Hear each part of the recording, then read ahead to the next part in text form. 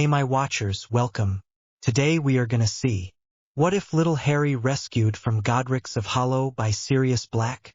Harry X Luna lo begó. Part 2. Potions class was interesting. They made a stomach soother that used a wide variety of methods and ingredients to make. It was the first time they had used the process of testing the temperature of the potion and adding an ingredient when the potion gets to a certain temperature, so they learned temperatura. They were also taught ventus for proper ventilation of potions, which was important on this potion since the fumes on this potion can make you sick to your stomach unless you are careful. Now students, we are going to be attempting the stomach soother today. This is a very complex work, but you should be able to do this at your stage in this class. We are going to learn 2 new spells today. First, you will learn a spell for telling the temperature of the potion, which is temperatura. All you have to do is point your wand to the surface of the potion and say temperatura. Just make sure you are aiming at the potion and not at the cauldron when you do it, and you have it made. Professor Lovegood stated then went around the room making sure everyone had the pronunciation of the spell correctly. The next spell you will need to know is ventus, which will make sure the fumes from the potion are taken care of, because unfortunately if you don't use this charm you will end up getting nauseas and even throw up, which I always thought odd since it is a stomach soother. Professor Lovegood chuckled and went around and showed everyone the wand movement for this one. Now you see the small spiral upward you use above your cauldron that will guide the fumes where to go. With that they began. Thankfully only Goyle, Crab and Brown threw up in class, but a quick Scourgify and a ventus and no one else got sick. Then Professor Lovegood just sent them down to Madame Pomfrey to get something for their stomachs. Although Parkinson wasn't looking too good until Professor Lovegood went over to her station and adjusted her ventus to properly ventilate her potion, and then she was fine. Alright people, when your potion reaches 150 degrees is when you add the dandelion but not before. So be careful, there are no other indicators of when to add them, so you will just have to watch your potion carefully. There is no specific time or times turning, color or any other indicator other than temperature. If you let your potion go above 160 degrees it's too late, you just have to start again. There is no going back, no letting it cooling off and trying to finish it that way, it just won't work. In fact, it will make the person who takes it rather ill. Apparently Parkinson didn't hear the last part or listen to the last part of that statement, for when she tried to turn hers in it was a dark gray color instead of light blue, and Professor knew immediately what was wrong with the potion and told her so. Then showed the class the differences between the properly made potion of Mr. Malfoy and the improperly made potion of Pansy Parkinson. Now you see the difference here. When you add the minced dandelion root at the wrong time you get a dark gray sluggish mess. That will make the drinker ill, so this is what you want to avoid. But don't worry Miss Parkinson, we are going to making this one Wednesday as well, so I want everyone to read chapter 10 and do the questions at the end of the chapter and have them ready to hand them in when you come in on Wednesday. Defense against the dark arts had also been very useful. They had used the spells they had learned for a practical for the first time. Okay, today we are going partner up and then we are going to use the shield and stinging hex methods to practice today. Now if your opponent manages to get 2 hits on you, I want you to raise your hand and stop what you are doing. We are not here to hurt each other, we are here to learn. The hardest part will be keeping up that ward while someone is shooting a hex at you. It takes some effort. But you should both take turns doing this exercise. Try 3 times and then switch. Start with the first person's name I call shooting the hex and the person I call second defended against. Now I am going to pair you up, so I don't want you arguing with who I set up with. Professor Longbottom explained. Longbottom and Black, Patil and Lovegood, Thomas and Finnegan, Knott and Zabini, Greengrass and Bulstrode, Malfoy and Parkinson, Goyle and Crab, and finally Davis and Brown. If anyone has a problem with their opponent, then the only option would be that they spend the entire time fending off stinging hexes against me. So I think it is best to stick with who your partner is, don't you think? From that point it was just going around adjusting people's wand movements and stances. Harry and Neville were doing a mid-range level of hexes until Professor Longbottom told them that they really weren't really testing each other's shields like that, so then they began to go all out. Really trying to make a good challenge of it. It was only when Tracy Davis got a good hit on Lavender Brown and caused her to shriek out and Neville got distracted that Harry actually got a hit in, and boy Neville was rubbing his butt cheek the rest of class, making every attempt to get Harry back for that single shot. The next several weeks went by relatively smoothly. They started their flying classes, which was brilliant. Well, it would have been brilliant without the little accident with Susan's broom. They had flying lessons with Hufflepuff at 10 o'clock on Saturdays, which put a kink into their music time. But they worked around it nicely and everyone just played music until then headed down to the area to meet Madame Hooch together. Susan and Hannah had learned to fly right along with Harry, Neville, and Luna back when they were all going to school together, so they were all excited about it. Pavarti was the only one that was hesitant about it, since she had never been on a broom before. There were 2 rows of brooms laid out on the Hogwarts lawn, one side for Gryffindor and one side for Hufflepuff, obviously. Since there was the same number in each house, Gryffindor picked the row closest to the right simply because they were there first, so they got to pick, and it looked to have the better brooms, but Madame Hooch said it was a mixture, honestly. Once he saw the shape of the brooms they had, Harry made one decision. Before next class he was ordering a whole new set of brooms. Maybe Comet 100s or 120s, the adult version of his and Neville's first broom. They were sturdy and dependable and good for first-time riders. Yeah, he would tell Sirius to place the order tonight for 30 of them, to cover enough kids needing brooms. He had the money, so why not use it for something worthwhile on occasion, and these brooms seriously needed to be replaced. Some brooms flew to the right, some to the left, some barely had any twigs left, some couldn't get up any speed at all. Others seemed to have problems with their braking. Each broom had something wrong with it in some manner. Sometimes it was just a little something like the fact that Harry's broom tended to curve to the left. Other times it was something more major, like when Susan's broom shot straight up in the air with her and then started spinning with her on it. Thankfully, Harry and Neville were on the ground watching her fly and grasped hands just as her hands slipped from the broom. In a split second they had their wands up and pointed at her, both yelled out, "Stop!" And that is what happened. She stopped in her mid-air fall. Madame Hooch came running over to the boys and said, "Now lower her down real slow. That will make sure she doesn't get hurt on the way down." Neville and Harry nodded without taking their eyes off of Susan. "Slow!" they shouted, and Susan began a graceful descent downward to the ground. Yard by yard, foot by foot, then inch by inch until she touched down.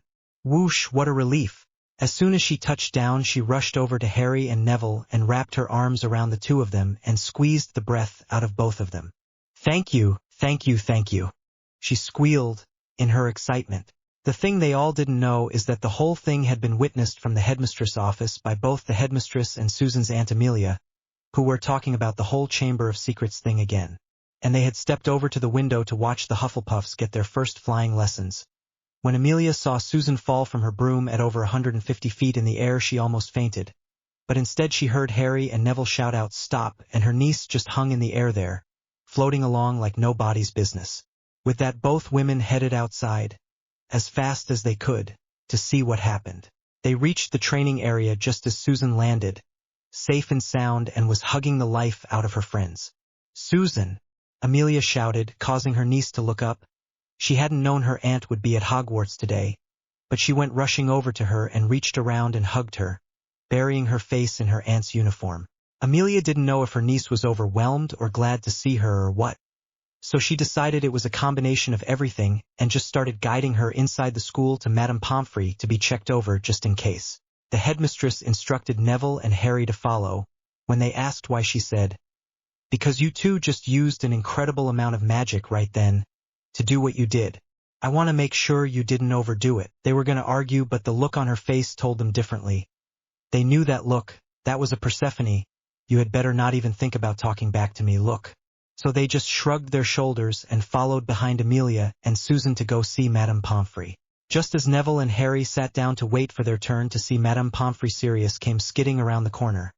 Apparently the headmistress had sent him a message that they were both being sent to the Medi ward after an accident during flying class, and hadn't thought to elaborate, or if she did, Sirius didn't hear it, or had already left the room by the time that part of the message had played.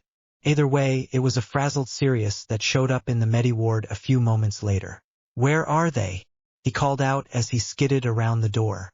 "We're right here and no reason to shout. We can hear just fine, Dad," Harry said as he stood up to hug Sirius. McGonagall said there was an accident in Hooch's class. Faulty broom. I didn't catch the rest of it, looking confused. "Yeah, Susan's broom went berserk and flew like 150 feet into the air, then began to spin in place with her on it. It knocked her off of it, and Neville and I joined hands and pointed our wands at her, yelled out stop when she began to fall, and she did. Then Madame Hooch rushed over and told us to lower her down real slow, and that is what we did. That is when Amelia and the headmistress came out of the castle and ran up. And then they sent us all in here to get checked out. We're fine, but Susan was a little shook up. She was crying and everything. Harry said, "She's fine, boys. Just the adrenaline rush after the experience like that messing with her emotions. Nothing other than that," Amelia said as she escorted Susan around the white divider. Susan was all smiles now. Apparently a calming draft and a few moments to chill out did her a world of good. "You have no idea how much I appreciate what you did. I would have died if it had been anyone else out there," Susan stated. "I'm sure that Madame Hooch is trained what to do when something like that happens and knows all kind of spells to keep someone from getting killed." Neville tried. "Okay, a smaller pile of dragon splat, maybe? But still dragon splat." Susan chuckled half-heartedly, shaking her head. "Dad, I had an idea when we were out there on the grounds looking over those brooms. The school needs new brooms. I have the money. I want you to order 30 new Comet 100s for the school and have them delivered immediately. We can't let this happen again." Susan could have died. Sirius was just about to say something when Amelia stated, "Make that 20 Comet 100s, Sirius." "Make it 10, said Frank as he walked in. Apparently he had heard about the whole thing and couldn't be prouder of his son and Harry.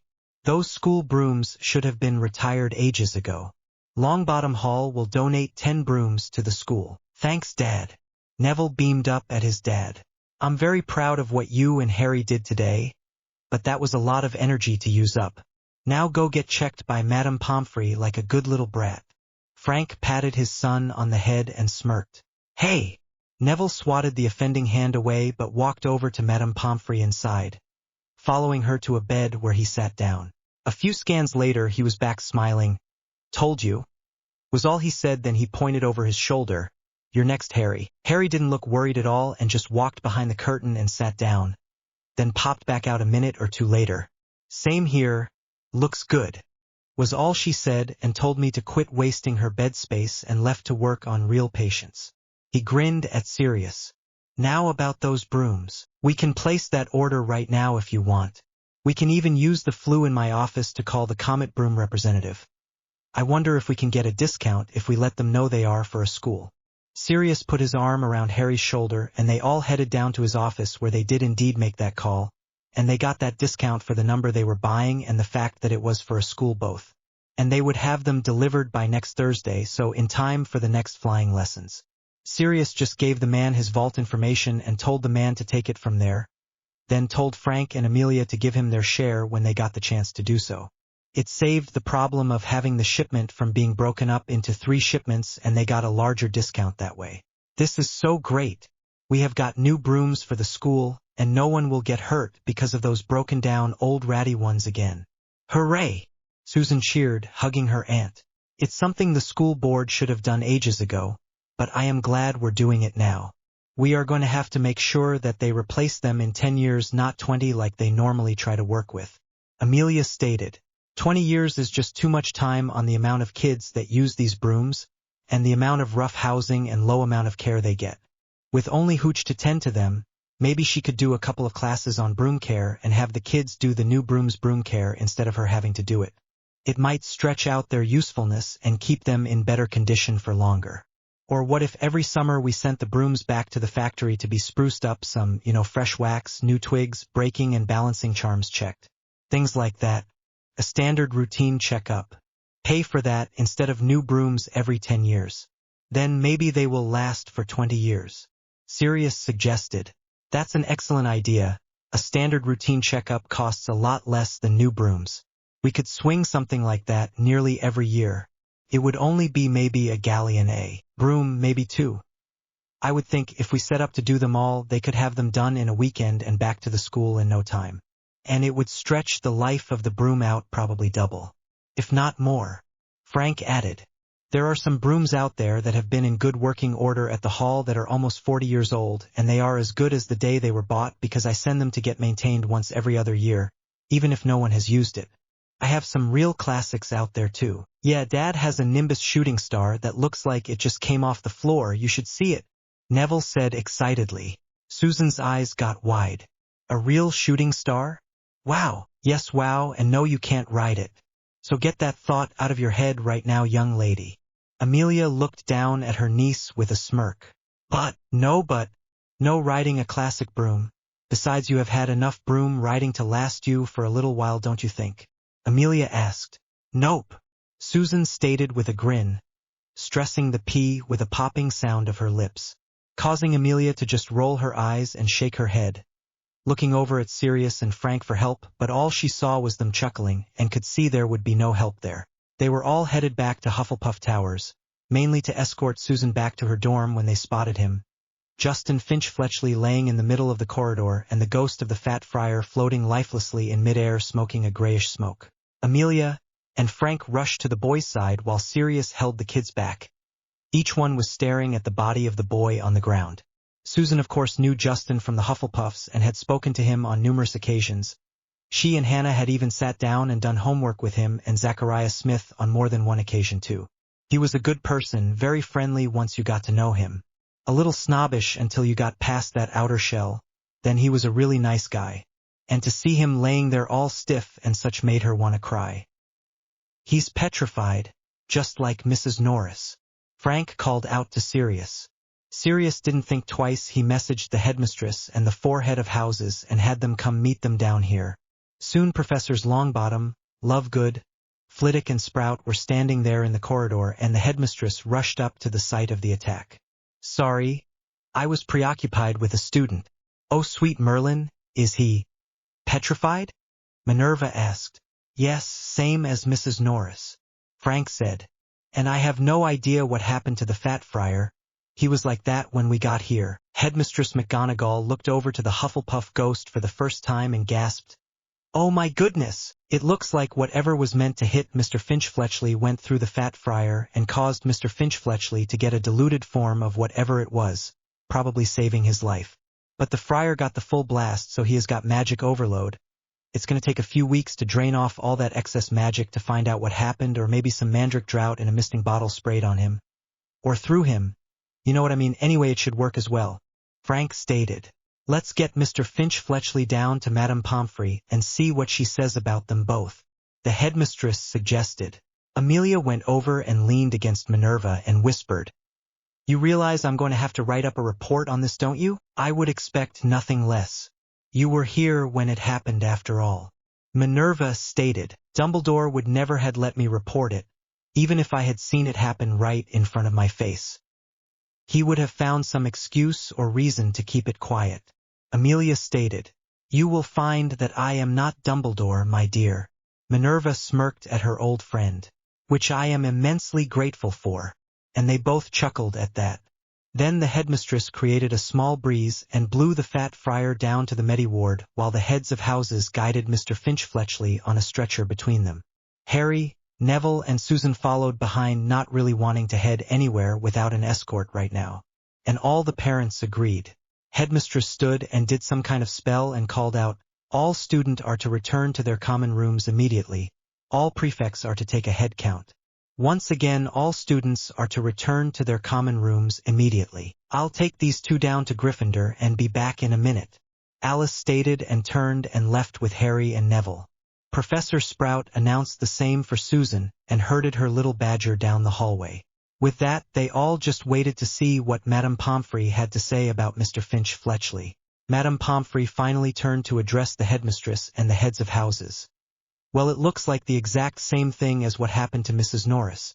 No spell residue, no potion residue, no outward sign of violence that I can detect. Nothing. Perfectly normal 1 minute, completely petrified the next. Caught in between heartbeats, if you will. He is in no pain nor discomfort of any kind. I doubt very seriously if he is aware or can hear us, although theories waver on that when considering coma victims. No one has ever considered an individual that have been petrified before. So I am going to act as if he can hear me, just in case. Perhaps it might ease his mind and trauma just a little. Something a little as playing the wizarding wireless for him will make a huge difference. Being trapped in an unmoving body with your mind still fully functioning is a horror too great to think about. I will make arrangement to have students come read his lessons to him as well. That's a good idea. I will set up volunteers. I am sure some of his friends will want to help, said Professor Sprout. Any more clues on who or what could have done this? Amelia asked. The house elves and the paintings haven't notified me of anything. And now the ghosts are too afraid to wander the corridors, and are sticking mainly to the common rooms and classrooms. Even the house elves are afraid and are popping directly to the rooms that need cleaning instead of using the corridors right now. The paintings seem to freeze in random patterns throughout the castle with no rhyme or reason, and have yet to unfreeze, so maybe they are petrified as well in a way, I think. Or maybe it is like with the Fat Friar, magic overload. But what could overload a portrait to that degree? The headmistress stated. There are only a few creatures I am aware of that even meets the petrify and kill ability that we have found here, and none of them are comforting. The Gorgon, of course. Although unlikely, since there hasn't been one seen in centuries. Or unfortunately the more likely candidate, the basilisk, which would have to be at least 50 years old, since it would have had to have killed 50 years ago when the chamber was last opened. But even then it would only be able to stun, so we are talking about a basilisk that is at least a couple of 100 years old, maybe more. If so, there has to be someone who is controlling it, someone that is a parselmouth and can speak to it, to control it. I don't know of anyone that is currently alive, that is living in Great Britain, that is, Xenophilia stated, pondering over the information they had gathered so far. A basilisk, oh Merlin. We can't let anyone know that there might be a basilisk loose in the school. They will shut it down. Minerva stated worriedly. What am I saying? Dumbledore moment there, we may have to shut down the school if this is true, and search it again. The last time it happened they searched the school but found nothing. But then again that time they accused a Acromantula of causing the petrifications, and Hagrid was kicked out of school and had his wand snapped for it. Not a basilisk. This is no Acromantula bite, no puncture wounds on his body, and I bet there weren't on Miss Warren's body either. It was well before my time here, but I remember the case, and I seem to remember it saying there were no marks on her body anywhere. No, this is not a big spider, or even a little one, and besides Acromantulas don't petrify someone, they merely kill. Madame Pomfrey stated. The next child that gets petrified we start the closing process. If there is a next child, that is, pray that there isn't, of course. I won't allow these children to be placed in danger 1 minute longer than necessary.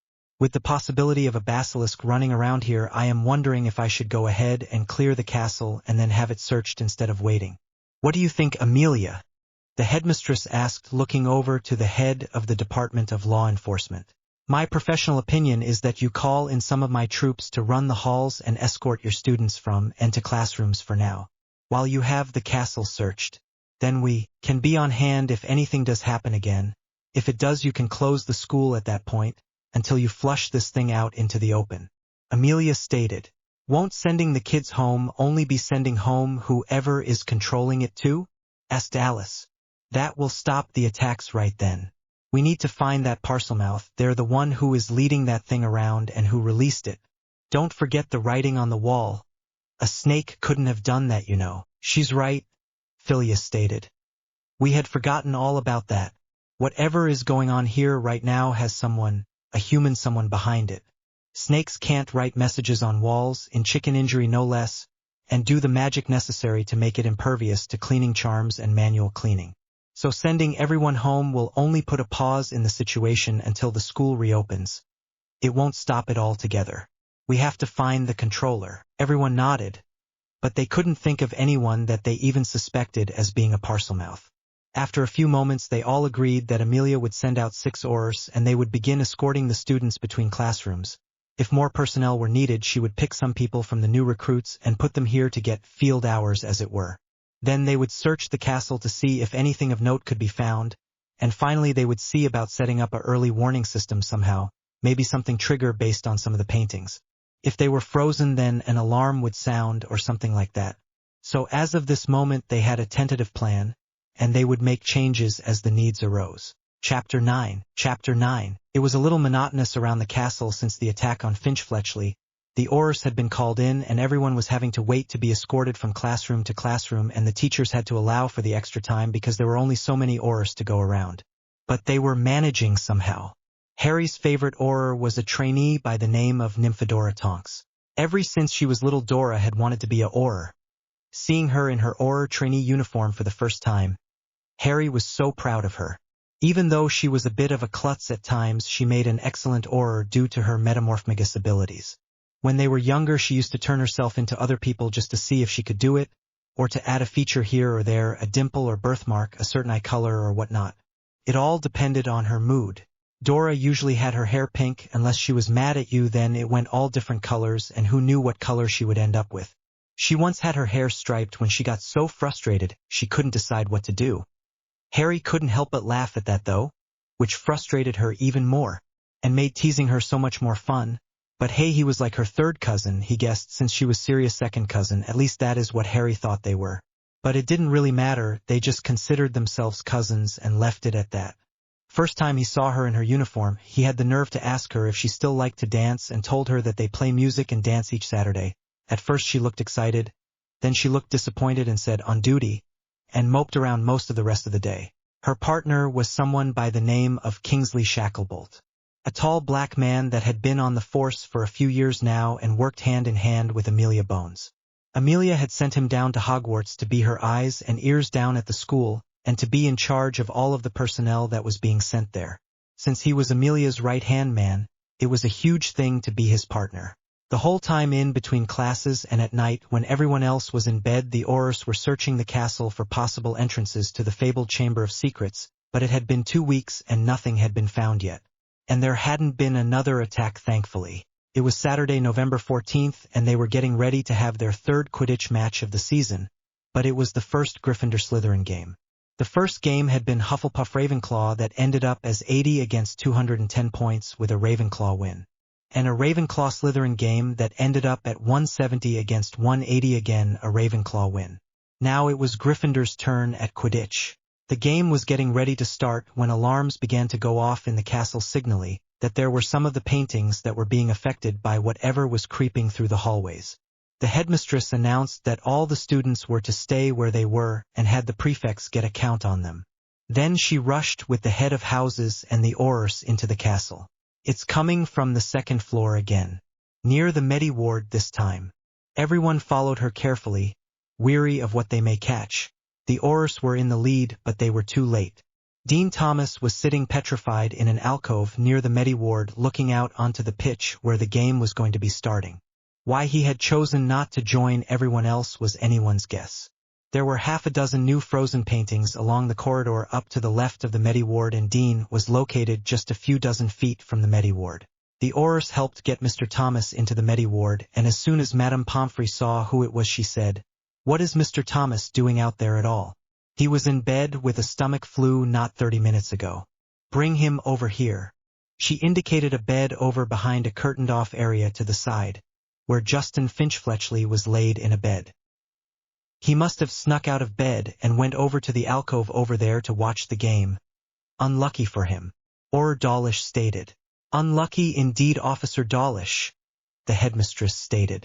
"Feeling poorly to start with, and now he is petrified.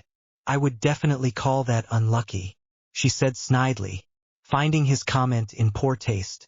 Madame Pomfrey gave Mr. Thomas a quick exam and found the results were exactly as those that she had gotten from Mr. Finch-Fletchley. "It's the same, Minerva. I think we are going to have to close the school. We can't even keep the kids in our own Medi ward safe anymore," she said, shaking her head sadly. "I'm afraid so. I just don't know how some of them are going to manage it.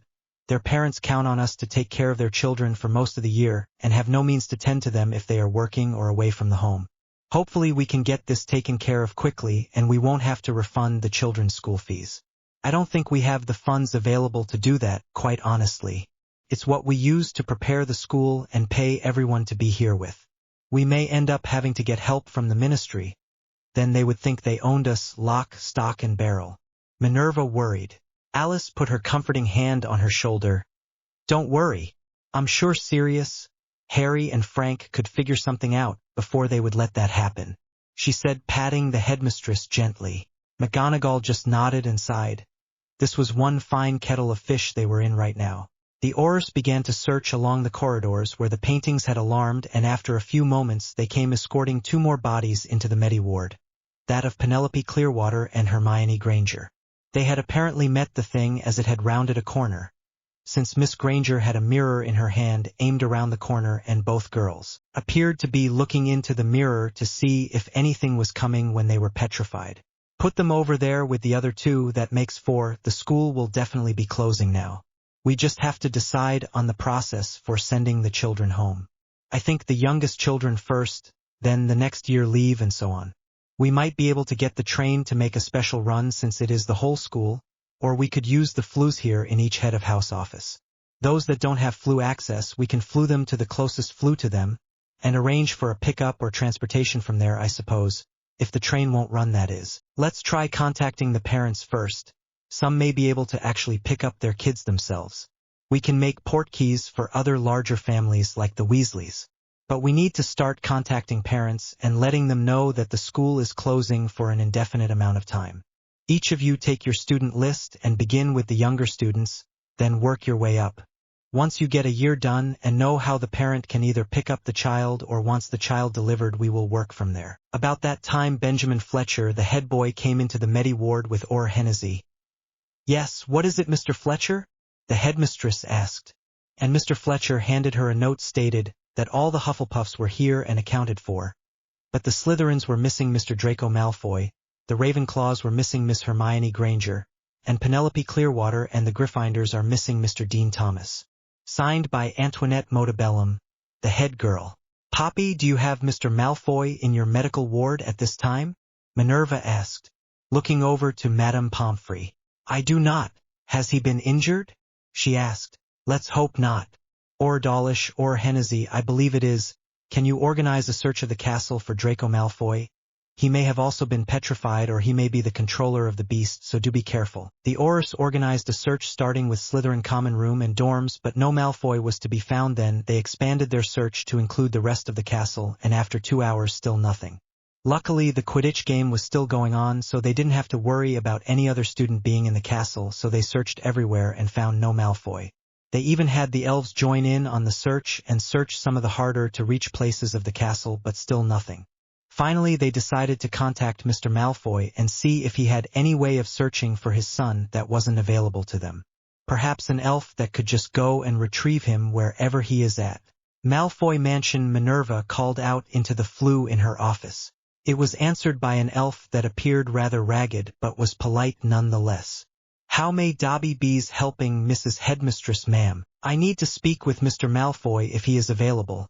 If not, Mrs. Malfoy is just fine. Dobby be's getting master. Pop and the little elf disappeared. A few moments later, Lucius Malfoy, in all his perfectly majestic appearance, came into view.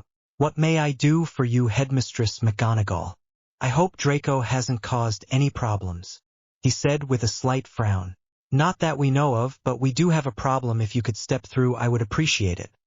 This isn't the kind of thing I wish to discuss over the flue. If you wish, I shall be happy to join you, if you will give me a moment. Do you wish my wife to come along? Lucius asked, a little less than thrilled. It might be best, although not necessary, Mr. Malfoy, she stated. Very well. If you will give us but a moment, we shall both be joining you, he stated. Then he pulled back from the flue. It took a few minutes, but soon the Malfoys were in the headmistress's office along with the head of houses and Professor Black, which confused the Malfoys immediately, and Lucius let the headmistress know his apprehension known immediately. What is the meaning of this, headmistress? We have a situation here at Hogwarts. There have been 4 students that have been petrified by a means we cannot determine as of yet. The reason you were contacted is that we had 3 of those students petrified today, and Mr. Malfoy is missing. We have searched Hogwarts and the grounds, and he is nowhere to be found. We have even had our elves look for him. We thought perhaps you had a means of finding him that we would not have access to, such as one of your own house elves, or perhaps a family trinket of some kind that may locate him. That is a possibility. Dobby, Lucius called out. And that same pathetic house elf popped into the room, immediately hunkered down as if he was waiting to be punished for something. Stand up, you fool. I want you to find Draco and bring him to me immediately. Yes, master. And the little creature focused on his young master and focused again and tried one more time. Then he turned his and shook his head and shrugged his shoulders at his master. Dobby is no finding young master, he said. Why, you incompetent ingrate. And Lucius raised back his cane as if he was going to strike the little elf, who huddled down low to the ground, making himself as small as possible to avoid the strike. Lucius, Sirius called out. Maybe you should focus on why he couldn't reach your son, and not that he couldn't do it. There are only a couple of reasons an elf can't reach their master. One is their master is dead. So think about that before you strike that elf. Serious words froze Lucius in his place, a look of mortal terror on his face. His son couldn't be dead, not Draco, not his only son. That had Narcissa in tears at the mere thought of it. Her only child possibly dead. This is your fault, Lucius Malfoy. You did this. My son may be dead and it's all your fault, she cried out loud. Lucius lowered his cane and turned to his wife and gently tried to pull her to him. But she would have none of that. She reached up and slapped him and began to sob, which was unusual for a Malfoy, much less a Black, to show such emotion in public. The headmistress picked up on what Mrs. Malfoy stated and asked, "How would this be your fault, Mr. Malfoy?" Lucius turned slowly to the headmistress, not keen on turning his back on his wife right now. "I don't know if it is, madam, but it is a possibility. A few days ago I found an item missing. It was the diary of T.M. Riddle. Thomas Marvolo Riddle to be exact. It is fabled to be cursed and had the power to possess anyone that wrote in it. If Draco somehow found the diary and brought it to Hogwarts with him, then who knows what calamities it could release." Thomas Marvolo Riddle. Why is that name familiar? Alice asked, looking perplexed. She knew that name from somewhere, but where she had no clue.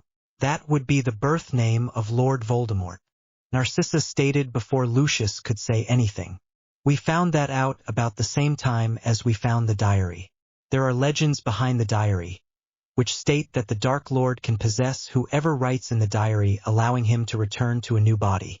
If my son has found that diary and written in it, he may be possessed by the Dark Lord and raining all this down on Hogwarts somehow." There was a message on the wall with the initial petrification that said, "The Chamber of Secrets has been opened, enemies of the air beware," and it was written in chicken injury.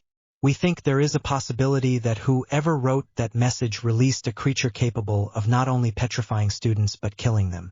It happened once before and a student died. Another student by the name of Tom Riddle named the supposed culprit as Rubeus Hagrid, and said he killed the girl using an acromantula, which do not petrify, they only kill. So that made no sense, and there were no spider bites on the girl's body. So it couldn't have been a spider to begin with, but they accepted the boy at his word, and expelled Hagrid and snapped his wand.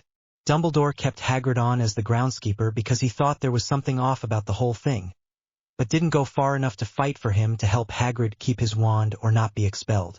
Sirius stated as he put together all the facts that they knew so far. "My husband believes the creature can only be a basilisk. That is the only creature that can both petrify and kill with its glare, depending on if you look it directly in the eye of if you see it in a reflection or something. So far Mrs. Norris saw the reflection of the beast in the water on the floor, so she didn't get a direct hit. Mr. Finch Fletchley saw it through the fat friar, again no direct hit. Mr. Thomas saw it in the reflection in the window, once again not in direct line of sight. And finally Miss Granger and Miss Clearwater saw it through a reflection on a mirror, again not direct line of sight. So it hasn't killed this time by pure luck. If your son is the one controlling that thing, and it had killed instead of just petrifying those people, he would be in a great deal of trouble. As it is, he is just a child who made a bad decision and got in over his head." Professor Lovegood stated. "We need to find the Chamber of Secrets, and we have no clue where that is. We have had Aurors searching the castle for the last 2 weeks and they have found nothing. Not a clue whatsoever. We have even enlisted the house elves and still nothing." McGonagall added, "My son may be down in this Chamber of Secrets laying dead right now and you have no clue where it is. Dobby, where is the last place you sensed Draco?" Looking down his nose at the elf, just daring him to fail. The little fellow popped away and then reappeared a moment later. "Dobby be finding where little master was before he wasn't theirs anymore." "Well, where is it, you fool?" Lucius boomed at the little elf. Dobby stood there shaking and cringing back. "It be in a bathroom down above great eating room, it be. That has to be the girls' bathroom on the 2nd floor, where Myrtle Warren died. Is there a possibility that the entrance is there? But where could it be? We searched that room, there is nowhere a giant snake could get through." Professor Flitwick stated. "What about the pipes? Could the basilisk be using the pipes in the walls to get around all this time?" Professor Lovegood questioned. living with a magizoologist did have its advantages at times. That is a good possibility, especially if the chamber is beneath the castle itself, which would mean it is beneath the wards of Hogwarts and has wards of its own, which might be the reason that the elf could not find your son, and not that he is dead yet. If he is behind some very powerful ancient wards that we have no control over. The headmistress agreed. He may be alive. Lucius, you will do anything in your power to ensure that my son returns to me, and you will do it right this minute. Do I make myself clear? Narcissa glared daggers at her husband, leaving no doubt as to her intention if he didn't listen to her and listen well. I have every intention of doing exactly that. Dobby, lead the way to this bathroom. With that, they all headed down to the second-floor bathroom and began to search for the possible entrance and found nothing. Not a clue. Not even Myrtle would make an appearance when the headmistress called for her, which was odd considering she haunted this bathroom and was supposed to be anchored to the bathroom only. And she usually welcomed guests. Where did you sense Draco? Lucius demanded of the terrified house elf. Right there in front of that sinks, and then it is like little master be vanishing. No little master no more, he said as his ears drooped, expecting to be hit or punished in some manner. But the punishment never came. Instead, Lucius went over to the sink in question and began going over it and found it didn't work, while all the other sinks near it did. Looking closer, he found a small snake emblem etched into the side of the sink and pointed it out to everyone. Apparently we have found the entrance to the Chamber of Secrets. Now how to get in? First they tried every unlocking and opening spell they could think of, but nothing even got close to working. Then they checked for wards and found it had some pretty hefty wards on it, so they began to try and remove the wards to no effect. It must be password protected. But what in the name of Hades is the password? Lucius demanded. There might be a way, some people who could break that ward, if it is possible to break, that is, Sirius said, looking over to Alice, who looked back at him raising an eyebrow. Do you think they could? Alice asked in a hushed tone. If anyone could, they could, Sirius replied.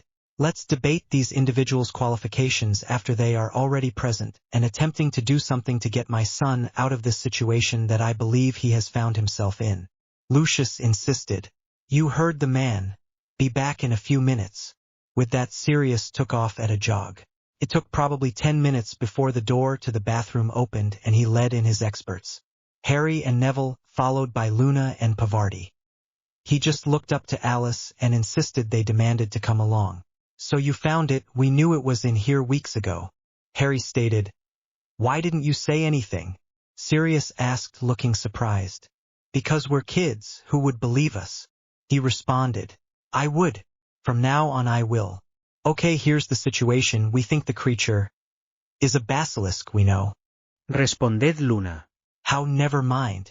Anyway, we think that it is either being controlled by Draco Malfoy or has him captive down there in the Chamber of Secrets. And we need to get down there. Can you open that thing up and help us get down there? Sirius asked. We can only try, Neville said, and the two of them moved over to where they were close to the sink. Wait a minute. You think these two, what first year? How are a pair of first years going to get into this chamber entrance when we have tried for nearly an hour and had no success?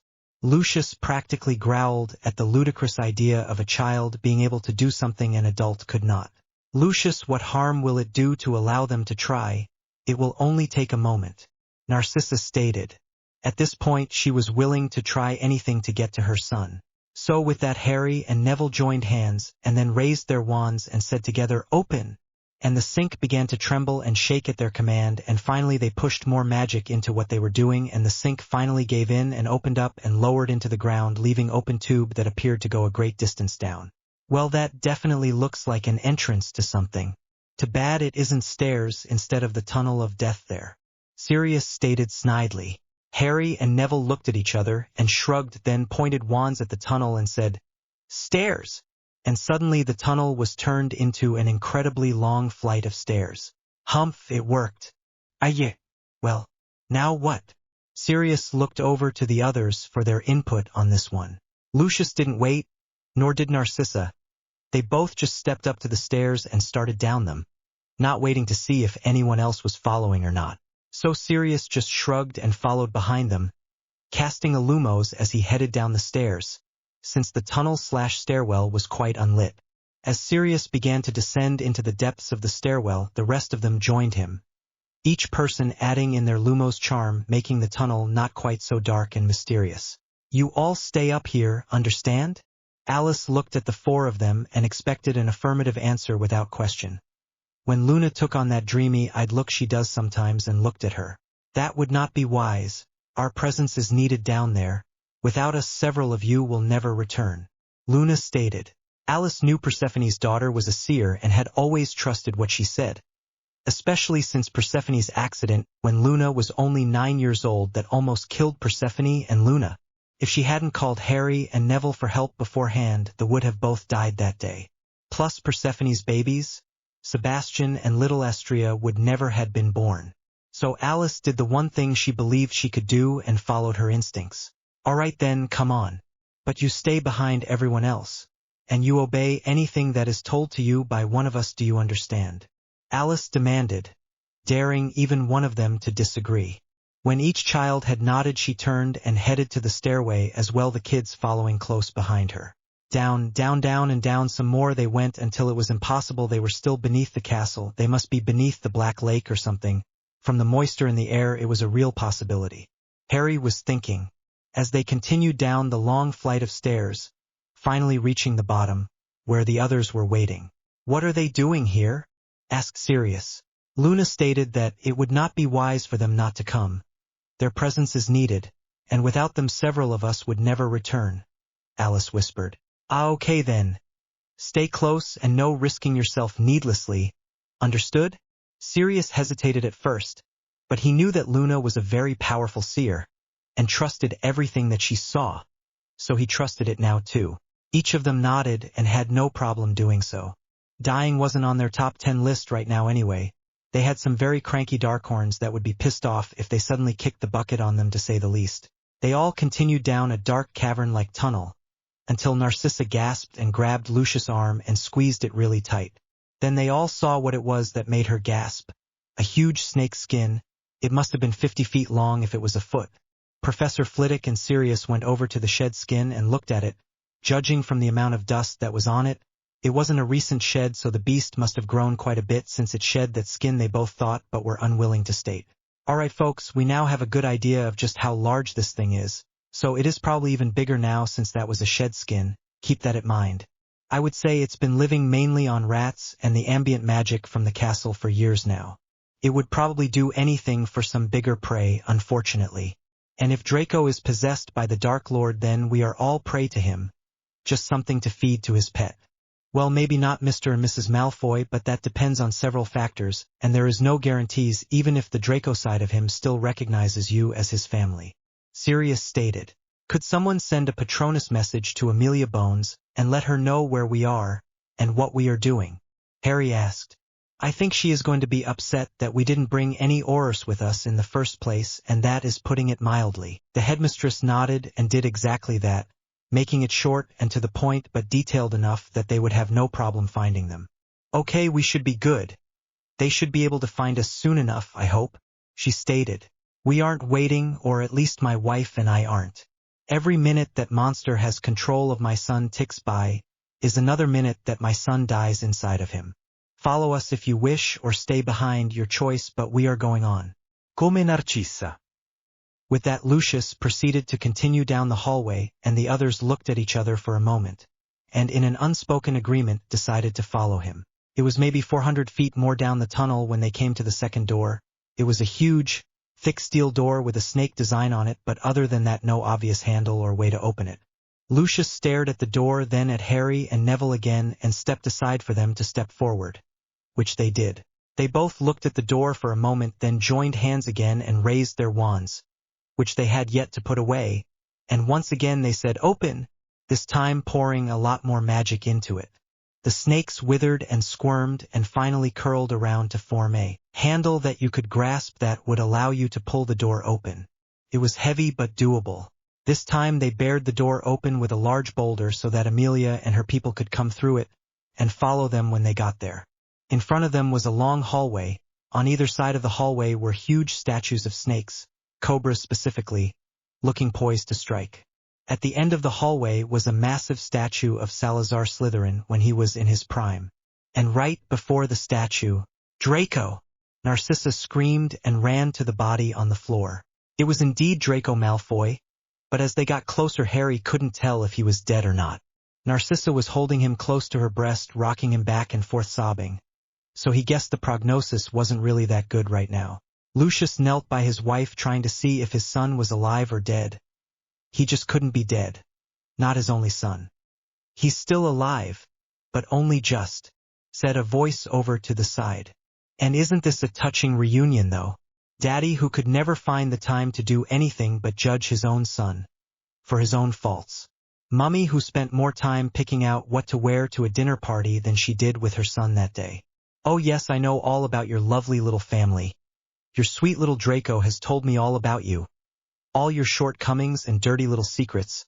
It has been quite the eye-opening experience, I must say. I never realized how much you resented our merry band of glorified misfits, I believed he said you called them. And what does that make me? The most glorified or the most misfit? Lucius dear, what have you done to my son? Lucius shouted. I have bestowed upon your son the most privileged opportunity of allowing him in helping me to be reborn.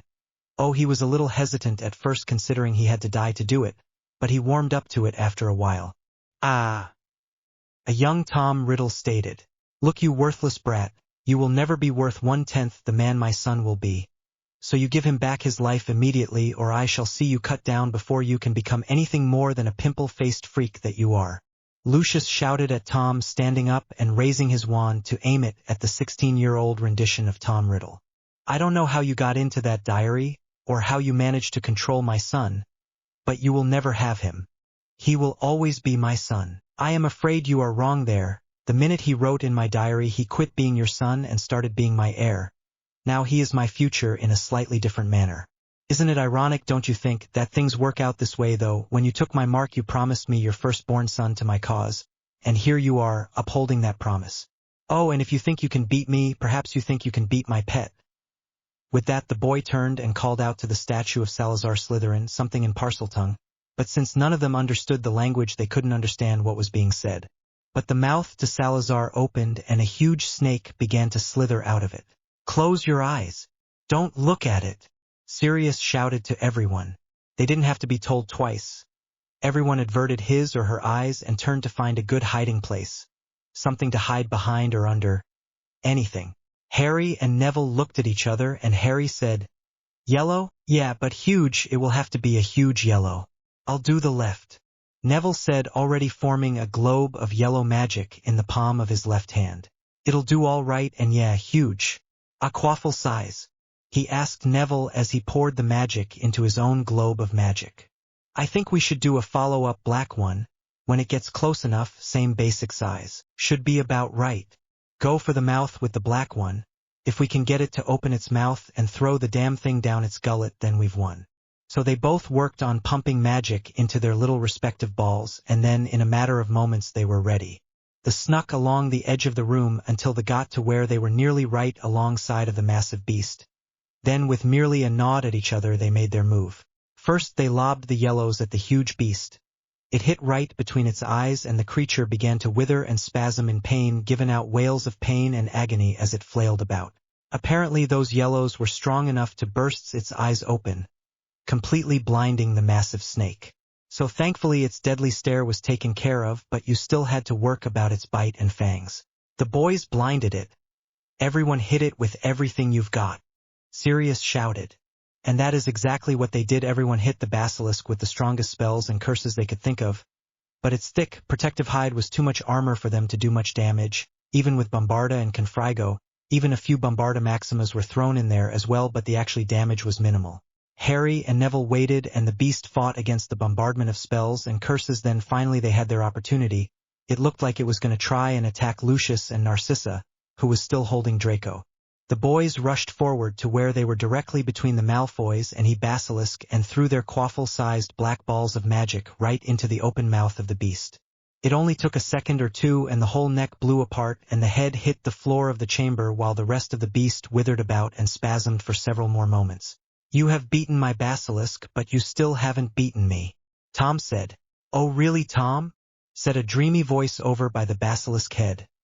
Everyone turned and looked at Luna, who appeared to have found the diary that had been the cause in all this trouble. "I think you have caused enough trouble for one day now, don't you?"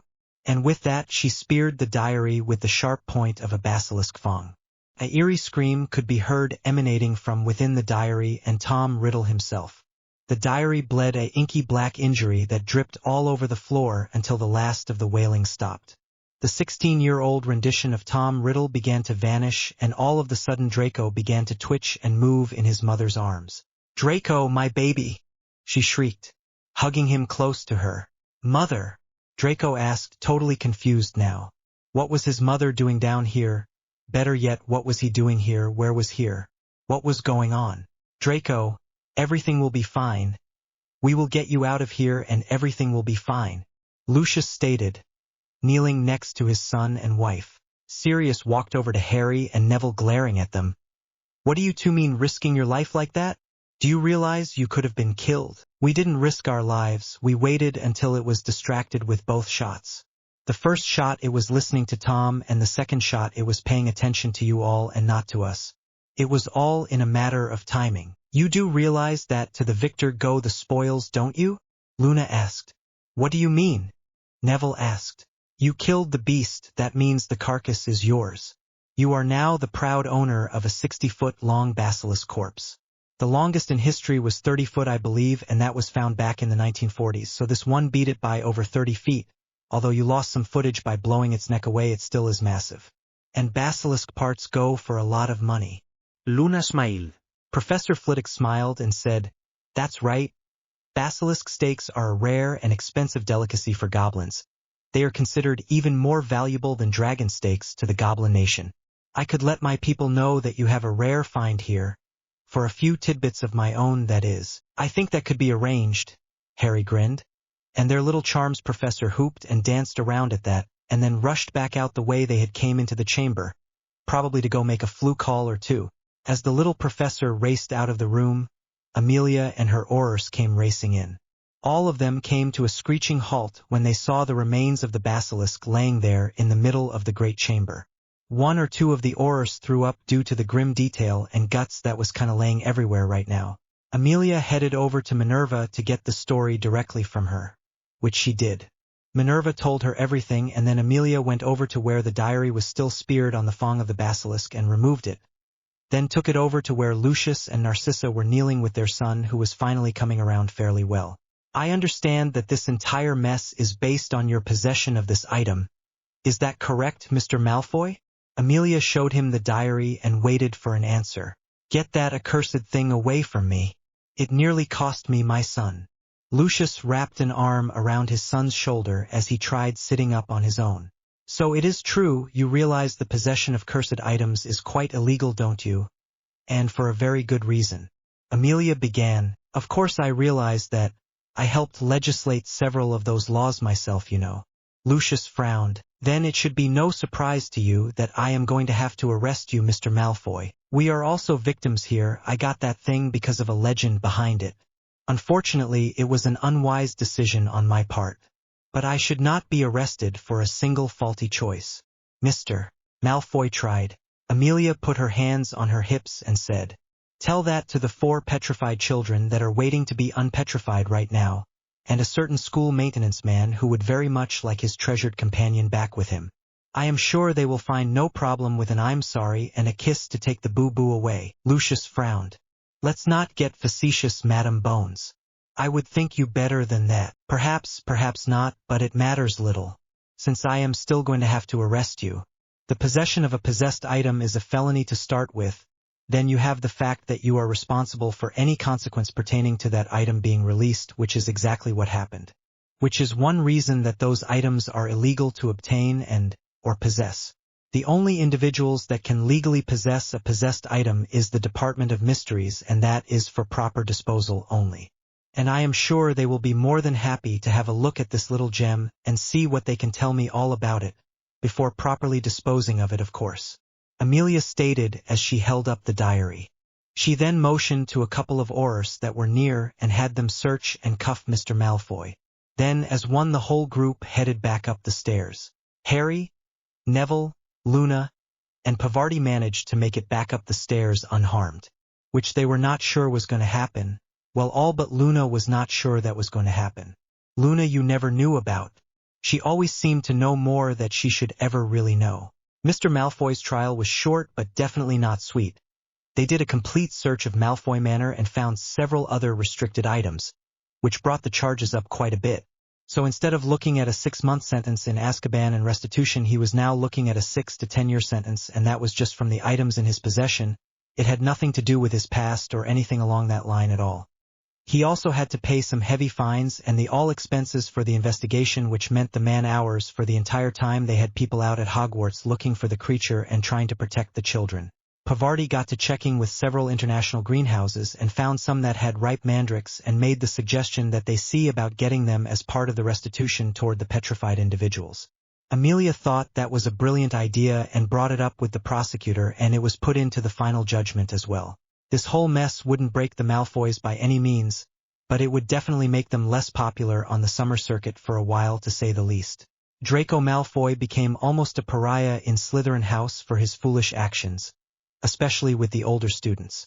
The younger students were also ignoring him for the most part. So mainly it was only the middle years that would even talk to him, which made Draco's life rather difficult to say the least. The students that were petrified were given restorative draft that was brewed from the mandrakes they bought from Egypt and had old in. It was very expensive, but since Malfoy was having to pay for it, no one really cared about the cost. Justin Finch-Fletchley was especially irate that his parents had never been notified that he had been in the infirmary this whole time, but the school explained that they would not have been able to either visit him or move him to a facility that they could visit him, so all they could do was worry about him. So it was thought it better to just let it be. Professor Sprout set up tutors for all his subjects so that he could catch up quickly, and all the homework that was missed was listed, basically ignored. If he wanted to do it and to work on his grade, he could, or he could just do the reading and the practical work, which the professors felt was more important. Of course, he would have to take any quizzes or tests he missed, but he would be given plenty of time to work on those. It also took him about a week for him to feel comfortable getting around again. Being frozen in one position for over a month makes you a little stiff, as it were. Thankfully, everyone was well, reasonably back to normal by the time Christmas holidays came about. It was their first holidays away from home, so it made it a little hard on them, but it worked out all right anyway. Since Sirius, Remus, Frank, Alice, Persephone, and Xenophilius had to stay at Hogwarts for the children, they decided to just have their Christmas, or you'll rather at Hogwarts. Pavarti and Padma had decided to stay at Hogwarts except for Christmas Day itself, which they were going to flew them home and back again on Boxing Day. They were getting to spend most of their Christmas vacation together. Their parents really didn't like it, since this was their first year away from home and they wanted the whole family back together again for Christmas. But they kind of understood their obligation of their Darkhorns to think about, and unfortunately, that came first right this minute, since they hadn't made arrangements prior to the holidays for anyone to work with the Darkhorns and no one else could ride them. Only they and Xenophilius could handle them. And he had his own obligations to think about. They all gathered up and headed to Diagon Alley, leaving Jeeves and Misty with Sebastian, Astria, and Lillian. It was a beautiful but cold day out, so everyone was out doing their Christmas shopping too, it seemed. Because Diagon Alley was especially busy that day, but they didn't really care, they were having too much fun. Just getting out and away from the castle for the day was enough to keep them happy, it seemed. The first place they hit was Gringotts. Everyone needed to pick up a little spending money. The whole basilisk thing had made them all quite wealthy, even though they were already so in the extreme. Now the children could say so on their own. Harry, Neville, and Luna because of her destruction of the diary, and they even included Pavarti because she was there risking her neck too, received close to 500,000 galleons for their share of the funds from the sale of the basilisk. They had divided it up very diplomatically, Harry thought. The kids were the ones that got to decide how to divide it up, and they decided to give the school half of the funds first. Then the remains half, 10%, went to each of the victims that were petrified. Even Filch got some, since Mrs. Norris was petrified.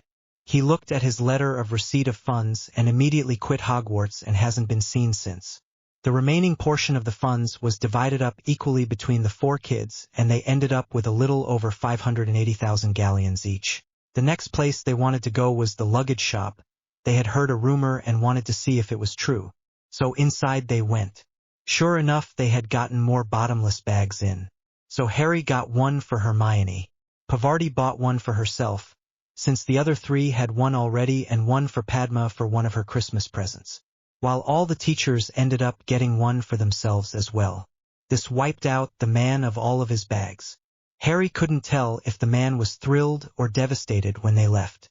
While Pavarti was busy buying her bag, Harry managed to get another clerk's attention and had him set her up with a 7-compartment trunk just like theirs. Flourish and Blots, they attacked that place in a flock of madness, everyone buying something, and usually multiple somethings. Harry marked several people off his Christmas list with just that one store alone. He was ever so glad he had brought his own bottomless bag that day. He ended up with over 20 books, and only a small portion were for other people. He also got on their mailing list and got a catalog. Next was Madame Malkin's, and everyone got sized up for winter clothing and a new winter robe. Harry had grown 2 inches while at school this year already, so he needed all new pants. Again. This was getting a little monotonous, but he wasn't going to complain. He was trying to hit that 6-foot mark like his dad anyway.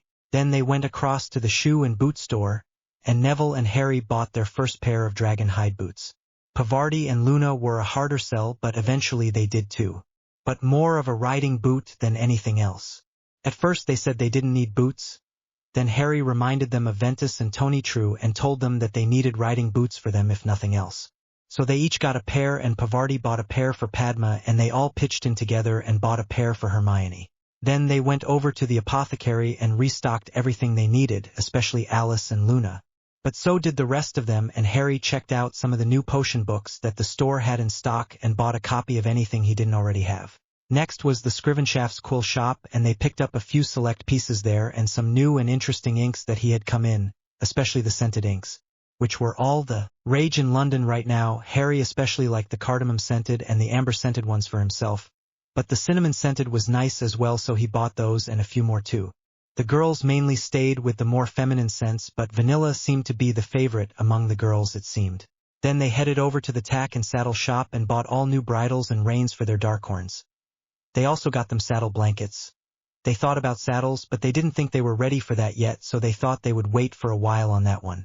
They would work with the padded saddle blanket and cushioning charms for now. Then they headed over to a nice jewelry store. Neville and Harry were looking for something specific for Luna and Pavarti, and they finally found it in there, although they were being very secretive about it. Harry got Luna something quite nice, while Neville picked out Pavarti a bangle he was sure she would love. The both went in together and picked out something for Alice and were all smiles and giggles about it. They headed over to the brutally defeated shop and ordered several nice steaks for their Darkhorns and had them delivered to the Hogwarts kitchens to keep them refrigerated. Then they went over to this nice blade shop. Harry and Neville each picked out a weighted practice sword so they could each start working with sword work. Oddly enough, after trying several blanks, they both favored the short sword. While the boys were looking for a sword, the girls were browsing through the daggers, and each one picked out one for themselves and one for one of the boys. Pavarti got one herself, one for Neville, and one for Padma as well, and Luna got one for herself, one for Harry, and one for Hermione. Then they went into an antique store where they found several Christmas presents hidden in the shelves and hidey holes of the old shop. Apparently the owner of the shop was a closet Muggle fan and had several Muggle things that were antiques, so Harry bought Remus and Sirius some old concert t-shirts of bands that he knew they both still loved. Neville found an old Bobby's uniform for his father, complete with badge and nightstick.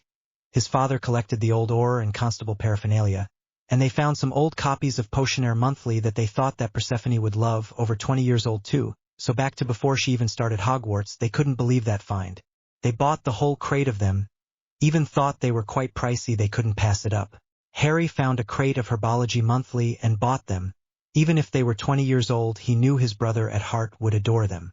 Neville found a crate of sheet music of all kinds, and bought it for Harry.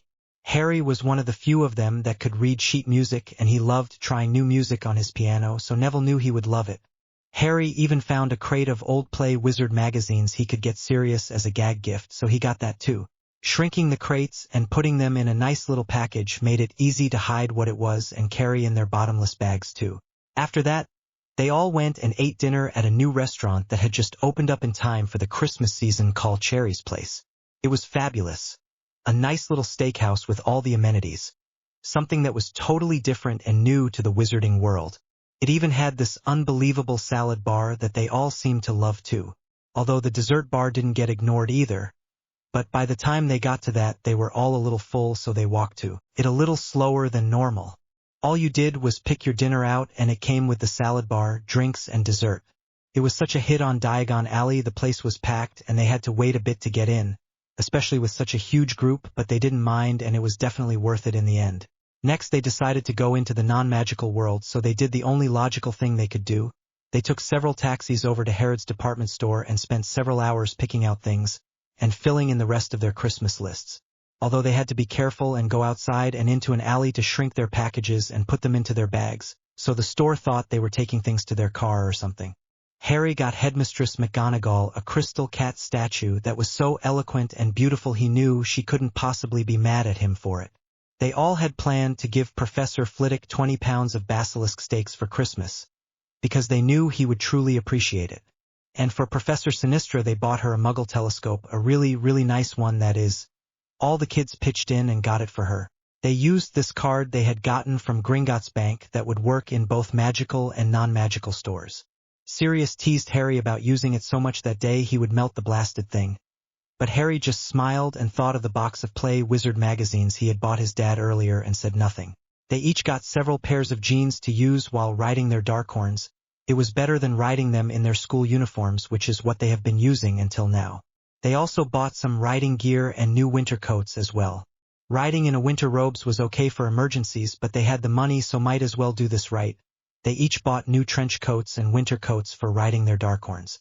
Harry also got himself a new pair of trainers and several new jumpers while he was at it too.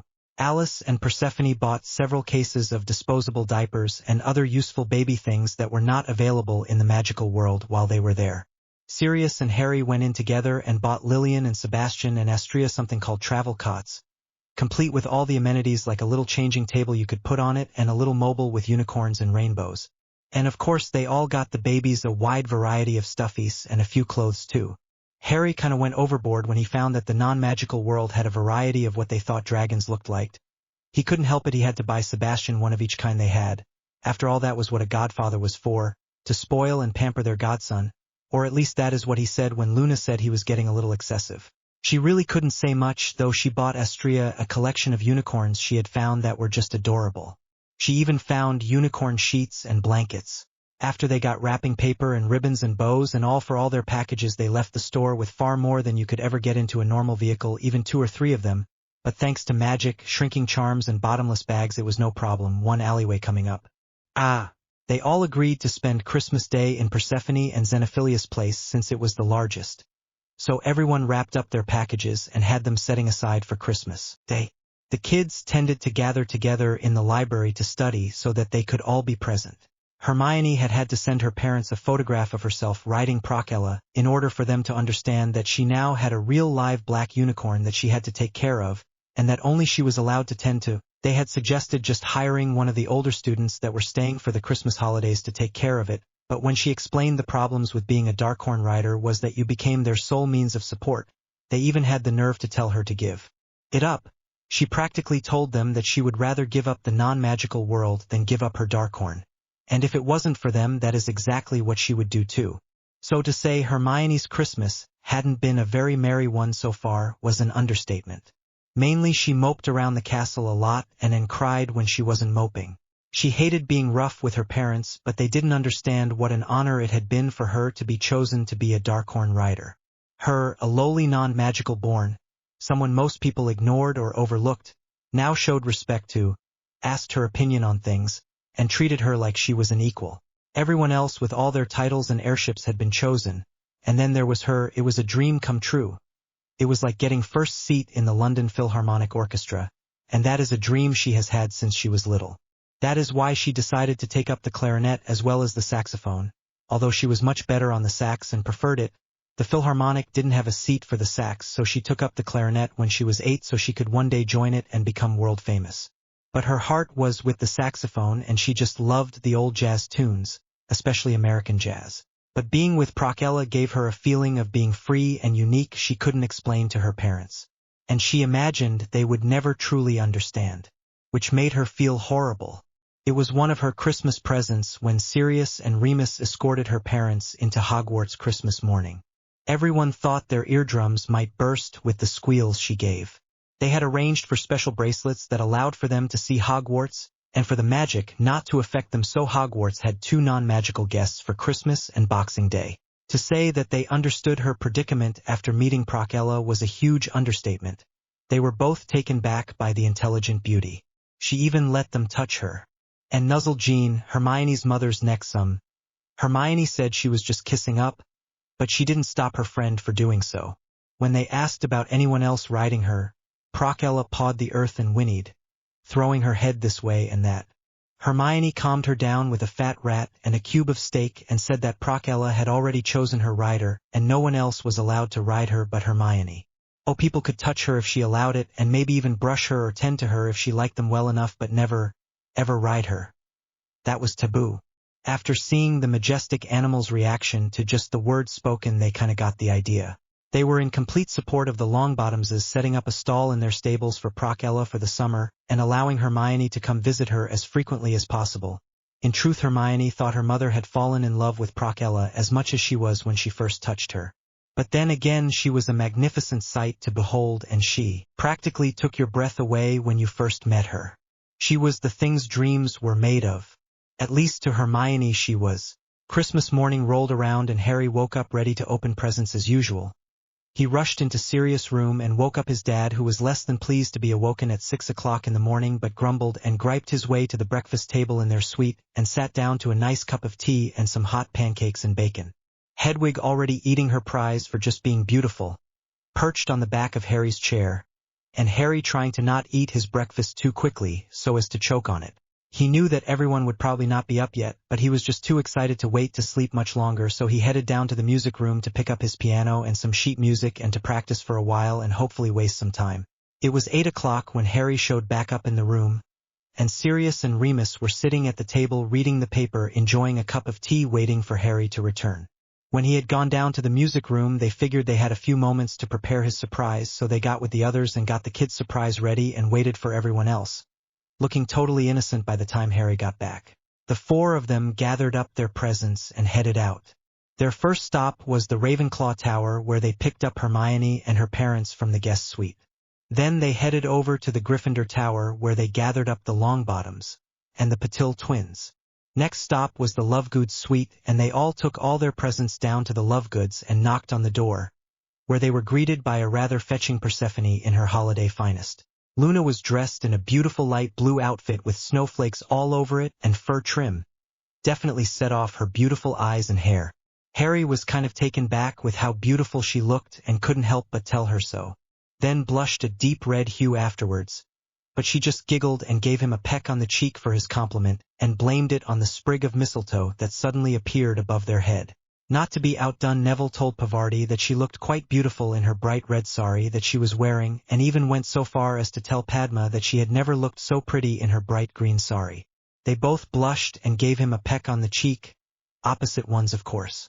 Hermione was feeling a little left out until both boys handed her one of her presents, the bottomless book bag. They said it was from all of them, and when she opened it up she squealed and bounced around like a bunny rabbit on a sugar high. She had always been a bit envious of their bag, and now she had one of her own. She could take all her books with her wherever she went, well, not all of them, just her most important ones at least. Her parents didn't understand the significance of the bag, so she showed them by putting all the presents they had all bought into the bag, and it still looked flat, and then handed it over to her father, who was amazed that it weighed next to nothing. "I love magic," was all that he said, with a long grin on his face.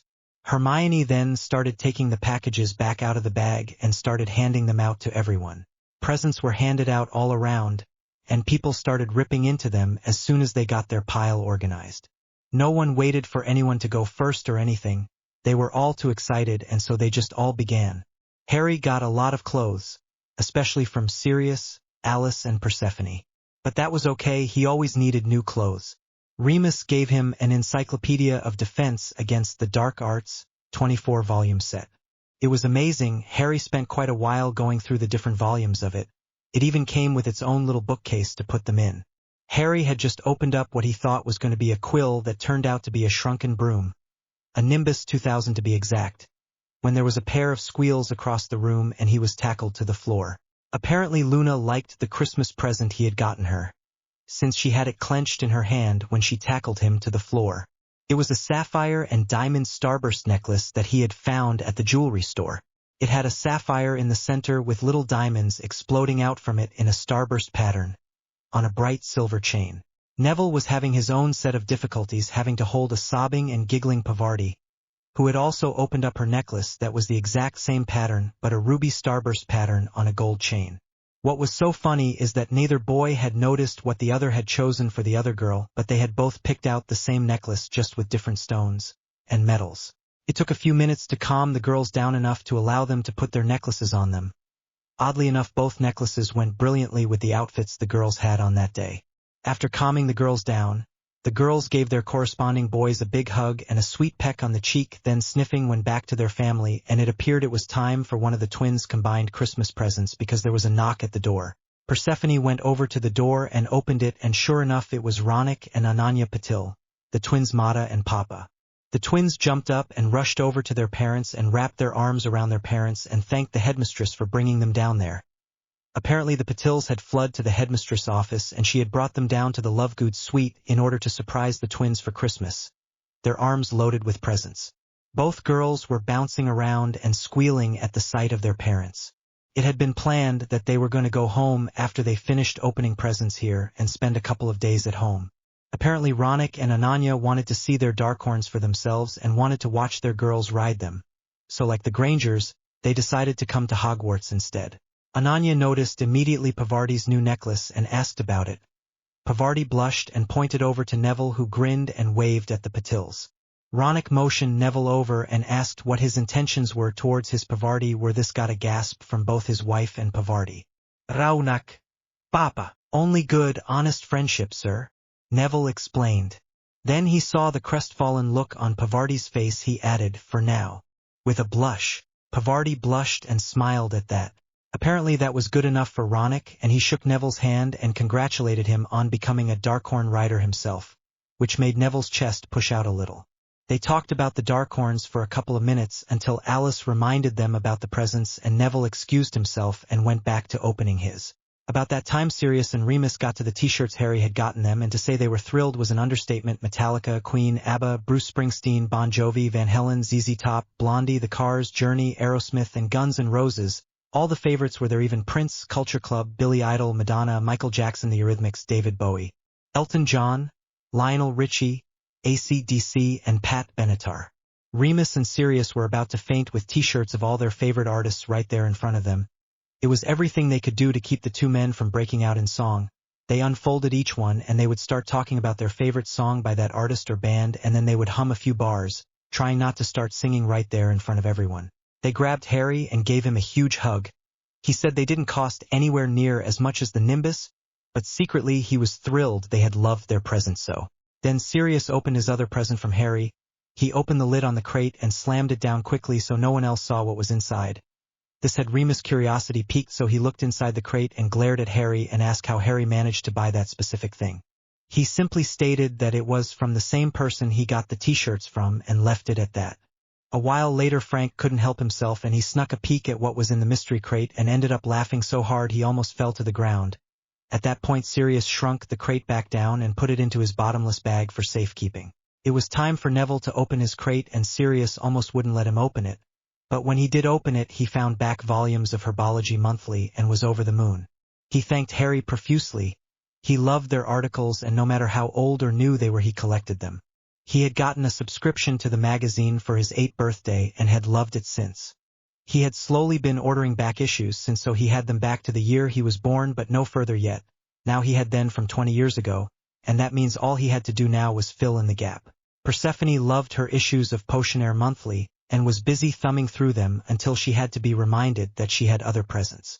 Frank went nuts over his new Bobby outfit and wanted to go put it on and see if it would fit, but Alice made him wait until later to do so. Alice took one look at her new calligraphy set they had gotten her from the non-magical world and almost started to cry. It had 10 metal tips you could switch out to, so you could do different pen strokes, and they bought her a huge collection of inks from Scrivenshaft's quill shop as well, including disappearing ink and a whole collection of scented inks, over 30 inks in all. She gave both boys a huge hug. Then they gave her their real present, and she started crying. Frank came over to see what was in the little box she was holding and what had made her cry so. Inside was a pendant. On it was engraved in perfect calligraphy, "Mum, we love you to the moon. Neville and Harry." Frank wrapped his arms around his wife and smiled at his boys. Yes, he even considered Harry one of his. After all, he had helped raise that young man since he could barely walk. About that time Sirius broke the sentimental moment with a loud whoop and a cheer and had everyone looking over to see what the excitement was about, and apparently Frank and Alice had gotten Sirius a new leather biker jacket for his motorcycle and Remus had gotten him a new helmet. Not many people knew he was rebuilding his old Triumph 650 Bonneville. He was having to have parts flown in the Muggle way and sent to friends then old to him. It was a long drawn-out process, but he loved that old bike and he wanted to fix her up again and be able to ride it again. It had been years since he had ridden it, so it had pretty much sat in the Longbottom stables under tarps for 10 years just wasting away the whole time, and it needed a lot of TLC right now. Harry went back to his pile of presents and found the knife that Luna had bought him. He loved it, and told her so. Neville loved his as well. Pavarti had chosen one that definitely fit him. It had a vine carving on the handle and it fit his hand just right. While Harry's was made out of dragon bones, Hungarian horntail to be exact, and had an emerald on top. Padma was thrilled with the blade that her sister got her. It was made out of mother of pearl and was quite effeminate. The one that Luna had picked out for Hermione was black onyx and gorgeous. She had taken it to an engraver who had put a unicorn on the handle, so now Hermione had a dark horn knife. She rushed over to Luna and wrapped arms around her and hugged her with all her might. "Breathe." Luna finally gasped and Hermione finally let go and allowed Luna to breathe again, giggling. Remus nudged Sirius, who looked over to him, then Remus nodded over to Harry, Neville, Luna, and Pavarti. Each one had gotten to a big flat box that was near the bottom of their pile of boxes. Since they all looked alike, they decided to open them up at the same time. The next thing that could be heard in the room was a collective gasp. Harry reached into the box and pulled out a set of war robes, basilisk hide war robes to be exact. They are self-sizing, so when you put them on they will size to you. They will adjust to fit you for about 3 years at the rate you are growing. But don't worry, we have enough basilisk hide to make a second set for each of you in my vault. There were over 30 shed skins throughout the caverns down there, and we kept enough skin to make you 3 full set. And each of us a set of war robes as well, Sirius said. It was then that Pavarti opened her little shoebox-sized trunk and freaked out. She almost dropped it and tried to give it back to Harry when she realized what it was. She had seen Luna's and knew immediately what it was. But Harry stated that if she was going to be one of the 4 of them, she needed one of them for herself. At first her parents didn't see what the fuss was about. A small keepsake box wasn't that big of a deal, until Pavarti put the box on the ground and enlarged it, revealing the 7-compartment trunk that it really was. That was when Ronick asked Harry what his intentions towards Pavarti were, and Harry did the same as Neville had. Just honest, pure friendship for now. Who knows what the future holds though. Pavarti blushed and Ananya smacked her husband for his rude behavior for the 2nd time that night. They are 11 years old, Ronick. What do you expect them to say? I intend to marry your daughter. Please give these children some respect. Harry explained to Pavarti that one of their secrets to their success was their trunks. Having access to their library at any time they needed it, their own potions lab, a private study when things got too noisy, being able to take their complete wardrobe with them at all times, and a private place to sleep if they ever needed to just get away from it all was a godsend at times. And it was a place they could decorate however they liked, and it was like taking a piece of home with them when they traveled. It made coming to Hogwarts so much easier. After much persuasion on Harry, Neville, and Luna's parts, she finally agreed to accept it, but said she was going to have to get her sister one of them now too. And her parents stated that they would do it, which brought a huge grin to Padma's face, who before that was looking a little down at her sister getting such a wonderful gift from Harry. Both Padma and Hermione loved the things that Pavarti and Luna had gotten them from Harrod's department store. Harry loved the sheet music. In fact, he unshrunk his piano and began to play some of it right then. The kids all went and grabbed their instruments, those that had not brought them with them shrunk or in their bags, that is. And while the adult cleaned up the wrapping paper, bows and ribbons all over the room, and put the presents in neat little piles or in bags that were now available to them, all the kids played music. The adults were quite shocked at how good the kids sounded together. They even played some of their favorites just because they loved to play them, including some jazz and a couple old rock and roll tunes and one or two classical songs, and of course they played some traditional Christmas music too. People were singing along with the music if the song had words and they knew them, and of course when they did Queen's We Are the Champions, all the parents couldn't help but laugh at that, but they all sang to it, those that knew it at least. Sirius actually had a rather nice soprano voice, and Remus' voice wasn't anything to laugh at either. The award for best voice went to Alice though, and being Lily's best friend, she was very familiar with non-magical music, and the old rock was what Lily loved best. So she knew all the words and sang along. By the time it was dinner time, they all grabbed their presents for the other teachers and headed off to the Great Hall for the Christmas dinner. There weren't that many students that stayed behind, mainly the Weasleys and a few others here and there. It was a little surprising that the Weasleys didn't go home, but Molly had told them she had her hands full with trying to get Ron to do his end-of-term tests right now and had to focus on that and couldn't really be bothered with a big Christmas this year. Professor Flitwick was thrilled with his steaks and promptly took them into the kitchens and had them set aside for special occasions for himself. The headmistress loved her crystal cat. Even if it was a side joke, it was so beautiful. She just loved how lifelike it was. Even its eyes looked like they were following you around. Although the winner on the teacher loving their presents contest definitely went to Professor Sinistra, she got the new telescope. The kids said it came from all of them, and she hugged each of them in turn and began reading the instruction manual while they waited for dinner to be served. Harry, Neville and Hermione had bought Madame Pomfrey the latest edition of Gray's Anatomy with the gilded edges and leather cover. It was quite expensive, but they told her she had more than earned it this year. She loved it and was totally fascinated by the book. She said she never knew the non-magicals knew so much about medicine. Dinner was a glorious affair, complete with turkey, goose, ham or roast beef depending on your preference, and all the fixings. The kids brought out their instruments again and played Christmas tunes and some slow jazz and classical music for everyone. Immediately Flitwick wanted them all in his music classes to work with his choir, and they said they would think about it. They loved the little professor, so chances are they would do it. Just for him though. Everyone loved their show, and it was the perfect ending to a perfect day. Chapter 10. Chapter 10. Things were back to normal, or relatively normal, the Monday after the 1st of January and vacation had ended. Class started back up, and everyone or almost everyone was ready to get back to work. Ron Weasley certainly wasn't, since he had never been given a Christmas break or time off. But then again, he had stretched out his taking his tests for the end of term so long with his avoiding them and procrastinating that he hadn't even finished his tests before Christmas, and he was not ready to finish the last term by the time the new term started. It took Molly threatening to take his wand away and snapping at herself to get him to even study enough to take his tests and get a passing grade in them, and that was taking them 3 times anyway. She informed him that when he took the tests at the end of the school year, he would only get 1 shot, and they would snap his wand. Did he want to live like a muggle for the rest of his life because she wasn't going to be around and do all the work for him all the time? He replied he would just marry a witch later on anyway, so what did it matter? That set Molly off on a new tangent. What self-respecting witch would want a man that couldn't even make it through first-year wizarding school? You tell me that? Molly shouted. I'll tell her I'm a muggle or a squib. Ron thought quickly. So you would lie for the rest of your life? To a woman you would profess to love instead of trying to work a little and make a decent grade? Molly asked, getting madder and quite red in the face. I hate school. I always have, you know that. I hate studying. I hate tests. I hate writing reports. I hate everything about it. Ron shouted at his mother. What about money? She can't take care of you all day in a house and be expected to work as well. So that means you have to go out and get a job. And the only job you can get is a muggle job. So we are going to have to send you to a muggle school so you can get a muggle education to get a decent muggle job. Can't have you being a rubbish collector or custodian now, can we? They don't make enough money to pay for a family. Molly came back at Ron with that, but he thought he had an answer for everything. Who said I wanted a family? Just me and a wife is all that I need.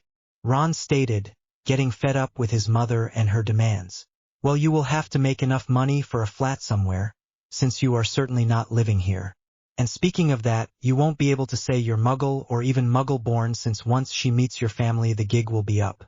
So you will have to change your lie to being a squib, and a little bit of research on her part and she will know that is a lie too, Neither the Weasleys or the Pruitts have ever had a squib in their line, so you can forget that. Lie, young man. I give your lie 6 months at tops before she finds you out and is out of your life for good. If that long. Molly glared at Ron.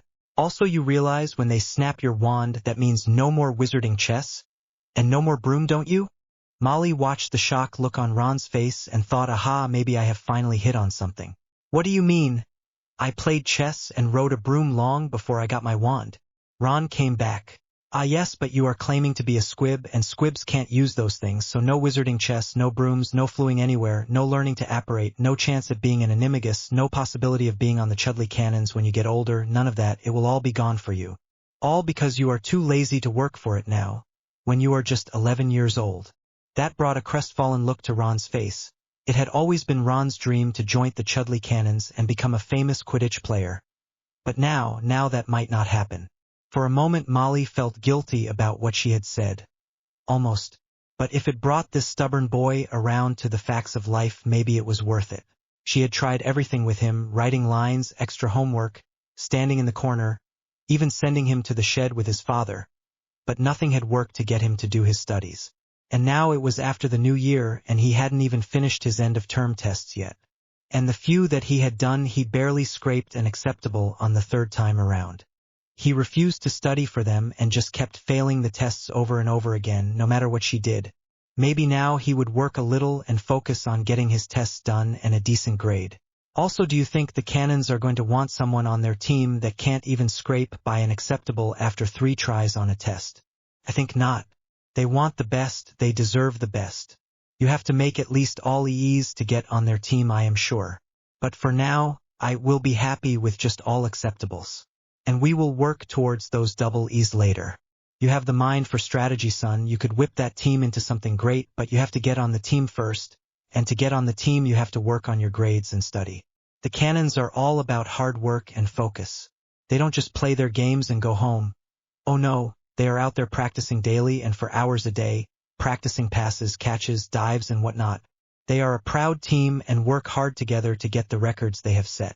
Although 3 players eaten by a dragon in 1 season is not a record that I think you should wish to repeat anytime in the near future. I think that you could set all new records with that team if you try hard enough. Molly knew she was laying it on a little thick, but it seemed to be working. Ron was getting a twinkle in his eyes and a look of determination about him. He just nodded and grabbed the closest book to him, that he hadn't flung across the room, and started reading. All right, now she knew where to hit him and how to reward him, the Cannons. Maybe she could get him one of their shirts as a late Christmas present, if he passed all his tests. With that, she went about fixing her, Ginny and Ron's lunch like she had been planning to do when this had all come up. Corned beef on rye for lunch, and just for Ron, chocolate pudding with orange sprinkles on it. Everyone was excited about what the first class of the new semester might be. Sirius had been really excited and unfortunately kept quiet about it, so it was this huge mystery and they were all guessing what it might be. But no one had been able to guess right so far, at least according to Sirius. Although he did say that gave him some great ideas for future projects. All right, class, come on it, we have a really fun project to work on this morning. So come in and get settled. Sirius stated as he waited for everyone to come in and find their seats. As soon as everyone was seated, he began passing out small crystal bells to each student. Once each student had a bell, he went up to the front of the class and explained, "Today we are going to turn these bells into snow globes. This is quite a bit more complicated than previous transfigurations, but it is still an inanimate to inanimate transfiguration, therefore you should be able to do it. The transfiguration comes in 3 parts, campana globus nivelis. Now that is a little complicated, so we need to work on that for a minute. The first part, campana, means bell, the second part, globus, means globe, and the third part, nivelis, means snow. So try it with me and remember to say it slowly so you get enunciation on all parts. Campana globus nivelis, again campana globus nivelis. One more time, campana globus nivelis. Very good. Now I want you to understand that this is the most complicated spell we have done so far, and we will probably be working on this one for 2 if not 3 days, so don't worry if you don't get it the first day. It is not an easy one to achieve. It takes a lot of focus and a lot of imagination to work this one. All around the room nothing but quiet could be heard as the students were focusing and thinking about what to make. Let me show you what I received from Lily Potter when I was 16. Now I have to say it is completely muggle, but it might give you an idea or something. and Sirius began taking around a snow globe of ice skaters, but he wound it up and a music box began playing and the skaters began moving in a circle around the globe, and everyone was in shock that the Muggles could invent something like that. It gave several people ideas though, and they closed their eyes and began to focus on what they wanted to do. About 10 minutes later, Sirius noticed Draco was sitting staring at his desk in awe, and went to check it out. Sure enough, he had managed to make a snow globe. Sweet Merlin. Mr. Malfoy, that is exquisite. Mr. Malfoy, please stand. When Draco stood, he was in trouble, but then Sirius placed his snow globe in his hands and said, I want you to take this creation around to each and every student here and show them your masterpiece. This is the best work you have done so far. 20 points to Slytherin. The snow globe was of a white peacock male with its plumage out and 2 white females standing near. All the snow was falling around them and everything was glistening in a snowy mixture of white and silver-tinted flakes. Malfoy strutted around the room showing off his snow globe, but instead of people making fun of his strut, they complimented him on his beautiful globe and his artistic work. By the time he got back to his seat, he was practically walking on air. Would you mind if I cast one spell on this piece for you? Sirius asked. What? Why? Draco asked, looking panicked. Permanentum. To make sure that the transfiguration remains permanent. This piece could become a family heirloom, and I wouldn't want it to revert back to a bell in a few years or so. Sirius explained. With that, Draco happily nodded. Sirius had preformed that spell on several of his pieces before, especially on the quills that he had given his father for Christmas, which he had loved, by the way. So Sirius performed the spell and then created a box and some wrapping paper for padding around the delicate globe, and Draco put the beautiful thing inside the box and then put an impervious spell on the box itself so the box couldn't be damaged, so hopefully the globe could not be broken. He told Draco to have his father to place an impervious on the globe once he got it home, just to make sure it was never destroyed, just for safekeeping. And Draco nodded. By that time, the 4 at the front of the class had finished their first snow globe, and it looked like they had all been thinking along the same lines again. Each one created a different snow globe of their darkhorns. Neville had thunder in the middle of a snowstorm with his mane and tail billowing out behind him. Harry had Storm raised up on his hind feet, pawing the air with the snow racing around him. Luna had Ventus racing through a snow-covered pasture at top speed. And Pavardi had Tony True looking into a frozen lake at her reflection, almost as if she was looking at her twin sister pawing at the reflection. Snow flying all around her. Well, you can definitely tell who enjoyed their ride during the snow we had the other day. Sirius laughed, and awarded each one 10 points since the 3 of his kids had never tried anything this complex before. Surprisingly enough, the next one to finish was Millicent Bulstrode, and her globe was a single large pastel rainbow-colored snowflake with all the tiny snowflakes floating around it. Again 10 points, and a lot of praise went out for creativity. New bells were handed out, but no one had enough time to make another globe, and several didn't finish their first globe. Sirius told everyone not to worry. Just think about what they wanted to create and be ready to start come Wednesday. In Charms class, they had a rather brilliant class, Harry thought. This morning I had a student ask about how to make something unbreakable, so I thought that would be an excellent charm to teach you all today. Usually it isn't taught until much later in the year, but you are all doing quite well, so we shall attempt it. The charm is Infragilis, and the wand motion is a slow circular motion around the object you are wanting to protect. So I want everyone to try it with me now. Infragilis. The class called out Infragilis, and then Professor Flitwick corrected a couple of people who had their stress on the wrong part of the word, and then they all repeated the word again, and he approved, then went around and tested each individual to see if they got the wand movement down on a small pillow the size of your hand. Harry, Neville, and Luna already knew an unbreakable charm, but they didn't know this one, so to learn a new one was great. When they spoke to Flitwick about it, he said that Infragilis was quite a bit stronger than the other spell that they knew, and would guard against almost anything. But then he laughed and said given their ability that the other one probably was good enough really, and that Infragilis would probably be like turning glass into stone. Each of them quickly cast Infragilis on their snow globes and then wrote notes on the charm in their notes, wanting to make sure and look up the differences between the two charms they knew. Ineluctabilis was to make something impenetrable, while Infragilis is to make something unbreakable. Now it made sense. Harry thought. So a window you would cast Ineluctabilis on because that would keep out a rock or other projectile, but the snow globe you could drop it and it break and therefore you would want infragilis. That is how Harry differentiated between the two. Professor Flitwick saw what Harry was writing and stated that he had it exactly right. Ineluctabilis was more for when you wanted to put up a strong barrier around something, and infragilis was when you wanted to make the item itself unbreakable. Each of them spent about half their lunch using infragilis on their previous transfigurations, then storing them away until they could put them in their trunks for safekeeping, which they all discussed and decided they needed to do as soon as possible, especially with the snow globes bouncing around inside there now. It was bad enough with the delicate feathers they had done, but they had never made something that was actually breakable before. Then it was time for potions class. This time around they were making a cough remedy for Madame Pomfrey if they did good enough, that is. It was to be wild cherry bark and elderberry combination. The hard part with this potion was first boiling the wild cherry bark down to a tincture, then the boiling and straining the elderberries and turning that into a tincture. Then adding the rest of the ingredients: thyme, marshmallow root, honey, ginger, eucalyptus and peppermint, then boiling that all down to a heavy syrup. The test on this one was rather simple: the color, viscosity, and believe it or not, the taste. This is one potion you could tell a lot about it by its taste. So after they finished their cough syrup, it had to be tasted before it could be bottled, and if it passed then it could be used in the Medi ward. Believe it or not, Lavender Brown almost had one that was passable, but it still had to have Professor Lovegood help her in the end. Goyle and Crabbe had to throw theirs away since Crabbe burned his to the bottom of this cauldron and Goyle allowed his to boil over and got scalded for his trouble. Oddly enough, this time Finnegan had his almost completed when he realized he forgot the honey and added it almost too late.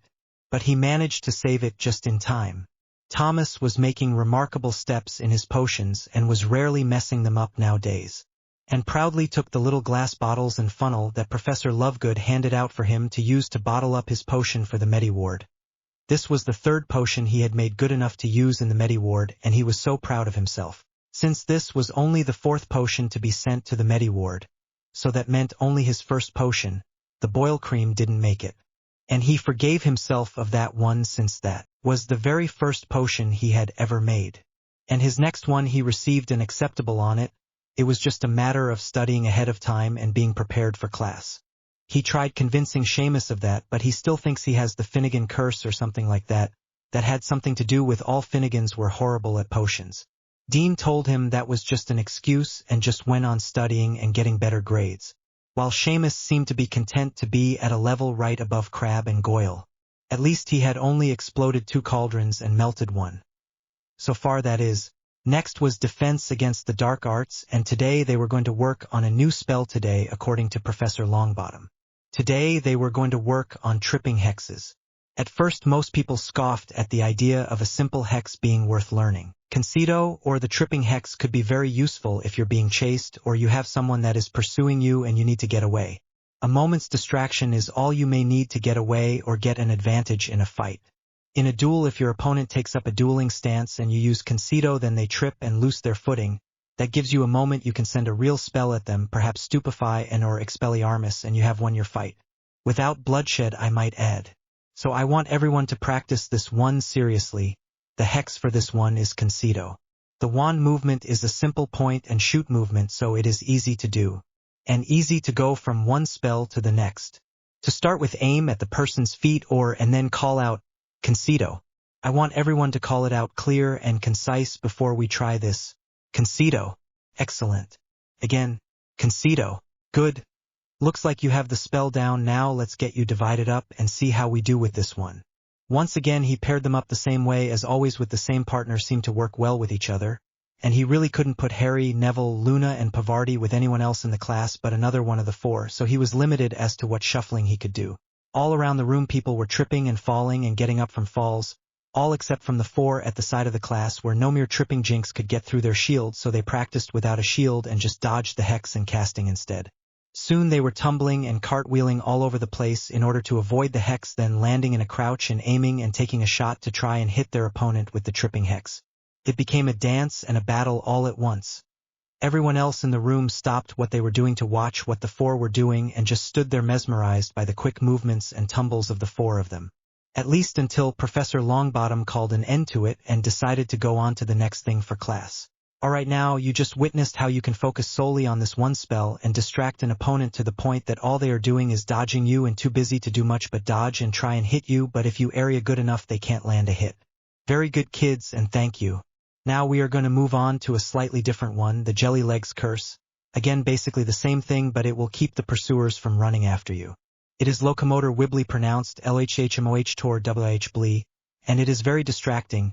It can be stopped with a simple finite incantatum if you can aim at your legs long enough to say the words, which is rather hard while you're wobbling around trying to remain standing.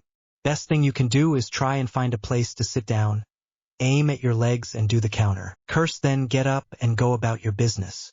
Now this curse is longer and takes more effort to cast, so I recommend using the tripping hex first, then the Jelly Legs Curse to make things even more inconvenient for your attacker. So let's see if you can get the pronunciation down. Remember to stress the LOH and MOH on the first word and WIHO the second. Now let's hear it. Locomotor wibbly, again locomotor wibbly.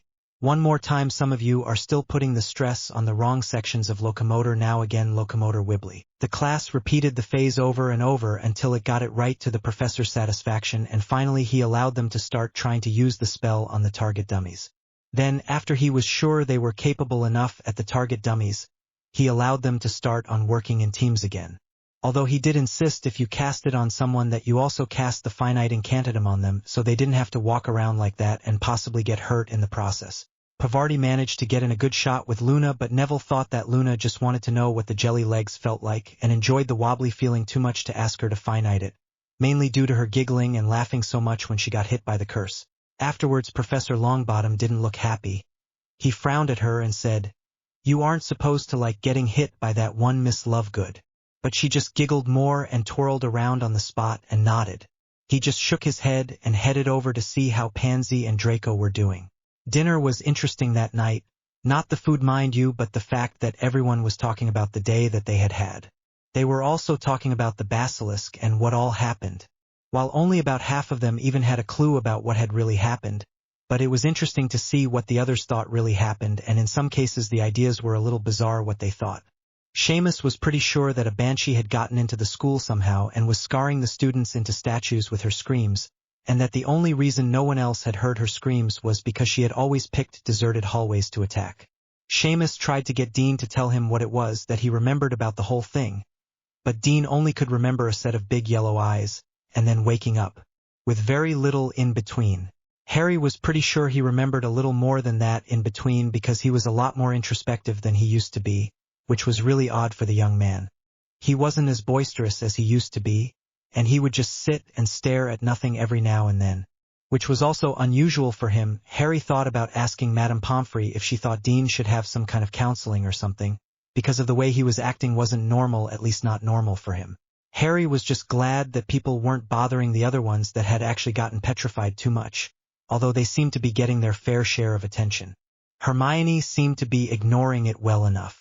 Justin Finch-Fletchley seemed to be getting a little frustrated and just wanted to eat his meal in peace, but Miss Clearwater seemed more than happy to explain what she experienced to anyone who asked, although she merely had something similar to what Dean said. She seemed to have all the patience in the world with all the questions and the curiosity of all the students around her, though. Harry made a point to thank her for her patience later. It seemed that soon enough, though, the subject over at the Ravenclaw table switched from the petrified students to the classes of the day, and the snow globes were the most talked about. Hermione brought out her creation and showed it off, which was a breathtaking rendition of Proc Ella as she pranced and posed in the snow the other day for her parents. Justin didn't quite get the spell right, so he didn't have anything to show. But Padma also had a rendition of her Darkhorn. Oddly enough, she had done a scene of Fulgura looking into a frozen lake just like Pavarti had, and seeing her reflection and pawing at it. Sully had managed to make a pair of ice skates that sparkled and glistened as the snow twinkled around it. Anthony Goldstein did a scene of a snowman with a big tall top hat. From what it appeared, Sirius had had his Ravenclaw/Hufflepuff class that followed their own class the same assignment as their own, and had them make snow globes as well. And from what Harry could tell, it was a hit in their class, it was a hit as well. He wondered if it was the same in all their classes, if they always had the same things they learned, just different classes. He had to assume so, because it didn't make sense for the teachers to teach the two classes of first years two separate things or teach them at different rates. That just made extra work for the teachers. What a nightmare. No, they had to be teaching them the same thing each day. They had one grade level, especially on the day they had two grade levels. After dinner, everyone gathered in the common room and worked more on their bells. Harry came up with an idea for one that was Hogwarts itself in the middle of a snowstorm. It was beautiful depiction of Hogwarts high in the snow-covered hills surrounding it.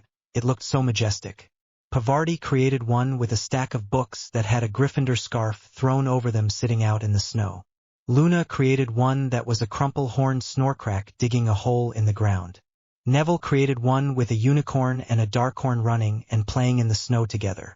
Each placed an unbreakable charm on their new creation and placed them in their little boxes, then put them in their 7-compartment trunk to wait until Wednesday to show to Sirius.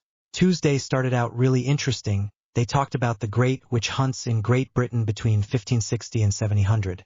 Everyone was excited to get into class to start the talk about the difference between the Muggle and magical trials.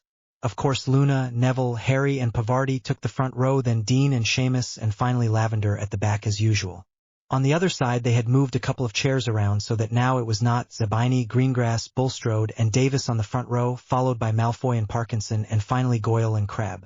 All right, people, calm down, we have a lot to cover. The British or Eastern European witch hunts started in middle of the 14th century but really didn't reach a peak until 15th century. Now, one famous person that was involved in the 14th century was the trial of Eleanor Cobham, Duchess of Gloucester in 1441 is a famous example who received life in prison, and it was primarily for a political purpose, not because she was actually proven to be a witch. Professor Lupin began. By the middle of the 16th century, though, people were getting put to death in horrific manners for something so simple as having a mole, owning a cat, having a flea bite on them. Any older woman that did not have a husband to speak for her was instantly suspected of being a witch, no matter her actions, anything from having a bad reputation, to neighbors that didn't like you could cause you to be accused. If a person had bad crops, they would accuse the closest old woman they could find and call her a witch. Then the entire neighboring community would join in, and they would send for a witch hunter to test the accused witch. The most famous was Matthew Hopkins, and he is said to have tested over 100 witches and proven all but 3 of them to be witches. He continued, the professor was on a roll. They executed by drowning, burning at the stake, beheading, strike-through, and even hanging. The last person to be killed in Britain was Janet Horne in 1727. She was accused of being a witch because her daughter was born with a birth defect of her hands and feet. The neighbor stated she tried to turn her daughter into a pony to take her around to do her witchcraft but didn't succeed, and they tried to kill the 2 of them. The daughter escaped, but the mother had a form of what is commonly called dementia in the non-magical world, and didn't realize what was happening, so she was tarred and feathered, then paraded down through town in a barrel and warmed herself by the fire that was meant to burn her at the stake. Finally, she was put to death by burning at the stake. All total, there were over 100 people, mainly women, killed as witches. Normally they were hanged. Unless they were accused of another crime, then their life usually ended on the stake. Professor Lupin stated, "Is there any questions so far?" he asked. Pavarti raised her hand and he nodded to her, and she asked, "There were over 500 people that were accused. Were any of them actually witches or wizards? In all of those 513 people, to be exact, that were put to trial, there were 112 people that were executed. Of those, none were actual witches or wizards. Once again, when they were looking for warts or flea bites or blemishes on the skin, a simple concealment charm or glamour, and no one saw anything that the individual didn't want to be seen. Most of the individuals that were accused were merely women that lived alone, that were accused, and they had no defense against the accusations. Sometimes it was something as simple as owning a cat, since everyone knew that cats are the messengers of Satan himself. Especially black cats, they are the highest on the hierarchy of demonic pets or familiars. Professor Lupin explained. Daphne Greengrass raised her hand and Professor Lupin nodded at her. Did all those people end up getting convicted of being a witch? Did they mostly die either hanged or burned at the stake? Actually, there were several of the people accused of being a witch that didn't live long enough through the torture waiting for a trial in their prisons, to be hung or burned at the stake. Professor Lupin noted. They tortured them before they even went to trial? Tracy Davis asked, raising her hand. Very much so, horrible torture, trying to get them to admit that they were witches before they were even going to trial, and the torture was harsh. Women were forced to sit on red-hot stools because they were believed to have had sexual activities with the devil.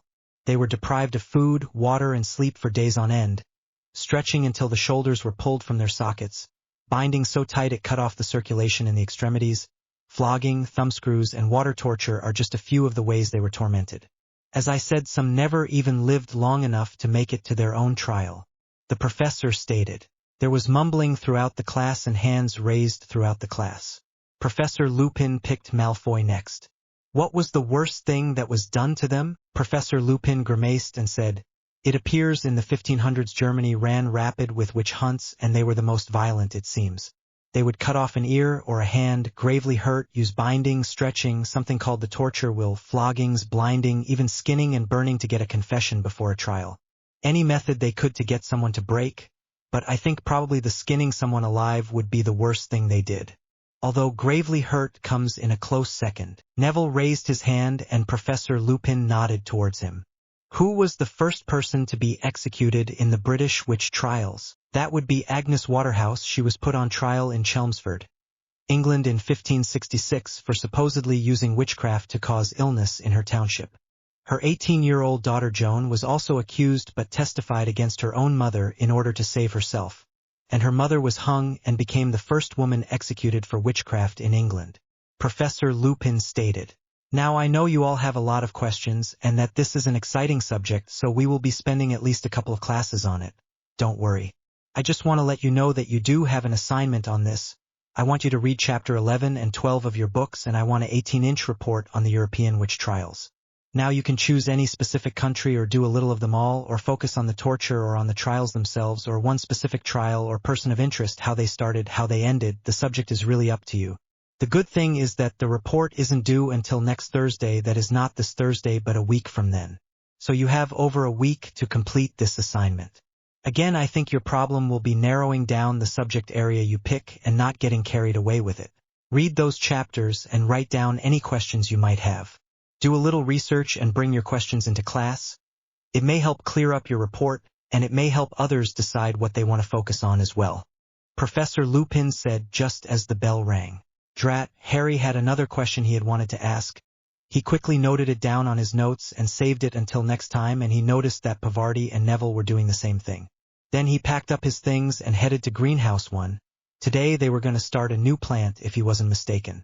Madam Sprout had a nice healthy stock of Ditany or Dictamnus albus available for them to work with and was excited to get started. All right, everyone, come closer. Come closer. We are going to be working with Ditany now, or Dictamnus albus. Now all of the plants you see before you were created from cuttings, so they will actually bloom this year. If they were grown from seeds, it would take 2 to 3 years for them to bloom. That is something to note about this plant in particular. You always want to start it off as a cutting if possible. It takes less time to reach maturity and less time to produce flowers.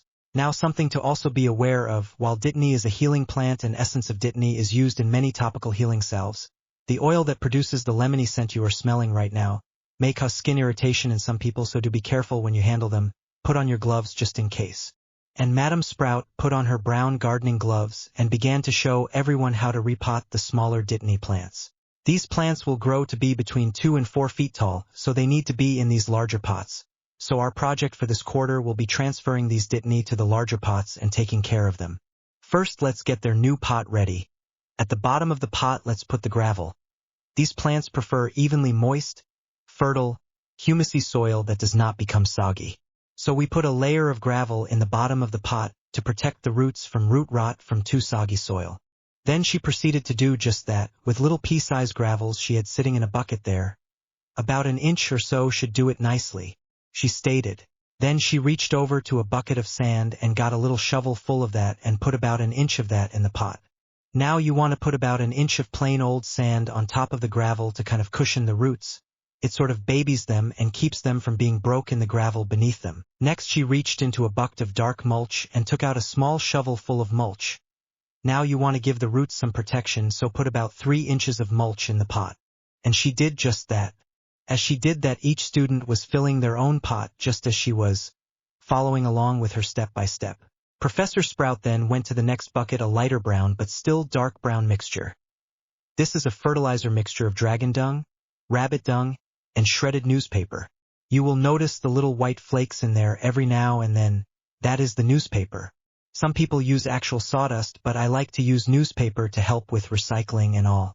Ditany likes the soil to be a little alkaline, so we use 40, 40 and 20 on our percentages for this mixture. So put that in next, so about 3 inches on it as well. And she proceeded to follow her own instructions. The top layer is 2 inches of fresh compost. It is a good hearty mixture of compost and soil, so just put 2 inches of that. It will give your plant all the food that it needs for the next couple of days and help prevent shock from being moved from one pot to the next. She got her a healthy scoop of compost from the little bucket and scooped it into her pot and then looked up to see if everyone was doing the same. All right, then we are ready. I want each of you to make a hole about the size of your fist in the middle of your soil mixture, and about 4 inches down in the mixture that you have in the pot, so go through the compost and into the fertilizer mixture that you put into the pot, but not all the way down into the mulch. You want to give them space to grow. Professor Sprout pushed her hand into her pot and went down about up to her wrist into the pot and stopped and pulled her hand out. Now for the next step. Take your Ditany and gently grasp it around the base. You will notice it has a nice strong, almost woody base or stem. So grasp it close to the soil and pull it up from there and gently lift it and anything that comes up with it and place it into the new pot. Watch what I do. It may make it easier to understand. Professor Sprout then proceeded to follow her own instructions slowly, so that everyone could see what she was doing, and lifted the Ditany plant up out of its original pot, and then gently placed it down into its new pot. Now gently pack the soil mixture in around the plant, but do not pack it too hard. We don't want to bruise the roots. So firmly yet gently, like so. Again she demonstrated. Everyone began to transfer their plants as Professor Sprout began to straighten up her area and go over some of the specifics of how to take care of the plant later. She explained that each one of them would be responsible for their own plant, and to put their name on the new bucket somewhere to signify it was theirs once they were finished. Essence of Ditany has been used for ages to heal wounds, for arthritis, rheumatism, women's monthly cramps, for fevers, for an antibacterial, seizures, skin problems, kidney or gallstones, and stomach disorders. And those are just the non-magical uses. Magical uses they have been used for ages to promote astral projection, speaking to the dead, promote visions, and if used with silver it can cure werewolf bites. It will prevent the victim from bleed to death from the bite but not cure them of lycanthropy. It is also a great aid in any fire-based magic as it is also known as the burning bush, and contains volatile oils that when in the hot sun of the summer may catch a flame without actually doing any damage to the plant at all. She stated as she watered her plant and checked it once again. Now, are there any questions? Professor Sprout asked. Yes, Miss Bones. How tall will the Ditany be when it is fully mature? It will be anywhere from 2 to 4 feet tall, depending on the plant. It may bloom as early as 2 feet or it may take it until it is fully 4 feet tall before it blooms. We shall see. But they are very fast growers, so we shall see. Professor Sprout answered. Yes, Miss Lovegood. What color are their flowers? That depends on what kind of plant you have gotten. These that we have before us should bloom a pink or purple-colored flower if I am not mistaken. But they can be anywhere from a soft yellow to a bright red, and of course purple depending on what plant you have harvested. Mr. Smith, you had a question. You mentioned the essence of Ditany and then you said that the oils can be dangerous and can cause allergenic reactions. Aren't they the same thing?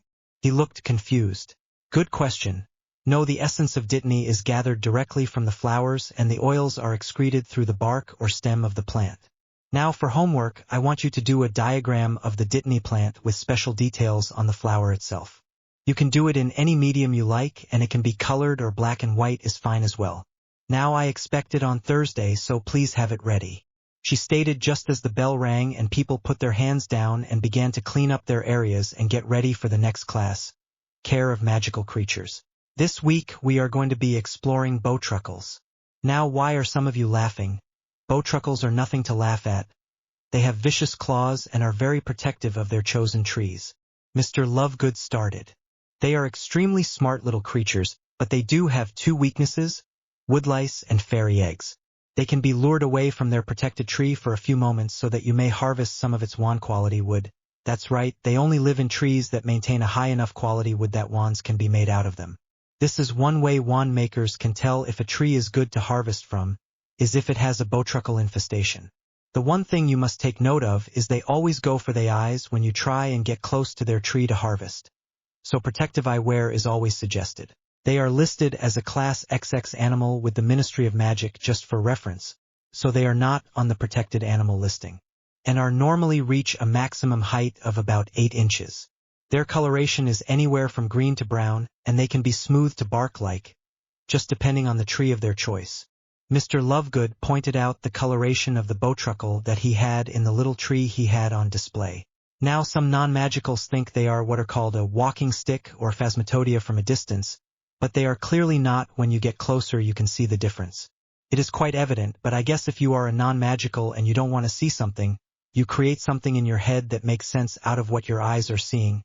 Even if it is not what the truth is, it is what I call a convenient truth. Something that may or may not be the real truth, but it is the truth for right now and it is convenient for the moment, so you will work with it. What I want each of you to do is draw a diagram of each part of the bowtruckle and label each piece accordingly. Notice the thorax and abdomen are 2 separate sections, and see how each hand has 4 fingers with no opposable thumb. Something that might be noted at this point is that they are extremely good at picking locks, so locking them away in a box or something is not going to work, but putting them ajar with a latch is better. Just make sure there is proper ventilation for it to breathe. Mr. Lovegood stated, putting in a bedding of wood shavings and a nice supply of woodlice will keep your bowtruckle quite happy. Now bowtruckles are commonly found in Western England, Southern Germany, and Scandinavian wild forests, although they seem to migrate with the weather to warmer climates as the seasons change. They are easier to find during the warmer months because they tend to burrow during the colder months and hibernate for a short time each year. At least those in the wild do. Those in protected habitats do not follow this same routine due to the pre-established climate-controlled atmosphere that is provided for them. Once the first frost hits their chosen tree, they tend to wish to start a burrow, and will create a safe shelter to ride out the harshest part of the winter. On pages 84 through 87 in your books you will find the information on bowtruckles, and I want you to look that over a little and be sure to do your diagrams. Now, each of you get some of these with lice and find a prospective tree and try and lure your bowtruckle out so that you can do your diagram. And yes, I know that it is pretty much going to look like a stick figure, har har har, very funny. Just grab your wood lice and get to work, Mr. Corner. Mr. Lovegood shook his head, as if he hadn't heard that joke a few times already. He began setting out little pots of wood lice for everyone to grab and goggles to protect their eyes just in case they managed to get a bowtruckle with an attitude. The rest of the class went pretty smoothly. Each student managed to get a pretty good rendition of a bowtruckle down on parchment. Then they all sat around and began to label the different parts of its body by looking in the book on page 86. There was a complete drawing in the book already done with each section properly labeled and easy to understand. So if you didn't like your rendition of the bowtruckle, you could just copy it out of the book, if absolutely necessary, that is. By the end of class, Luna had managed to charm a bowtruckle to eat the woodlice right out of the palm of her hand, and this allowed everyone to get a really good look at the creature, causing her father to just shake his head and sigh. First Darkhorns, now bowtruckles. He had to quit wondering what next. Professor Lovegood thought. Everyone gathered into the large room. In the middle of the room was a huge oval table with more than enough chairs for all the staff that they had here at Hogwarts could sit at comfortably. On the table were refreshments, pots of tea and tea services, and plates of sandwiches and plates to go with them, as well as a fruit plate and a veggie plate, and a plate of little desserts, mainly little cakes and cookies. Everyone came in and grabbed a cup of tea and made it for themselves, and some fixed a plate of goodies and took it to their seat. Others waited. But everyone found a place to sit down, and then the chatter began. The headmistress came in and fixed herself a cup of tea from the closest pot and grabbed a few little cakes and some strawberries and melon balls, then sat down at the head of the table. Sirius got him and Remus some tea and sandwiches and some little cakes and handed one plate and cup to Remus and sat down next to Frank, who was just getting to his seat. Alice gathered her and Frank some tea and sandwiches and fruit, with cookies on the side, then took it over to Frank and reached over to pick up hers.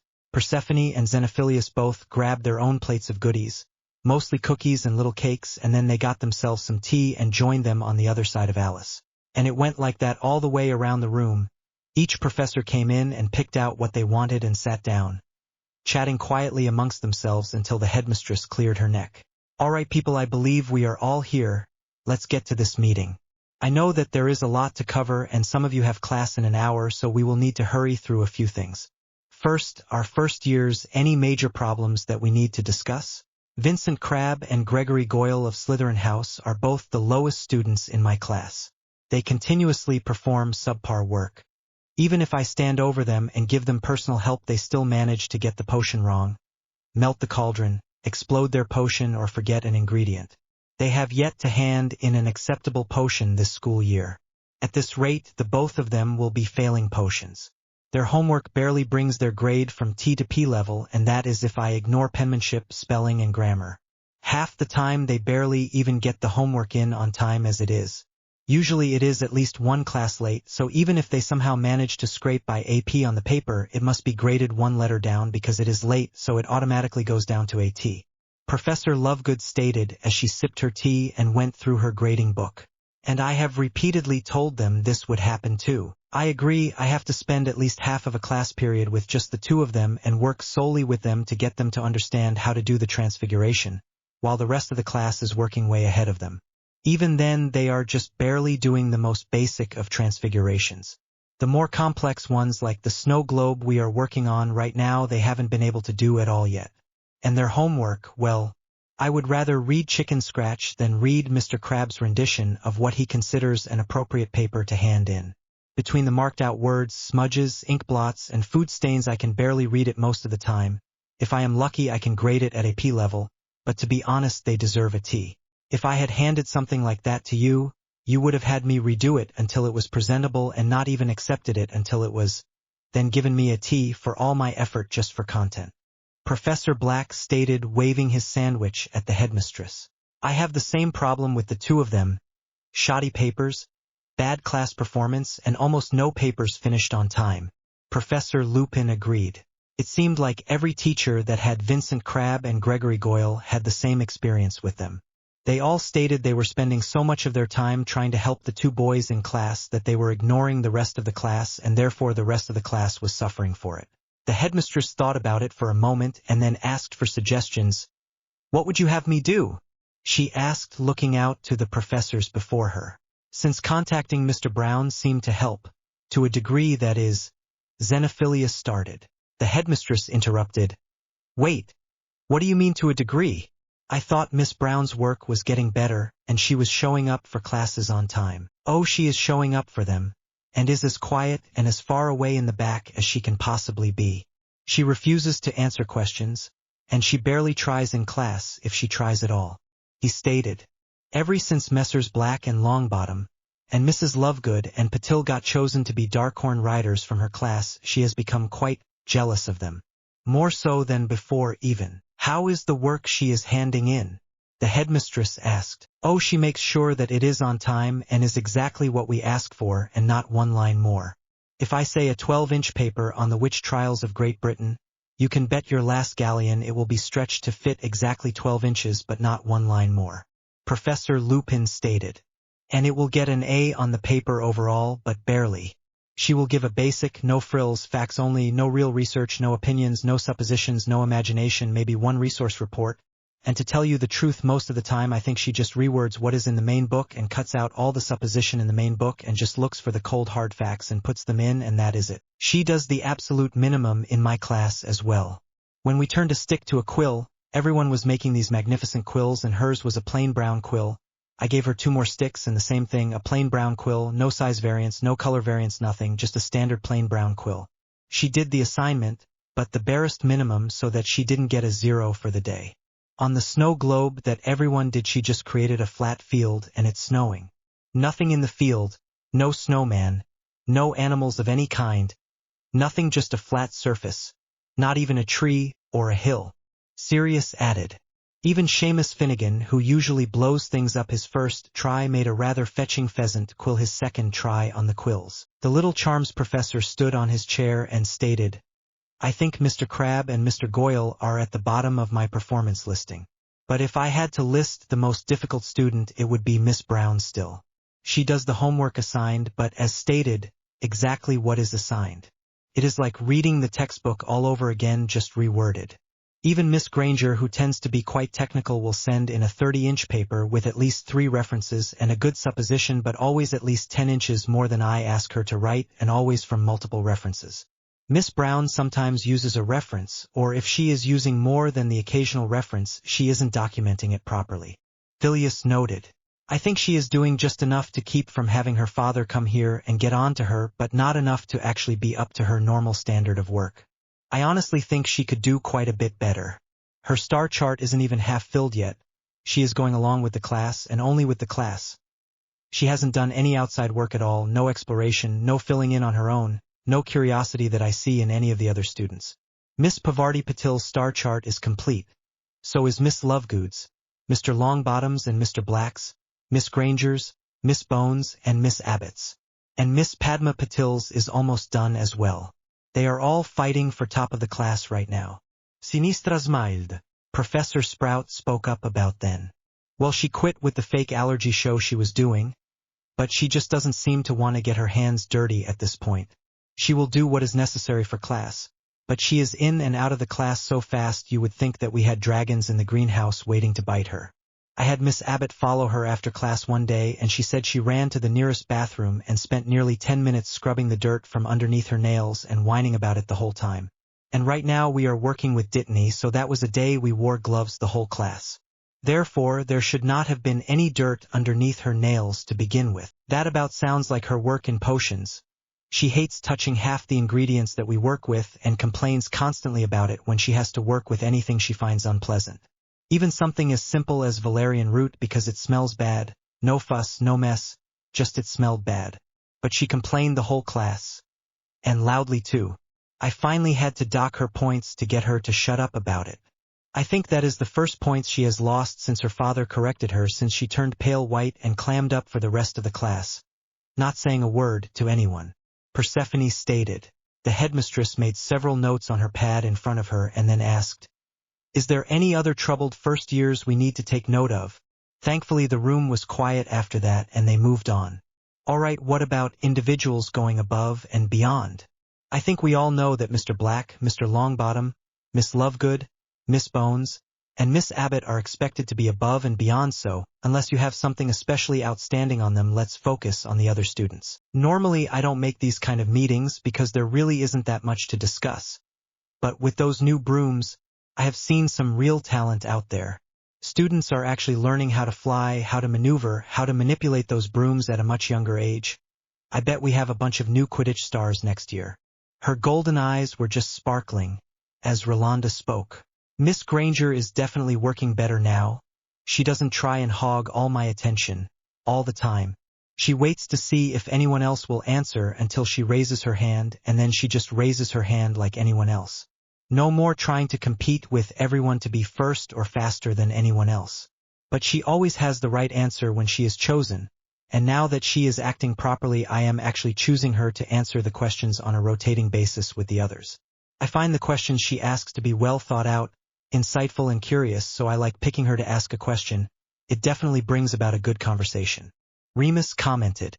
Mr. Malfoy is another one that is working hard now too. His papers are well thought out and well written, the penmanship is perfect and neat, and some of the questions he brings up in class are perceptive and observant. He is definitely one to watch. I agree. Mr. Malfoy's potions are either perfect or near perfect every time, and his papers are getting better each time. He is finding better sources and spending more time on his work, so he is doing so much better than he did when he first started doing them. This quarter I don't think he will get anything less than an AEE from me, Persephone stated. Padma Patil is one in my class that I think is going to be right up there with the top 5. Her love of astrology just glows out of her. She loves to look at the stars and knows almost all of the legends associated with each one. She is like a walking encyclopedia when it comes to the stars, really. I think the only reason her chart isn't finished yet is because she gets distracted by writing about the stars and telling me about the stories from her country, which I love by the way, and forgets where she left off on her chart. Sinistra stated with a smile. I know he is in your top 5, but Neville Longbottom is a prodigy when it comes to plants. That boy doesn't have a green thumb, he has a green hand. I have never seen a child work so well with plants and know the language of plants so well in my life. In all my years of teaching, I have never found someone like him before. A pure pleasure to teach. Pomona practically giggled. The one I think we should all watch out for is Pavarti Patil. That one is at the top of the class right along with our 5 in almost every class I have talked with. She is a true gift in transfigurations and she sends in the most brilliant papers. She sat down with Harry, Neville and Luna the first class she had and hasn't left their side since, and her grades reflect it. Everything she does in class is brilliant, artistic, imaginative, and perfect. She is headed for straight O's or my name isn't Sirius Black. Sirius stated. Absolutely. Out of the 4 potions I have sent over to the Medi ward, her potions have all qualified with a straight O on each one. She has yet to get anything less than an O in my class. And on a couple of papers I actually gave her extra credit due to content and insightfulness. Persephone stated. Same here, you should read some of her history papers. Her work is an absolute joy to read. I have actually found a fact or two I had to look up and found them correct and had to give her points for teaching the teacher something. It is a blast. I think it is a competition between the 4 of them in my class to see who can come up with the most obscure facts and who can make me look up the most information per paper. I end up having to shell out extra points nearly every report to those 4. Remus laughed. Frank nodded his head. Pavarti is not as good at defense as our 3, but she is getting there, and considering their years of training that is saying something. They are spending a lot of time with her and giving her all their little secrets on how to do things, and helping her along the way. Her work is amazing and she normally matches Luna in class spell for spell. Although the strength of her spells still needs work. The headmistress nodded. So our top students, other than our known 5 of course, are Hermione Granger, Pavarti Patil, Padma Patil and Draco Malfoy? 2 Ravenclaws, a Slytherin, and a Gryffindor. Will wonders never cease? Alright, it appears we have some individuals that make our job a little easier around here after all, she said with a smile. With the known 5 and those 4 that makes 9 outstanding students we have this year. And 3 that are troubled students. Let's see if we can get Mr. Crabbe and Mr. Goyle tutors before we contact their parents. Then we can say we have tried every avenue open to us when and if we are forced to make contact. Persephone, if you could start making me a list of available individuals that would be willing to help, I would appreciate it. As far as Miss Brown, I will speak to her and state that her work must show improvement or we will be forced to contact her father. If she states why, I will inform her that class participation and attitude were some of the things that were expected to change and they have not. We will give her one final chance, then contact her father again. At that point it is out of our hands. The headmistress made a couple of notes on her pad and then went on to the next year.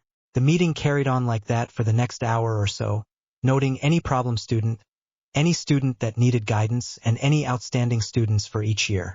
Accolades were handed out for each year and special notes were made in a variety of different areas, with different students. Alright, that is the students. Now how about your classes? Any new ideas or new happenings going on? The headmistress asked. Sirius nodded. The kids actually came up with some interesting ideas for new transfigurations, like plain white teacup into a teapot. Hopefully an interesting one at that. A hat box into a hat. A shell into a bell, rocks into socks. They got carried away with the rhyming the other day and got me thinking of new things, so I wrote them all down. A dragon figurine into a stuffed dragon. Things along those lines, and their ideas keep coming. It's great. Next year I won't have a problem at all with new and different ideas for first years. Phileas happily agreed. With so many of these students so far ahead, I am having to rewrite half of my curriculum just to keep things interesting for everyone. I am going to have to figure out how to make it challenging for them this semester too. That telescope the kids bought me for Yule is a huge hit already. The details it can see are remarkable. I would never imagine something so small could be so powerful, but it is. It's like, ha ha ha, magic. Sinistra laughed. Restocking the medical ward seems to be the goal of my class. Any first and a couple second level potions are on my agenda. They already did burn cream, stomach soother, boil remover, and cough syrup. We have neck soother, bruise cream, muscle relaxer, level 1 headache potion, and essence of Ditany on the lists for this semester. Persephone noted. We are scheduled to have some unicorns, some thestrals, a few crups, and even some 5-tail kinsoons if I can manage them, this semester. Hopefully, my friend in Japan will have a new litter of kits that we can show off, and I can convince him to let me borrow them for a few days. He is usually pretty good about it, so we shall see. Xenophilius smiled. Right now the thing that is exciting my kids the most is the Muggle witch hunts and discussing them. So this semester we are going to go more into the witch hunts surrounding individuals such as the ones done by King Uther Pendragon, and the history of French Inquisition, the story of Balthasar von Dernbach, the Spanish Inquisition, and in particular Alonso de Salazar Frias, and the story of Pendle Hill. I think my crowd are going to go nuts over all the supposed witch hunts that landed only 3 true witches in their history. Remus couldn't help but smile as he looked down at his planner. He was almost as excited as he was sure the kids would be. My class is practically eating up spells as fast as I can put them out there, so we are going to be covering the Flippindo Jinx, Aguamenti and Glacius, the Rictussemper Charm, the Mimblewimble Curse, Locomotor Mortis Curse, and the Kalishus spell at least, maybe more if we have the time. Frank stated, thinking about how fast his students were picking up the spells, but also how he was having to focus on Crabbe and Goyle so much as well. Rolanda spoke up last again and stated that she is actually going to have the time to go over some of the basics of Quidditch with the school as a whole this year, since they have decent brooms and she can move along a little faster. With that, they went on to the next years and followed the same pattern, talking about new ideas and possibilities, especially in astrology with their new telescope. The headmistress was thrilled to see her professors so excited with their new students and getting such good reviews with some of their older ones as well. All right, now just one more thing to cover. Due to the fact that we have come into a nice bonus from the basilisk that our 4 managed to kill this year and the percentage that they donated to the school, we have some spare spending money in our till for classes and supplies. So what I want from each of you is a list of books, supplies, ingredients, whatever you need to make your class easier, just make me a list. We are going to draw lots to see who gets chosen, in what order. I am going to try and make sure that everyone's request gets covered, but please let's not ask for the moon this first round. Yes, I said the first round. Hopefully, if we have enough funds, we will be able to do this twice. So pick the things you truly, desperately need in Lot 1, and those things you would just love to have in Lot 2. Then let's see where we can go with it. I am putting a substantial fund aside for our library to update and expand it quite a bit, so do keep that in mind as well. Check with Irma when you write out your list. She may already be ordering what you are looking for, or be able to order it for you instead. The headmistress smiled at all her staff as they all got out pieces of parchment and began to write things down almost immediately. With that, the meeting called to a close because the first bell was about to ring, and some of the professors had to head out to teach. Those that didn't sat around and talked about their list a little, tossing ideas off of each other some, and comparing notes of what they already had written down. Chapter 11. Chapter 11. Lavender Brown sat opposite the headmistress once again, looking totally disinterested. Sure that there was no logical reason that she should be called here, and just bored with the whole day already, and it had barely even started. She hated Tuesdays and Thursdays with a passion. She hated history. All they did was talk about dead people she had no interest in to begin with. Learning dates and events that meant nothing to her, and Professor Lupin seemed to be stuck on teaching them about muggles and their stupid, ignorant, boring witch hunts that never managed to catch a real witch in any of them anyway. Why were they studying muggles anyway? Wasn't this a wizarding school, so shouldn't they be studying about witches and wizards? She simply hated the class and ignored everything that was said there.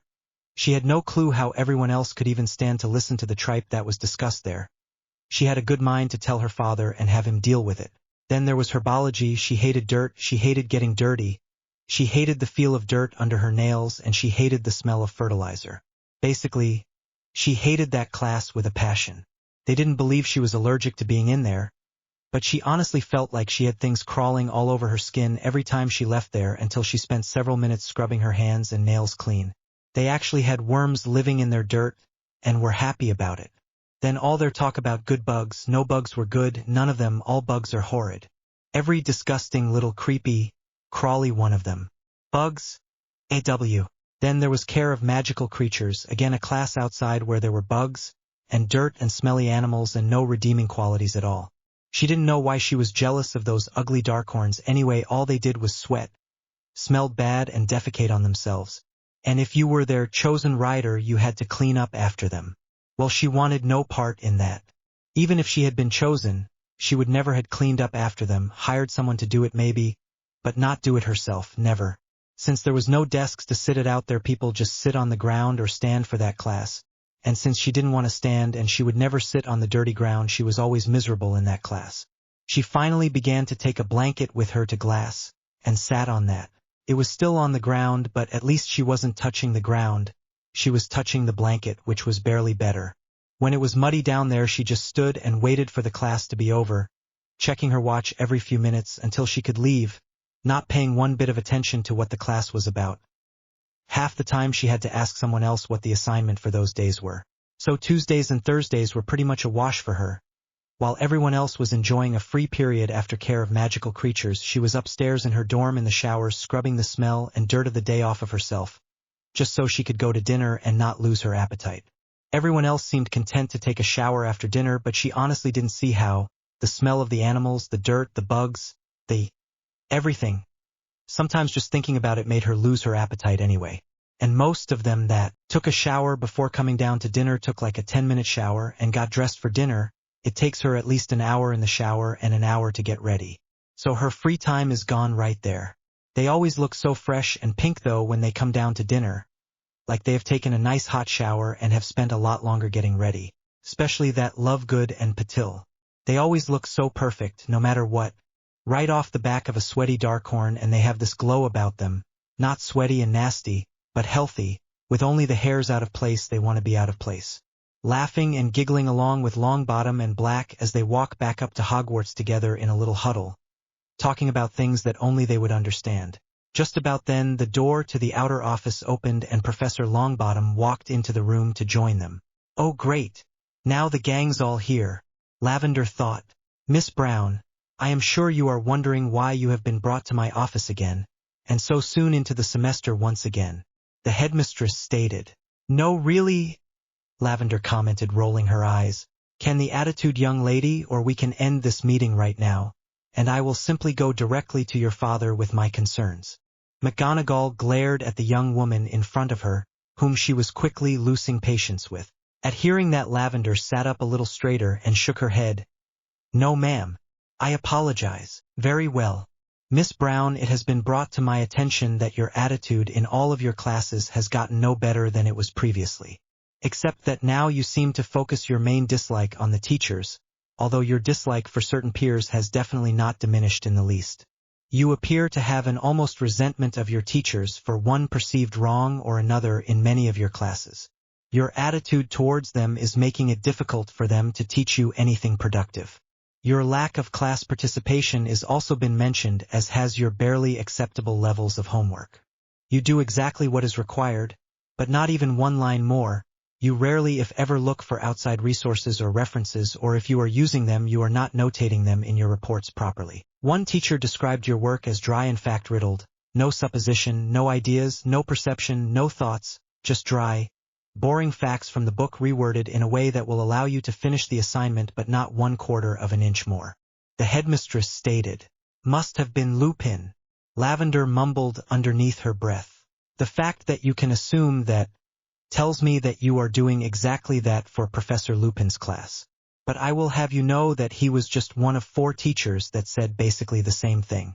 Other teachers state that your obvious dislike of their class or the material being taught is so blatant it is distracting to the other students. Since your grades are barely acceptable and your attitude is definitely not acceptable, I am going to give you one final warning. I expect to see marked improvement in the very near future, or else my next contact with you will be with your father present. You are not ignorant, you are not lazy, you are just very, very bitter and upset about not getting your way and being allowed to go home. Don't you want to make your parents proud of you? Don't you want to go home this summer and let them know that yes, you would like to go to a day school where you could live at home? Don't you want them to know you tried your hardest and made every effort to make it work, and it just didn't work out? The headmistress asked. Of course I do, but it is impossible. I hater ditt, I hater books, I hater fertiliser, I hater smelly animals, I hater studying about mugle history, I hater smelly ingredients, I hater slimmy, messy ingredients, I hater smelly potions, I hater staying up till midnight, I hater it all. Lavender huffed. So let me get this straight, you hate herbology, care of magical creatures, history of magic, potions, and astrology that only leaves defense against the dark arts, charms, and transfigurations. But from what I have been told, you are performing the same in all your classes. What do you dislike about those 3? McGonagall asked. You can't tell me you enjoy having spells cast at you when you barely know how to put up a shield to begin with? I get hit constantly with tripping hexes, stinging hexes, jelly legs curse, or whatever else that man has, though would be funny to teach to a bunch of kids to use against each other. Lavender scowled. That man, as you refer to him, is called Professor Longbottom. And it is his job to teach you those things, and teach you how to defend against them. It is your responsibility to learn how to defend yourself from those type of first-year spells. If you can't handle a first-year tripping hex, how are you going to manage a cutting hex out in the real world someday? McGonagall asked. What about charms? Charms are all right, I guess, but honestly, when am I ever going to need to lift a feather? Or create a blue light? Or make something soundproof? Half of the charms he teaches we will never use. Why not teach something useful, like something to keep the mud off my shoes? Or keep my nails from chipping? Or me from getting soot in my hair when I flew travel? Why not teach us those things? Lavender asked. You are in year 1, you have to start somewhere. You start with learning the basics. You learned lumos, then you learned how to create a colored lumos. You learned to soundproof an area in case you want to study and people are being too noisy for you to focus. You may never need to lift a feather again, but it is the lightest weight item you can start with, and like any muscle, your magic must be built up, so you start small and work your way up to heavier items.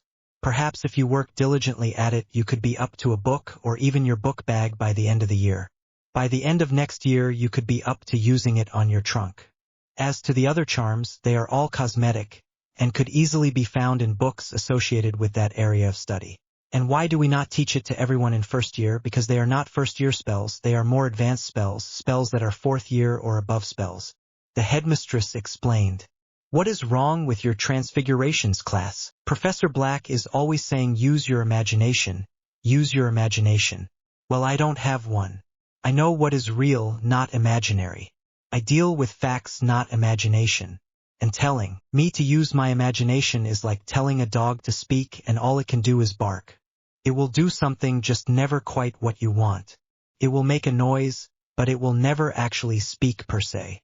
I hate that everyone else in the class is getting all this praise for things they create on the fly, when I can't think of a single thing to make. I try and nothing comes to mind. He says he wants a snow globe. Okay, so I create a glass globe with snow in it and he frowns.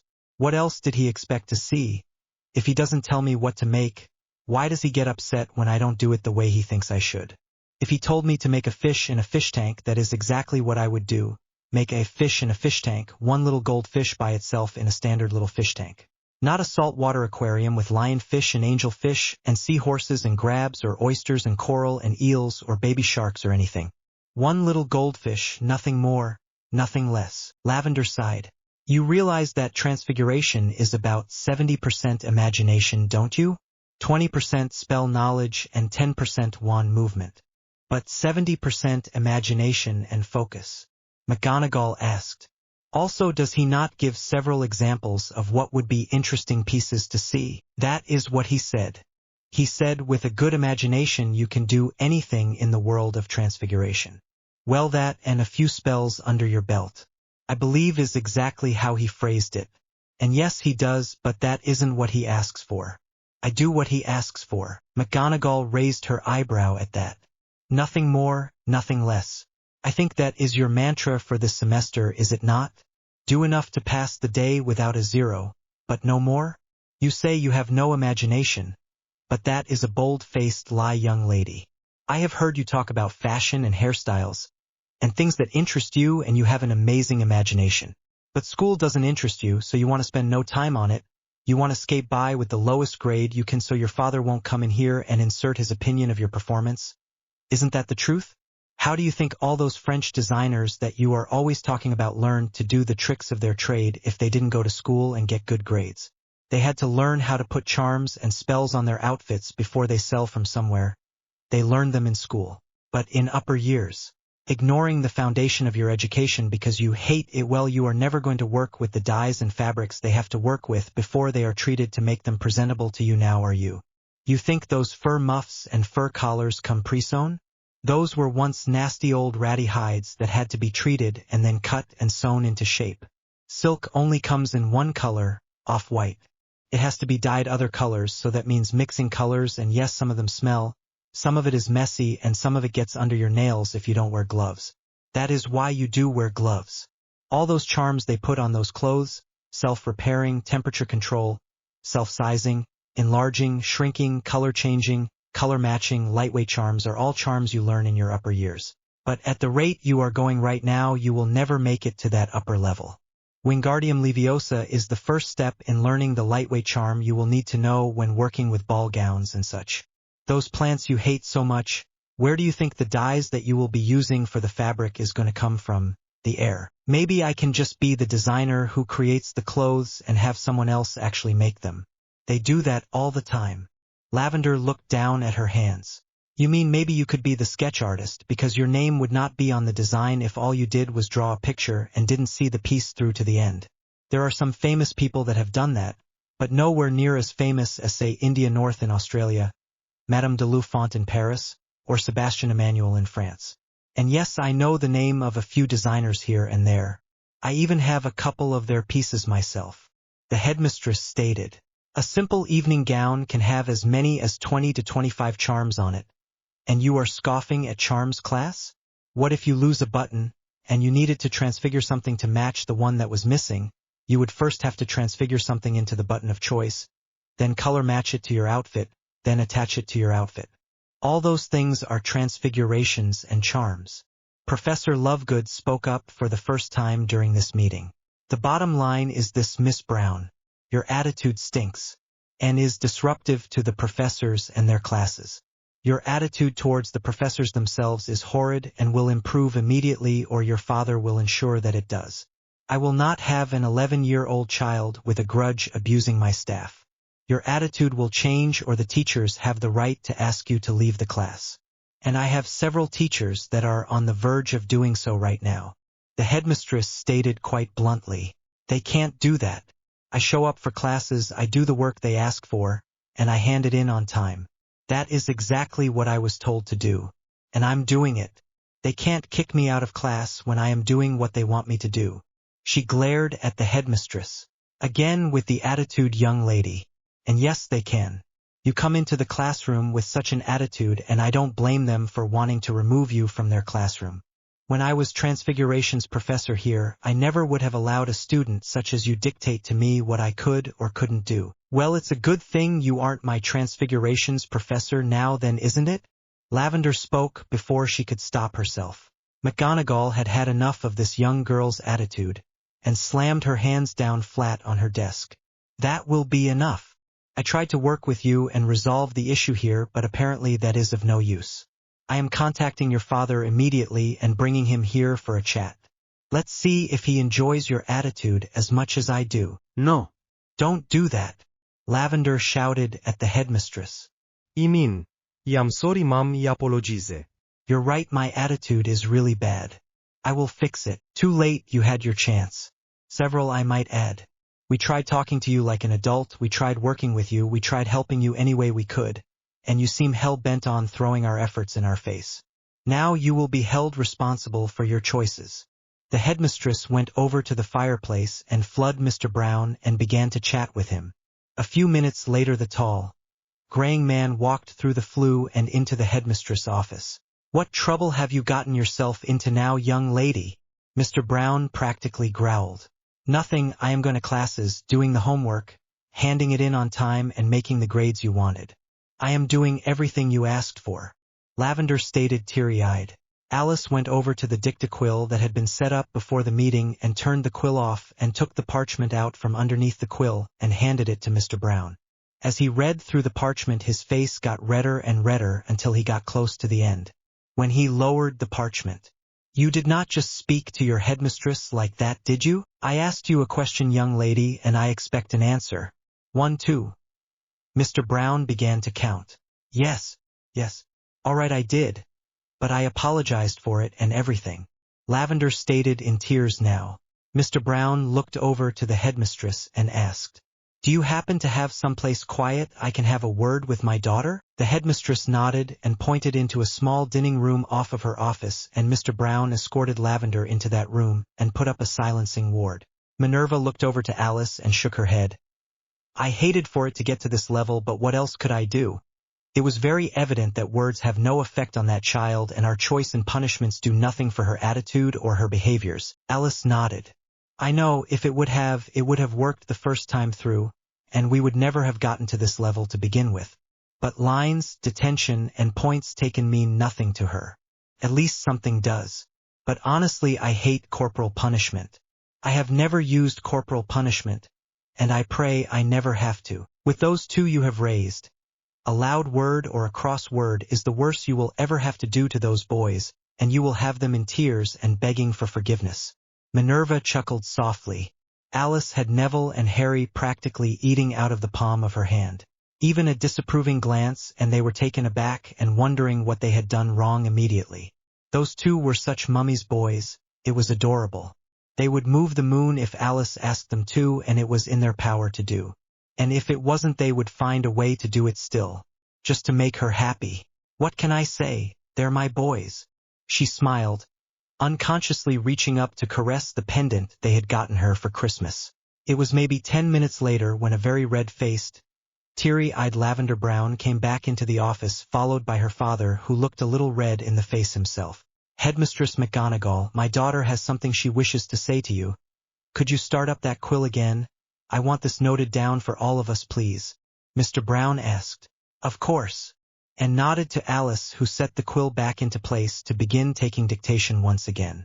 You had something you wanted to say. Mr. Brown nudged Lavender. Yes, sir.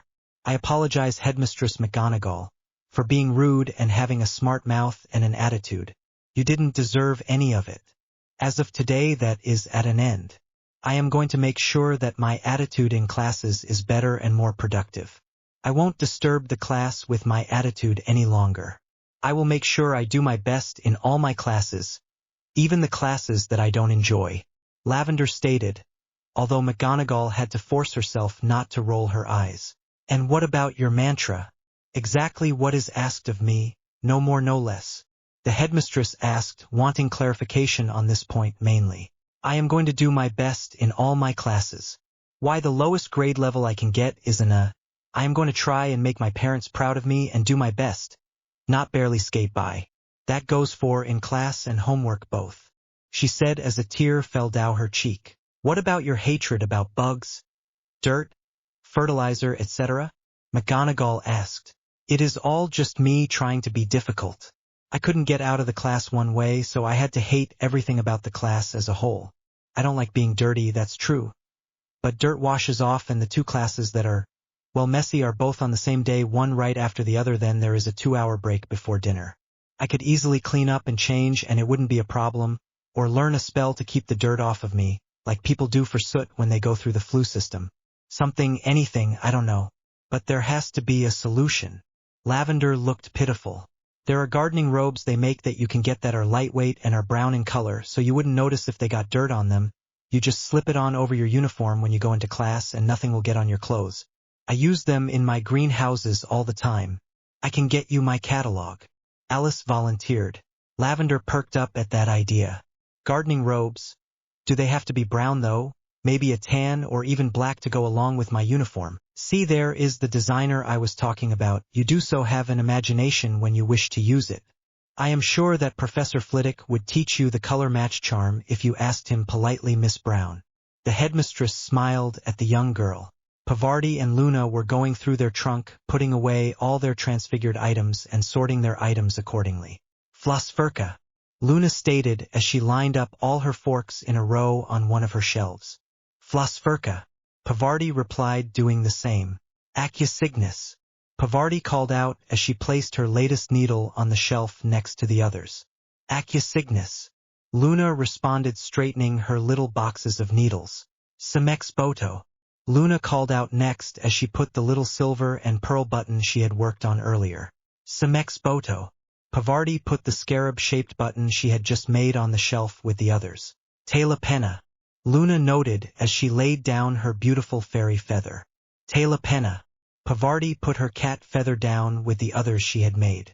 Campana Globus Nivlis, Luna whispered as she shook her little snow globe of Ventus, then placed it with the others. Campana Globus Nivlis, Pavarti held her breath as she did the same with Tenitru's globe, then put it on the shelf with her other creations. Poculum Catilis, Luna smiled as she placed her Hogwarts teakettle on the shelf with her other two. Poculum Catilis. Pavarti nodded as she placed her star chart teakettle next to her Gryffindor lion one. Bos Aspeticis. Pavarti put the pretty spring hat on and tilted it cockily to the side and looked over to Luna and giggled. Bos Aspeticis. Luna replied and put her latest hat creation on and grinned over to Pavarti, and they both just laughed at their silliness and then put their creations on the shelf and continued packing. Testo Campano. Luna smiled at her delicate little crystal dinner bell that she had made, and then put it on the shelf the others. Testo Campano. Pavarti nodded as she put her old-time school matron's bell she had made on the shelf with the other two bells she had made for Hermata's collection. Hermata collected bells, now she could make Hermata bells of anything she wanted, anytime she wanted, and she knew the spell to make the transfiguration permanent now too. So she could make Hermata anything she ever wanted. Just a handful of shells and the world's the limit, Pavarti smiled. Figuras Saginati Dragonis. Luna hugged her little green dragon with purple spots she had created, and then added it to the other 4 fuzzies she had already waiting on her shelf. Figuras Saginati Dragonis. Pavarti gently held her own purple dragon with pink stars racing across its hide. She almost put it on the shelf, then decided to put it back in her bag, at least that one she wanted close to her. Why she didn't quite understand, but that was just how she felt right now.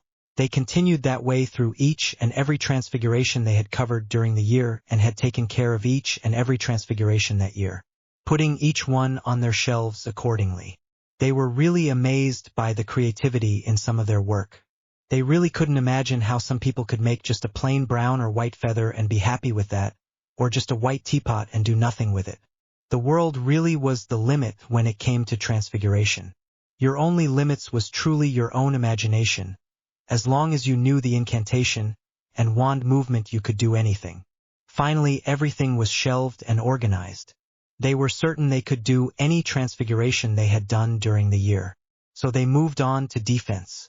Neville's father had permitted them this time to use the defense against the dark arts targets to work on their spells and see if they could practice some of their spells before finals. So Harry, Neville, Luna and Pavarti were all in the data classroom trading spells with the training dummies working on accuracy and to see how fast they could work through a series of 3 or 4 spells or curses.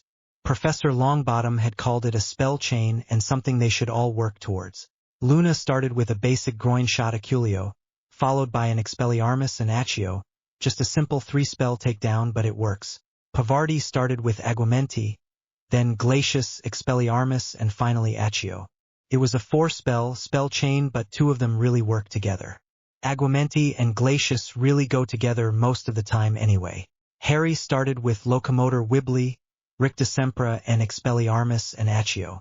He liked the effect of the whole idea that someone is wobbling around and giggling hysterically, then they lose the fight and can't figure out how. Neville worked on his Mimblewimble, then Confundus, followed by Expelliarmus and Accio. First tongue-tying spell, then confuse the opponent, disarm, then grab their wand. Game over. Then Pavarti went for the same chain as before but added Tarantaligra to it, the dancing curse. Think of being on a thin sheet of ice trying to stay upright and fighting to keep from falling down but being forced to dance an Irish jig. No way you're not going to be distracted, ha ha ha. Luna decided she wanted to try a different spell chain, so she used Flipindo, then Locomotor Mortis, followed by Expelliarmus and Accio. Harry wanted to explore some with Kalashu and Locomotor Wibbly, but that seemed like a big bust. Basically the dummy just fell to the ground and lay wiggling on the ground for a while. Useful, but not exactly the effect he was looking for. Neville tried Kalashu and Locomotor Mortis and they both liked the effects much better, of course followed up by Expelliarmus and Accio. He liked the fact that his opponent was stuck in one place and couldn't pursue him unless he took his shoes off, and even if he did, his legs were locked and stiff so they couldn't walk anyway. They all played around with their combinations until they felt they had covered all the different ones they had gone over in class and had them all down pat, each set up in a 4 or 5 spell chain they liked best and stuck with it as their primary. For astrology, Harry ordered one of those telescopes just like the one the 4 of them had bought for Professor Sinistra, and they all took turns with it. It took a while to get it since they had to have it mailed to a friend of Sirius and then forwarded to Hogwarts, but when it got there it was amazing. Just like hers was, they all 4 loved it. In fact, they decided that they would probably each get one over the summer months, just so they could each have one as well. But for now they were happy to share the one. And the one they got had a special attachment on it that allowed them to take pictures of anything they wanted, so Harry bought the whole camera setup as well. It was pretty pricey, but Harry didn't care, it was worth it. Harry couldn't believe some of the pictures he got. They were just beautiful, and they helped with their homework too. Care of magical creatures was fairly easy to study for. They just went down to Xenophilius and asked to see all the different creatures that he had showed them during the year, which he could show them. Well, all but the Kinsoons. They had only been able to stay the week and their owner had to take them back. But that was alright, they had taken a lot of notes on them when they were here, and drawn pictures and everything. Neville bought a new camera and they took several pictures of everything. Then did little booklets of all the creatures with photographs, drawings, and write-ups on each creature in it. They showed their booklets to Professor Lovegood and got extra credit for each one. It may have only been 5 points per booklet, but considering it was 12 creatures, that was almost one whole letter grade right there. They told Susan, Hannah, Padma, and Hermione about it and let them borrow the camera, and they did the same thing. They had all thought the booklet idea what a huge success. They could hardly wait until next year when they got into some more advanced creatures. For History of Magic, they all decided to do a compare and contrast report. Harry did a comparison of the German witch hunts and their trials in comparison to those of American. How injured and vicious the German methods of torture they were in comparison to those of American made the torture of America seem like a picnic. Neville compared the life and times of Agnes Waterhouse as compared to Bridget Bishop. He felt their life ended the same basic way, but how they were treated before their death was what was important. One was sentenced to death by 4 village children. The other was betrayed by her own child, Joan, who claimed her mother was a witch in order to save her own life. Luna chose to do a contrast between the French and English Inquisition. Who the major players were and how much of it was political and how much of it was based on the church. She was really surprised at how much of the English Inquisition was purely politically based. If you didn't support the crown, then apparently you supported the devil and you were either hung for witchcraft or for heresy, and the crown got rid of a lot of freethinkers that way. Pavardi did a paper that compared Matthew Hopkins, the most famous English witch hunter, and Heinrich Kramer, the famous German demonologist turned witch hunter. Heinrich Kramer wrote the Malleus Maleficarum in 1487, better known as the Hammer of Witches. It was used by the Catholic Church as a means of finding a witch and the means of their death. It was the first to label witchcraft as heresy, so the Church then felt it proper to burn a witch at the stake instead of just hanging them. It was also because of this book that most accused witches did not face a trial or tribunal and went straight to torture and finally death. Each one handed their report in and got 40 extra credit points for them. And considering they had already handed in 2 extra credit reports for the year, they were looking good for History of Magic too. They told Susan, Hannah, Padma, and Hermione about their little project for history, and they are pretty sure that the girls also followed in their footsteps and did the same thing. Charms was a little more difficult to work with. Each one picked a specific charm, then did a write-up on the charm, who invented it, what they knew about the person, if anything. How the charm came to be, any improvements or alterations made on the charm. Basically the charm's general history and byline, and any charms that stemmed off from, and any improvements that have been made to it over the years. Each one of them picked out a different charm and wrote up about a 30-inch review of the charm with a diagram of the wand movements if there were any listed with it. The research into the charms took a little work, but the end results were well worth it. Their little charms professor was thrilled with their extra effort, but he stood by his guns. He doesn't give extra credit for first year, although he did give them 10 points each for their imagination and effort. They all smiled and accepted that. Hey, 10 points is 10 points, right? For Transfiguration they did a little messing around, and Harry actually came up with something that shocked them all. He turned a plain crystal flower vase into a wine goblet. He created his own spell using vasumcalix. Then they all tried it and it worked for them all. They spent a couple of hours designing goblets, then took a few vases down to Professor Black and showed him their new spell, and he was thrilled. Harry walked into the Transfiguration classroom with a little box in his hand, followed by Neville, Luna, and Pavardi. At first Professor Black was surprised to see them, then he was curious to see what brought the kids down to see him on a Sunday. Professor Black, we have something we need you to see. Harry started, and he took one of the vases out of the box he was carrying and placed it on the desk in front of Sirius. Okay, what have you got there, Harry? Professor Black asked. Watch, vasumcalix, he said, and pointed his wand at the vase, and a lovely wine glass appeared complete with a grape pattern on the side of it. Well, what do you think? Vasumcalix, Sirius said as he picked up the wine glass and examined it. You invented a whole new transfiguration? How, what? Vasumcalix, you said? Yeah, we were just messing around and we were trying some different things and this one worked. Vasumkalix, it is simple and you can be as eloquent as you want to be or as simple as you please. Neville nodded. I can't believe you guys invented a new transfiguration. 60 points for each of you. Now let's see what you can do with them. I want to see each of you do this before I will award you the points, mind you. And they did. Each one took one of the little vases and turned them into wine glasses. Luna's did an eloquent glass with the stem and base was blue but the goblet part was clear with dozens of tiny etched stars on the goblet. Neville did one that the base looked like a vine and it was climbing up the goblet and wrapping around it. It was beautiful. Pavarti did one to match her daffodil silverware she had created, where the stem of the wineglass was the stem of the flower and the base of the goblet was growing out of the flower part of the daffodil. It was so delicate and beautiful you were almost afraid to touch it. Harry did one that had a picture of a herd of 6 darkhorns running on it, etched into the side of it with the stem and base of the goblet black that bled into the goblet portion of the wine glass. Harry knew immediately he wanted a whole set of them when he had a chance to make them just like this one. Sweet Merlin, this is amazing. Wait till I tell the headmistress. She is just going to love this. All right, you all get your 60 points. Keep this up and I will be out of a job, you know. He laughed. Hey, why don't you all come with me and bring with you your creations? I know that the headmistress would love to see these in person. She should be available and dinner isn't for another hour yet. Harry looked a little unsure but nodded. So he and the others followed Sirius to the headmistress' office, and when they got there she was quite surprised to see them. To what do I owe the pleasure of your visit? Don't try and tell me these children have caused any trouble, because I won't believe you. She laughed. No ma'am, it's nothing like that at all. In fact, it is something that I think you are going to love. Harry, if you would. And with that Sirius waved his hand for Harry to step forward and he moved out of the way. Harry nodded and then he stepped forward and reached into his box and removed another one of the little vases and sat it down on the headmistress' desk. Vasumkalix, he said, pointing his wand at the vase, and it became a nice little wine goblet with little black paw prints all over it. My word.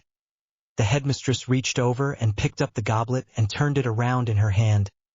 Vasumkalix, you said? Harry nodded. Yes, ma'am. I've never heard of that one. Where did you find it? She asked, admiring the delicate glass in her hand. I made it up. We were working on Transfiguration and we were trying different ones we knew, then we got joking around and I came up with Vasumkalix and it worked. This is some that we have created. With that Harry took out several of the goblets that they had created, some intricate, some rather plain, but all perfect and functional. You created it? You just designed your own Transfiguration just like that? At the age of 11? My word? McGonagall looked at the beautiful goblets, taking each one in and picked up one now and then as if to make sure they were all real and sturdy as they appeared. All right, young man. I want a complete workup on this spell. I want you to take pictures of your goblets, a notification of any wand movements, a note on any assistants you had, who all helped you if anyone. I want all your research or documentation you did on this Transfiguration, and I want it done neat and pristine. I am going to send this into Transfiguration Monthly and Transfigurations Quarterly. I want you published on this. I will back you 100% on this. If you want to put down it was all 4 of you, that is fine, or just you Mr. Black, that is fine too. Whatever you're comfortable with. But this will noted for posterity's sake, and one if not all of you will get credit for it. Now I am sure you gave them points. How many? 60 points, ma'am, Professor Black stated. He knew she would go nuts once she saw Harry's work, but he didn't know it was that big of a deal. Getting his work published was a huge deal, especially for someone as young as Harry. 60 points? Very well, add another 40 points to each of their scores when they hand in that report, and I want pictures, yes pictures, of all your goblets and the vases you originally started with as well. Let the magazines choose what they want to publish, but send them pictures of all your goblets. Can you have it done by, say, Wednesday? If so, we may be early enough to get into this month's printing of Transfiguration Monthly. Oh my word, they are never going to believe that you are just 11 years old. Oh, I want you to include a picture of all of you together, if you are going to do a group presentation, which I am assuming you will. This is so brilliant. I can hardly wait to read your article. Don't forget to mention you are students here, and it wouldn't do any harm to mention Professor Black's name in there either. Sirius, I want you to help them on their article and make sure they get any major points across, without it being too long or drawn out. But hit all the peak points. Also, if they are going to do a group article, make sure they do a small bio on each one of them. They deserve the credit for this. The poor headmistress was practically beside herself with glee as she placed the last goblet down on her desk. She smiled at all 4 of the children. Oh yes, 40 points. As soon as I see that article, she stated. Harry grinned and nodded. Wow, the possibility of being published had never even occurred to him, and now it was a very real possibility. We will definitely be doing it as a group, ma'am. We were all working on our transfigurations together, and this one just happened to work. Just because I was the one that come up with it doesn't change the fact that we were all involved. Harry was happy to share the credit and allow everyone to get the points too. Very good. Just remember lots of pictures and those short bios. They only have to be a paragraph or 2 on each of you, but you need to include them as well, she suggested. With that, they packed up their goblets and headed out of the headmistress's office and back down to the Gryffindor dorms. Everyone just grabbed their trunk, shrunk them, and headed over to the Transfiguration classroom and started to get to work on writing that article after enlarging their trunks again. It was easier than trying to figure out where to go since the boys couldn't go to the girls' room. And they needed more privacy and quiet than the boys' room allowed right now, so the Transfiguration classroom it was, besides Sirius, could help them there. Harry had Luna taking the pictures because she just seemed to have an eye for those things. She seemed to notice the little details that the others missed, like how the light hit something, and the background and the angle of the shot, things like that. So she was busy taking pictures, while the others were writing out the article. Sirius was going through and checking what they wrote and making suggestions here and there, like having them note the pronunciation and putting in the proper inflections. By the end of the night, they had the article finished and were just waiting for Xenophilius to develop the pictures. And they turned out beautiful, if Harry did say so himself. They even had Sirius take a picture of them, and then they took a picture of Sirius leaning on his desk in the Transfigurations classroom. They made sure that Sirius did a short bio for the article as well. They actually had the article finished by that night and the pictures ready by Monday night. They gathered it all up and took it to the headmistress in an almost book-style report. But it wasn't as long as an actual book report. It was only 1 page long, thanks to some well-done editing by Pavarti. What took up most of the space was the photographs. And there was 4 pages of photographs with 4 photographs per page. In the end it looked quite impressive, and the headmistress was quite thrilled. This work is well worth the 40 points I am giving you for. And you have it finished in just 1 day. Brilliant. Oh, look at these pictures. Who took them? They are impressive. I love these pictures. McGonagall commented. Luna is our photographer. She just has an eye for that stuff where none of the rest of us can even try to match her. Neville stated proudly. Yeah. She has a gift with a camera that we can't hope to match. Harry agreed. I think you 4 should be able to get published with this quite easily. Let's hope that they believe it is genuine and not some hoax or something though. For 11-year-old Transfiguration genius, inventing something this brilliant is a little hard to imagine. But if necessary, they can come and test you themselves. We could always show them our other Transfiguration work if they wanted to see it too. I mean, that would prove we know what we are doing, wouldn't it? Pavarti asked. You would think it would. Sirius added, nodding. The lunch bell rang and everyone headed down to eat. The kids were thrilled with the headmistress over all impression of their work on the article and with Professor Black's opinion of their latest achievement. At lunch they couldn't help but think of all the other cool things they could try, but they had been warned not to try to transfigure anything else unless they were where a trained professor was present. There could be an accident and they didn't want that, now did they? So the kids agreed to not play around with transfigurations unless Sirius or she was around. And that seemed to satisfy them both. It was the last week of the term and everyone was fretting over finals coming up. Some more than others. Harry, Neville, Luna, and Pavarti had been steadily studying in the library since the month had started and were well prepared for their finals. In fact, they were actually looking forward to the challenge of it, believe it or not. They had practiced every transfiguration, every potion, in their 7-compartment trunks, mind you. Every hex, spell, and charm or curse they had been introduced to, and a few they had not. Their Ditany plants looked brilliant and were blooming away. They had completed extra credit reports or work in all the classes that allowed it. And each one had gotten full marks on them. Some of them had even gotten bonus points here and there. The Transfiguration's monthly magazine was going to publish their article with 8 of their pictures, although they didn't know which ones yet. 8 was a huge number for any article, so that was really impressive. Pavarti had told Padma about her getting published, and she was a little jealous at first, then she was just excited for her sister. They wrote their parents, who swore they would buy 10 copies of the magazine as soon as it came out just to get copies to hand out to people they knew. Frank and Alice were almost as bad. Alice was a little worse than Frank, wanting to send Frank's mother a copy of the magazine just to smack her in the face with the idea that her son was a squib. Ha, and here he is getting an article printed for a spell he helped create, squib indeed. Eat that, you old biddy. Sirius already sent the same article into Transfiguration's quarterly, and they were just waiting to hear back from them. Sirius sent in the same pictures, so everyone was wondering if they get accepted for an article if they would end up picking the same pictures or not. Well, they would have to use the same shots of them as a group and the one of Sirius, but the other pictures, who knows? They got their testing schedule the week of finals, and to say their days were going to be packed was an understatement. Monday from 9 a.m. to 12 p.m. Transfiguration. Monday from 1 p.m. to 4 p.m. Charms. Tuesday from 9 a.m. to 12 p.m. History of Magic. Tuesday from 1 p.m. to 4 p.m. Herbology. Wendy from 9 a.m. to 12 p.m. Potions. Wendy from 1 p.m. to 4 p.m. Defense Against the Dark Arts. Thursday from 9 a.m. to 12 p.m. Care of Magical Creatures. Thursday from 1 p.m. to 2:30 p.m. Astrology Part 1. Thursday from 9 p.m. to 10:30 p.m. Astrology Part 2. Thursday is going to be a long day, Neville noticed, to say the least, but we have a 6-hour break in there to take a nap, and I for one am going to take one. I won't show up for that class half asleep and no clue what I am doing, Pavarti said. Same here. Oh, I will study for part of the time, but I intend to take at least a 2-hour nap in between times there. That way I can be refreshed by the time the test comes up.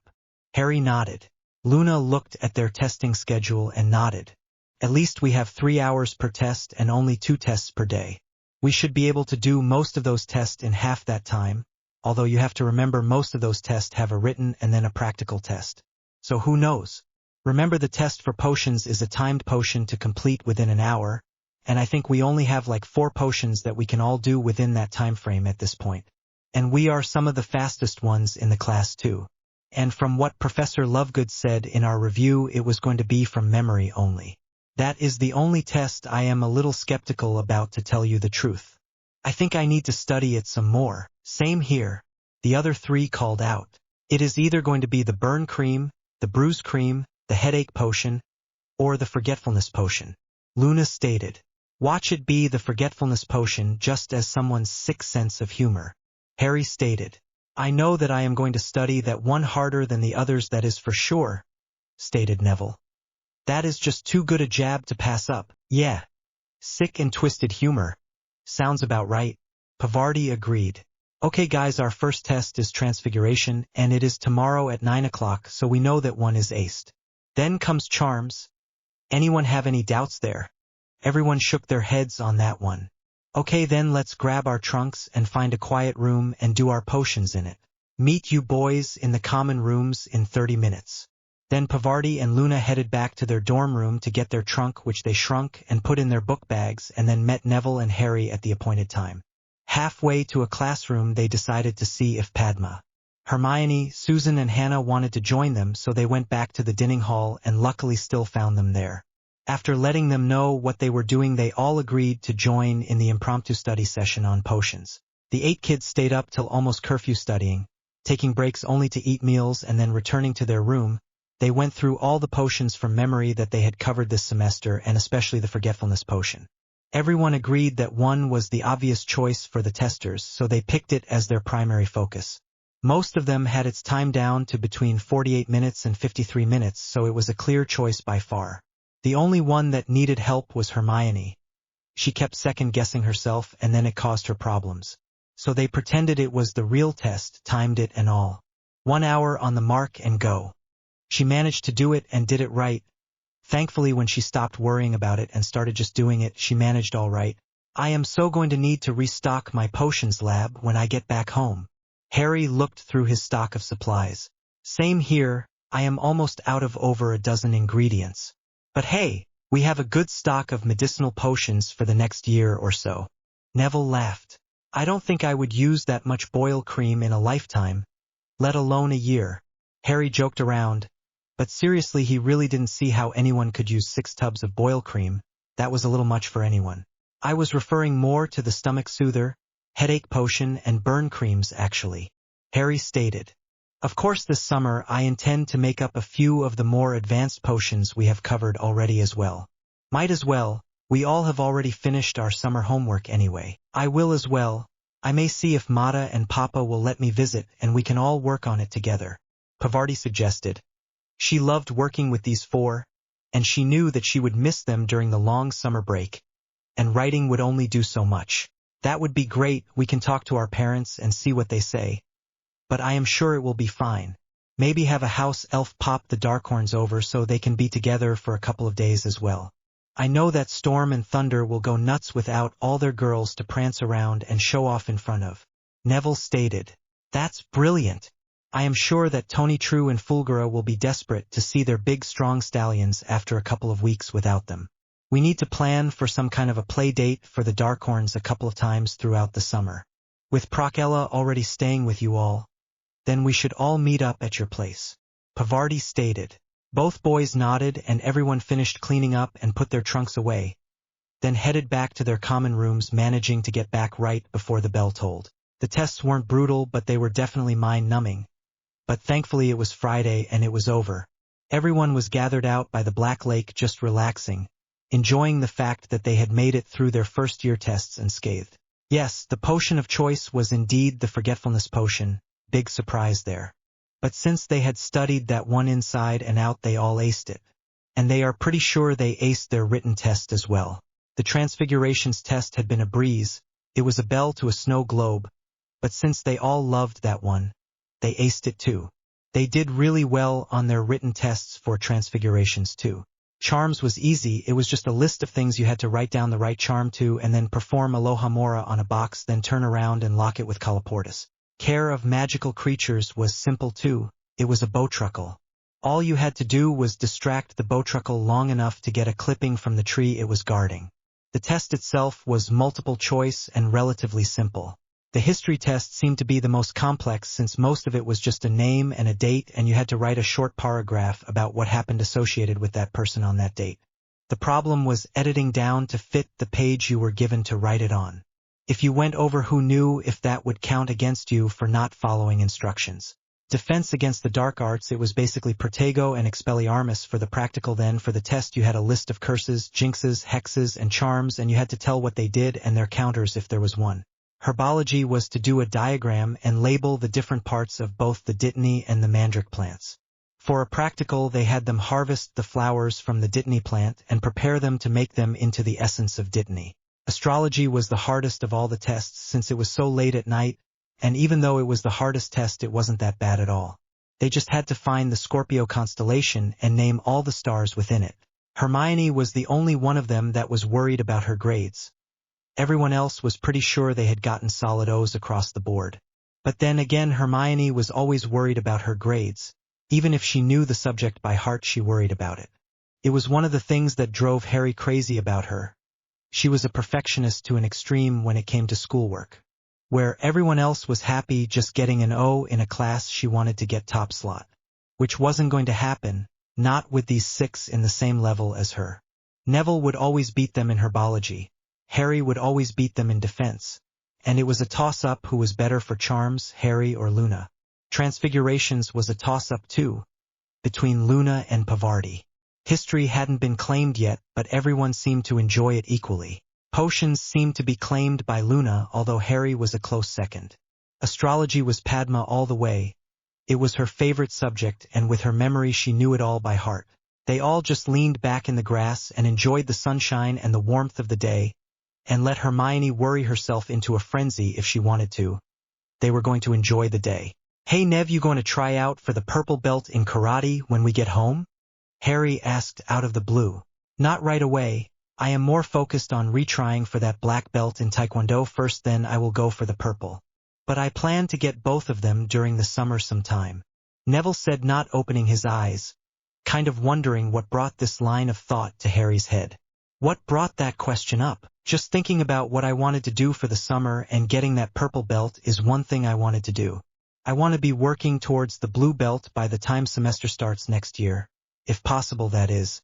I want to work on the big boomers, which is what he and Neville were calling their large colored orbs now. And I want to see if I can make them faster than what we could down in the chamber. Harry stated. Yeah, we do need to practice that up a bit. We have only done those that one time. Neville agreed. I wish you could teach us to make those. Pavarti sighed. I wouldn't even know where to start. It is just something we have always been able to do. We can see about it, though. Maybe we can figure out how we do it and then teach you guys how.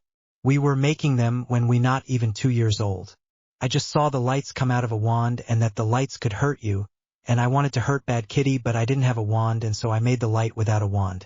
It seemed completely logical for a 16-month-old at least. Neville watched me do it and did it too. No one told him he couldn't do it, so he did it. And that is how we have always done things. When one can do it, for some reason the other one just naturally can do it too. Sirius used to tell us stories about floating toys around the room all the time. Simply because no one told us that we couldn't do it, so we did it. No one said that the cat shouldn't be pink, so we turned it pink. That was Neville's fault, by the way. Harry stated. No way, that was you. You were mad at Salem because he tore up your block fort again, and you stomped your foot, and the next thing you know the cat is squalling through the house pink and fluffy, running to Mum for help. Neville opened his eyes and glared at Harry. What difference does it make? It was years ago now.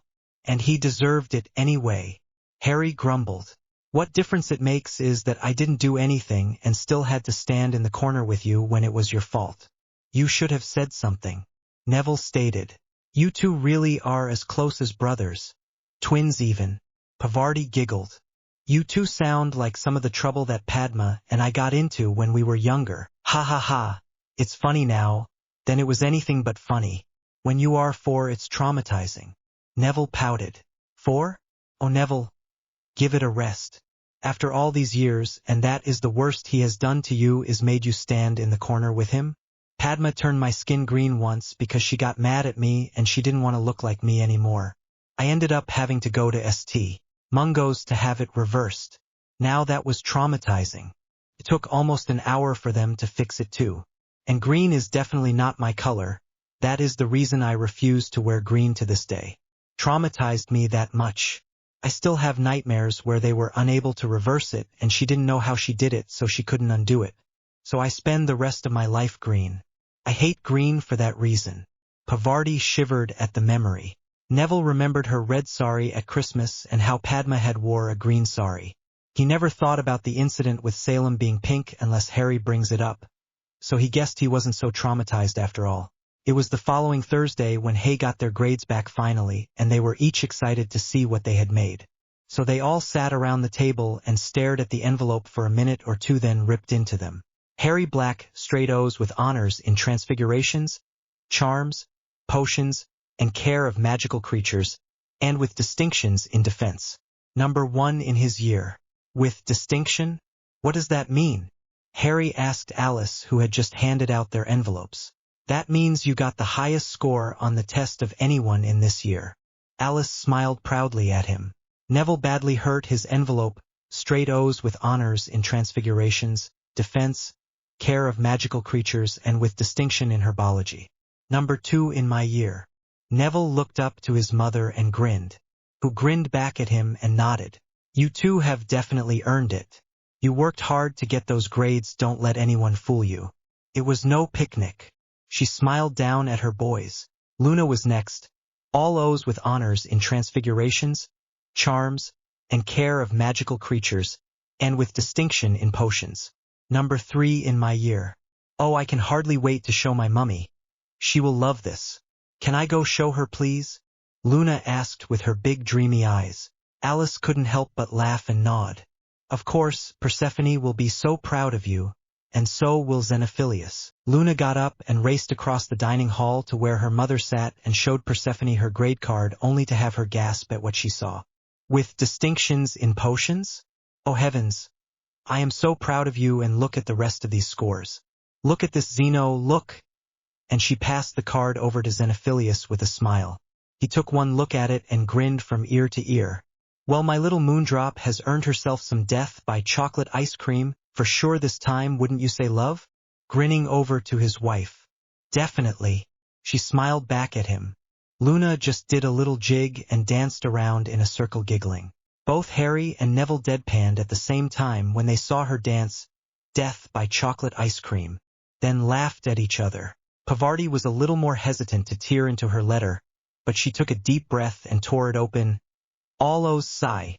Honors in Transfigurations, care of magical creatures, astrology and history.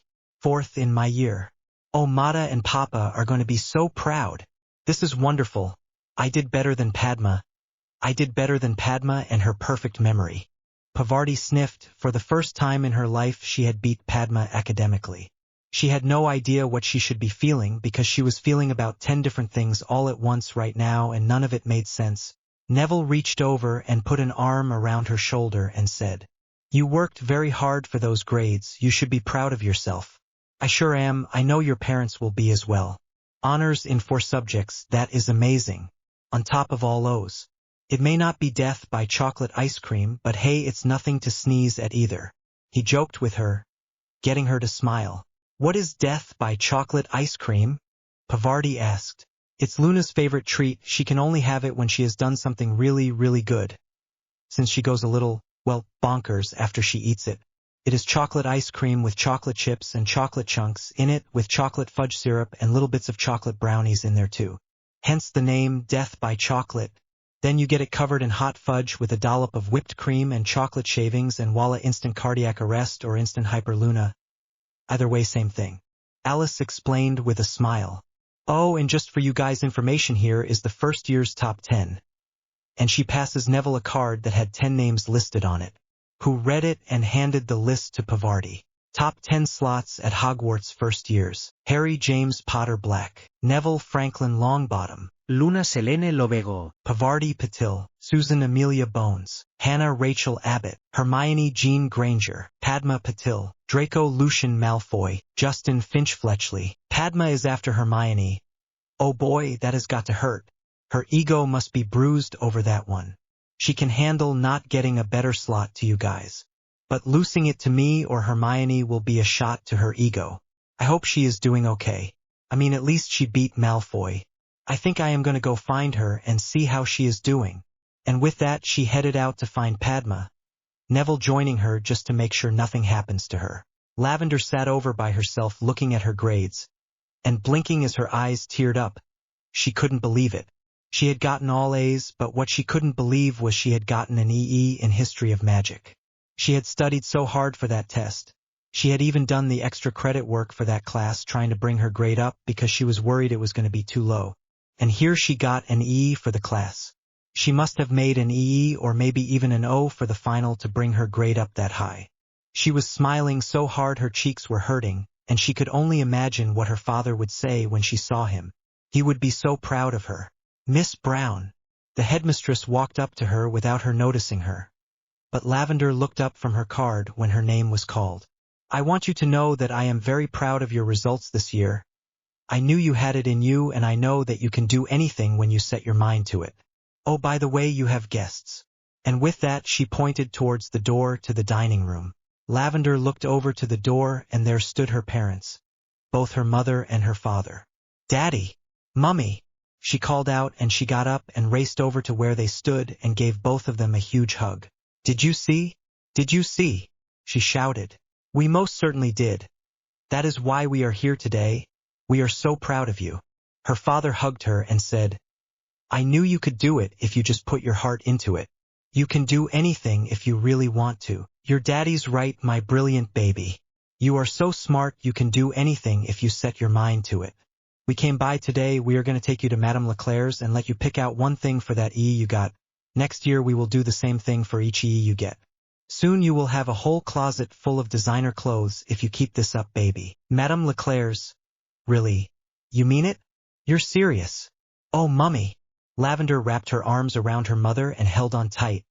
There were several upper-level girls throughout the school that looked on jealously as they heard Madame Leclerc's. Madame Leclerc's is a high-end designer shop in Diagon Alley. They sell Paris originals. Some of their clothes cost as much as a person's salary in a month. but if you can catch them on a sale day you can get some great things at reasonable prices. So that was the reason they were taking Lavender home the day before the train left. They always had a sale on this year's clothes right before the kids got out of school, and usually the best stuff was gone before the train arrived, unfortunately. But they had made arrangements with Headmistress McGonagall previously. If she got even 1 EE on her finals, she could be taken out ahead of the train as an award. Well, let's go then. The elves already have your things packed and waiting in the headmistress office. We can use her flue to go right through, Annette Brown stated, smiling at her excited daughter, who was practically dancing in one spot. Lavender grabbed her parents and started pulling them towards the headmistress office. For the first time she was happy she knew the way there. Minerva couldn't help but smile as she watched her most troublesome student this year skip down the corridor, pulling her parents towards her office. The child had been a handful, but you would never have guessed it if you saw her today. It was like two different individuals. I guess she just needed to find herself, Minerva thought, as she hurried after them. Madame Leclerc's? Harry looked over to Neville, who shook his head. Never heard of it. Neville stated, still staring off at the space that the Browns had just vacated, shaking his head. I'm so glad you guys are into style and not fashion. I don't know what I would do if you suddenly turned into someone like Lavender. Neville mumbled. Pavarti elbowed Neville in the ribs. Bite your tongue. I could never be that shallow. And thank you for differentiating the difference between style and fashion. Not many boys know that there is a difference, she stated. Well, yeah, style is what you guys were wearing for Christmas that had style and class. It was beautiful and brought out your own beauty to boot. Fashion is Madame Leclerc. Expensive things with someone's name on it, whether it looks good on you or not, as long as it has a name on it, then it is all right. Neville smiled down at his friend, causing Pavarti to smile and turn her head to hide her blush. You know, it is all about how you say it, Nevada. And I think you just said a mouthful. But you're right. The girls did look amazing for Christmas, but then again they look amazing most of the time. The only difference is they didn't have to wear their school uniforms and could wear what they chose to wear, which only goes to prove that our girls have excellent taste. Harry stated. Your girls? Luna asked as she looked at him with a quirked eyebrow. I just remembered I have some packing I need to do. Bye. With that, Harry got up and ran from the dining hall like a shot. Both Luna and Pavarti looked over to Neville, who just stated, me too, and raced after Harry. The girls got up and stomped after the boys. Come back here, you cowards! Luna shouted after them as she followed the boys back up to the Gryffindor common room. Oddly enough, they were nowhere to be seen. When the girls got to the common room, they couldn't hold it in any longer. They broke down in giggles and then headed to their room to finish up their last-minute packing they themselves had to do. The train ride back home was fun. Harry, Neville, Luna, Pavarti, Padma, and Hermione all crammed into one compartment and spent most of the ride playing poker for Bertie Bott's every flavored beans. Luna won, of course. You could never tell when she was bluffing, damn it. They did get a visit from Susan and Hannah, though. Unfortunately, there was nowhere for them to sit, so it was just a visit. Everyone discussed what they were going to do over the summer, and decided to get together at least a couple of times to visit through the summer if possible. Malfoy made his obligatory appearance, although why was anyone's guess. He opened the compartment door, looked at everyone, huffed real big, and then closed the door, which seemed totally useless. No one but Malfoy seemed to understand anything Malfoy did lately anyway. He was pretty much a pariah in his own house. Only a few first years would have anything to do with him, mainly Parkinson, Crabbe, and Goyle. Not the pick of the litter, as it were. Most of the other houses' first years were pretty much ignoring him also, so for now he was a little out in the cold. Hopefully that would change with time, but we shall see. As they neared the station, they all exchanged contact information and made promises as of writing and staying in contact with each other. Once the train stopped, everyone waited until they weren't going to be trampled by the mass herd exiting the train to leave the compartment. Then they left their compartment. Since they all had shrunk their trunks and placed them in their bottomless bags, they just had to pick up their animal carriers and walk out onto the platform. While those with owls had sent their owls ahead of them and had shrunk their owl cages and stands and put them in their trunks, so it was only Hannah that had a cat carrier for Star.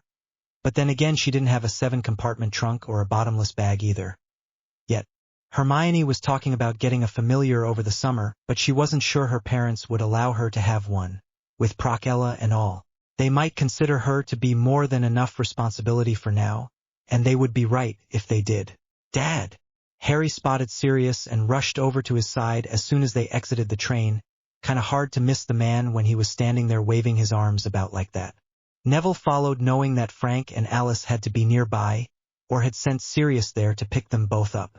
As they got closer, they realized it was both Sirius and Remus standing with Persephone and Xenophilius, so Luna rushed over to them and hugged them.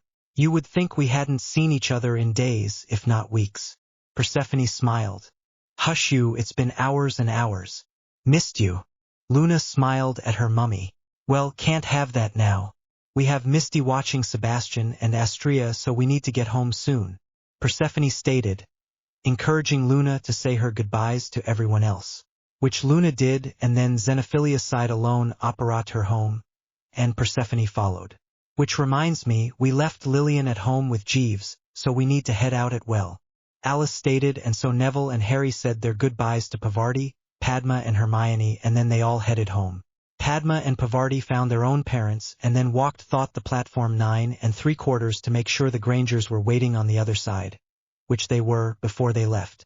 With that, they all headed out, the Grangers by car and the Patils back through the platform to apparate out and head home. Chapter 12. Chapter 12. It had been 2 weeks since the end of term and the summer was going brilliantly so far. They had had one play date with the Darkhorns so far and they had truly loved it. All the Darkhorns had been a little fussy being separated like they were, but when they were allowed to be together, even if it was just for a day, they seemed to snap right out of it and began to act like their old selves. Harry and Neville were racing Storm and Thunder through the forest behind Longbottom Hall when suddenly Neville pulled Thunder up short and stopped, looking around quickly. Harry, who was behind him on Storm, stopped short as well and looked around to see what had caused his brother to stop like he had. "What's up?" Harry asked, not seeing anything out of the ordinary around them. "The war wards of Longbottom Hall just went up. We need to get back right now. I don't know what caused them to go up, but it can't be anything good." Neville turned Thunder around and raced back to the stables at top speed. "Yah!" he shouted and kicked Thunder into action. "Oh shit!" Harry exclaimed and turned Storm around and followed Neville and Thunder as fast as Storm could go. They reached the stables only minutes later, their Darkhorns breathing heavily, and called for Jeeves. Normally they would brush down their Darkhorns and tend to them, but they were sure that something was up, and that they needed to get back inside as quickly as possible. They introduced the Darkhorns to Jeeves and asked if they would allow him to tend to them. When they got hesitant approval, they thanked their beloved friends, giving each one a juicy rat for their cooperation. Then they ran inside to see what was going on. "Do they have any information on how she did it?" Frank asked. "No, nothing so far. They think that Narcissa was down there visiting Lucius and she passed Bellatrix's cell. Their best guess is that when she passed Bellatrix's cell, Bellatrix lunged out and grabbed her, then choked her through the bars until she was unconscious. Then Bellatrix grabbed her wand and opened her cell door." Amelia stated, "Narcissa is badly bruised, but she will live, although she is having problems speaking right now. They said that she would be fine in a couple of days. They admitted her into Street Mungo's for observation though."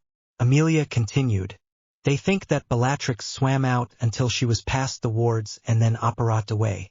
But again, that is best guess. We haven't found a body yet, and all we know is that she is missing, and she did have a wand when she went missing. Other than that, we have no real information. We know she killed 3 guards on her way out using Narcissa's wand. That is why it took this long to get to you. The alarms didn't go off for almost 3 hours after the incident because there was no one alive to sound the alarm. It wasn't until shift change that anyone noticed anything wrong. Then they did a check of the prison and found Narcissa and Bellatrix's empty cell and called an all-out alert for a prison break. So she has a 3-hour head start. Damn, and her first stop will probably be here. Thanks for the heads up. We will have the boys return immediately." Frank started. "They already have Dad. What is this about a prison break?" Neville asked. "Bellatrix Lestrange has escaped prison. They don't know if she is alive or dead yet though. Since they haven't found a body, they assume she is still alive. If she didn't drown, that is, and we just haven't found the body yet." "Bad Kitty escaped?" Neville looked at Harry, who looked back at him, neither wanting to say what they were thinking. They both knew she would want revenge for the humiliation of them catching her when they were not even 2 years old, so they were both high on her hit list. "Bad Kitty is loose?" Harry answered. Frank smirked at the nickname the boys had given Bellatrix when they were young. but then took on a serious expression. Yes, Bad Kitty is out there somewhere loose, we don't know where she would hide out. So we want you boys to stay close to home until she is caught. Exercise the Darkhorns in the corrals for now. No more long-distant rides until we know more about where she is or until she is recaptured. You two are to go nowhere alone, even with your friends. You are to go nowhere without an adult escort, understood? Frank stated. Both boys nodded, yes sir. They agreed immediately. They were well aware of just how dangerous Bad Kitty honestly was. They were well aware of just how dangerous she was now. They both had read all the reports on Bellatrix Lestrange when they had gotten older, when they were 9 years old to be exact. And since then they had a whole new respect for their abilities and their power when they were young. They knew their biggest strength back then was probably the element of surprise, since no one would suspect a little kid of being able to do such magic. But now she knows how strong they are and would come at them with everything she has got. And that means she would aim to kill. Bellatrix Lestrange's weapon of choice was a knife though, and she just happened to find a beauty. Who knew that muggles could enjoy the beauty of a finely honed knife as much as she did? She looked over the 3 dead bodies of the young campers that lay around the campsite and shrugged. Oh well, it was all hers now. As she continued to go through their things, she picked through the females' clothing, and since they were about the same size, she picked out several pieces and put them in one of the back bag, then gathered up some of the foodstuffs, a sleeping bag and some miscellaneous things she thought she might need, like flasks for water, lanterns, all the knives they had, rope, bug spray, and a first aid kit. Then packed the girl's backpack full, and after she changed, she looked like any camper hiking through the woods, and not an escaped convict. She even took the girl's boots right off the dead girl's body. She gathered any muggle money that they had, which was almost 400 pounds, and headed out. It was a long way to London, and she planned to apparate from one safe hole of the Dark Lords to the next until she got there, gathering whatever was still there, if anything was still there, that is. She was one of the few that knew of most of the bolt holes the Dark Lord had. He had 8 in England, and she knew the location of 6 of them. The closest to her was about 160 miles away, so she needed more in her stomach than the bologna sandwich and granola bar which she had just eaten to get there, considering she had not eaten since the morning before. She looked at the map the 3 had had with them, and it indicated a town not far from there, so she apparat to it first, hoping on finding a hot meal there. Bellatrix was in luck. There was a small pub that had inexpensive yet hearty food, so she ordered fish and chips and a beer. Her first real meal in almost 10 years, so she relished every bite. Even if it was a little greasy, it was heavenly to her. Food she could sink her teeth into, not some soup or porridge that was so bland that it would almost make you cry tasting it. At the time you were happy for it since it was anything to eat, but compared to real food it was disgusting gruel. If there was one thing she hated about prison, it was the food. She could handle the heat, the cold, the constant dampness in the air, the isolation, the constant screams, the dementors even, but the food was cruel and unusual punishment. She thought that her taste buds had died ages ago until she tasted that fish on her tongue. No, they hadn't died, they had just gone on a long sleep. Merlin, this was heavenly, she thought as she relished every bite. When she finished eating, she gave the waitress a nice tip and got a meal to go as well. Then headed out. She went around the corner of the building and apparat to the first bolt hole to check it out. Sirius and Remus were gathered in the parlor with Frank, Alice, Harry, and Neville talking about the prison break and what could be expected when Amelia called on the flu again. Of course she was allowed to come through. Well, we hit a bit of a break, if you can call it that. About 20 minutes ago, 3 campers were found dead in the Mount St. Helens National Park. They were supposed to meet up with 2 other buddies, who had come to join them, and they found them all dead. The non-magicals have no idea what caused it, that's what put up the flag, and we got it. We had alerts out for any unusual activity in the area anyway, and since it wasn't that far out of our scope, they went ahead and notified us. Amelia stated as soon as she got into the parlor. She looked around and took note of everyone there and then continued. There was 3 adults in their mid-20s, 2 males, 1 female. The female was about Bellatrix's size, and a lot of her belongings are missing, so we think that she is disguised to appear as an American traveler or camper at this point. She has the backpack and camping gear that belonged to the young girl, and probably any weapons the people had on them, which is unknown at this time, although the one gentleman did state that his friend's Bowie knife was missing. So we know she has at least a large knife with her now, which makes her extremely dangerous. Her and knives are not a good mix. Harry just grinned real big and reached into his pocket and took out his pocket knife and handed it to Amelia. She gave him a funny look but accepted it and just looked at the pocket knife, then took out the blade and looked at it, wondering what Harry wanted her to see and why he had interrupted what she was saying. Cultural flora, Harry stated, pointing his wand at the knife in Amelia's hand. Suddenly there was a daffodil where before there was a quite sharp buck knife. What in the name of Merlin? Amelia gasped. Harry grinned. Well, we knew that her weapon of choice was knives, so we decided to take her weapon away from her, even if she throws them at us. As long as we can see it in time, we have it licked. You boys have been creating spells again, haven't you? Frank accused. What did I tell you about doing that without an adult present? You could have. Never mind. Which one of you did this one? It was both of us this time. I did the first part and Neville came up with the second part. When we put them together they just worked. We only tried it on like 2 butter knives to get the pronunciation correct and now it's perfect. Harry grinned at Frank. He knew they couldn't be mad at them since it was something to help with their defense and help protect themselves. Merlin, help us all. You two need to stop doing that. Write it up and I'll send it to Minerva. Hopefully she won't box my ears for letting you do another spell without supervision. Don't tell her that part. Just write it up and make a few different flowers or something, you know what I mean? Take some photos and we will see about getting this one published as well. I'm sorry, Amelia, you were saying. Sirius shook his head and performed the repariphage spell to turn the flower back into a knife. Ah yeah. What was that spell again, boys? I need to teach that to my crew. Just in case we end up facing her out there? Amelia looked at Harry, still a little taken back at the fact that they had created a new spell all on their own. Cultural flora, it means knife to flower. Simple and to the point. The hardest part is focusing on a flower when your life could be in danger. But even in a panic you should be able to do it. It is only 4 syllables and it is a simple point and shoot, no wand movement at all. So the hardest part is thinking of a flower. If you practice it making daffodils all along, it will just be easier to do, so when you need it, it will be almost second nature. And daffodils are like the most basic flower I could think of, so they are the first thing that popped into my head when I think of a flower, but you can make any flower you can imagine with it. Pansies, poppies, roses, tulips, carnations, irises, anything you might have a favorite flower that pops into your head first, so use it. I just use daffodils because they mostly come in just yellows and they are pretty simple to look at. Their leaves are simple, their flower is simple, and they are quick to imagine.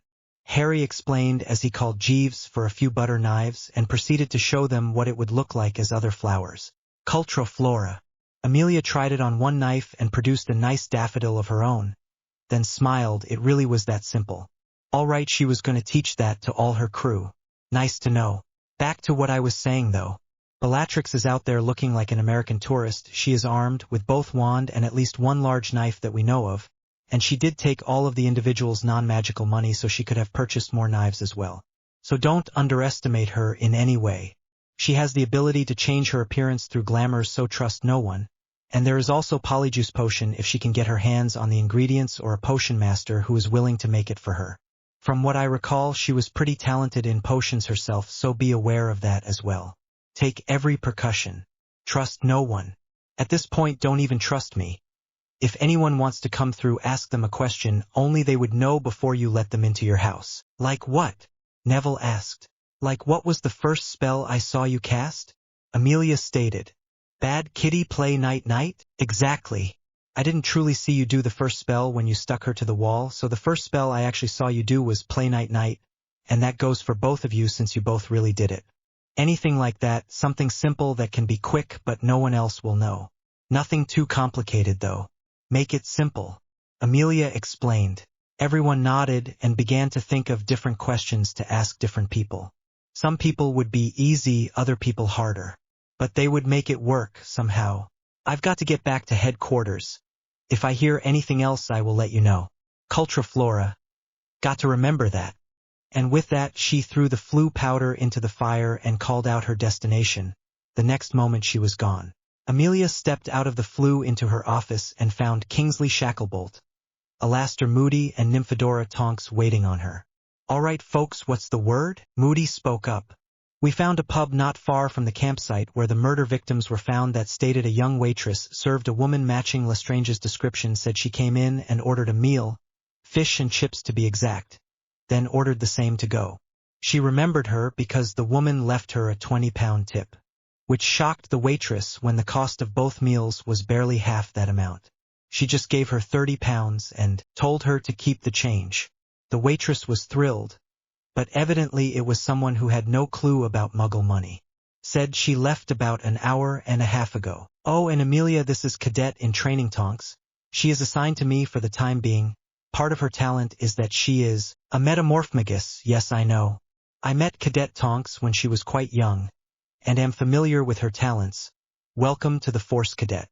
Amelia smiled at Nymphadora, who smiled back but tried to remain at attention even though she had to suppress the giggle that threatened to come out. Yes, we thought her talent might be useful in our current case. While she needs work in stealth and sneak, she more than makes up for in camouflage and conceal. Plus her knowledge of the Muggle world is an added benefit for us. She can even drive a Muggle vehicle, is licensed to do so and all. My goodness, Cadet, you have been busy. But speaking of useful, do you still have your knife on you? Amelia asked. Always. Moody replied. All right. Come at me like you are going to strike me with it. Amelia instructed. What are you up to? He asked. Just do it, Cultra Flora. She called out almost too late. She saw the flash of silver and reacted on instinct, and bam. Alastor was holding a daffodil in his right hand instead of his silver-bladed knife that he always kept with him. Never knew when you might encounter a werewolf nowadays, now did ya? What in the name of seven hells was that? Alastor shouted. That, my friend, is the latest, courtesy of Black and Longbottom. Cultraflora turns any knife into a flower. The easiest to do is a daffodil, so one thought, and no more knife. Amelia smiled. Oh, and Reparafarge. There you have your knife back. Alastor stared at his silver knife again and couldn't believe it.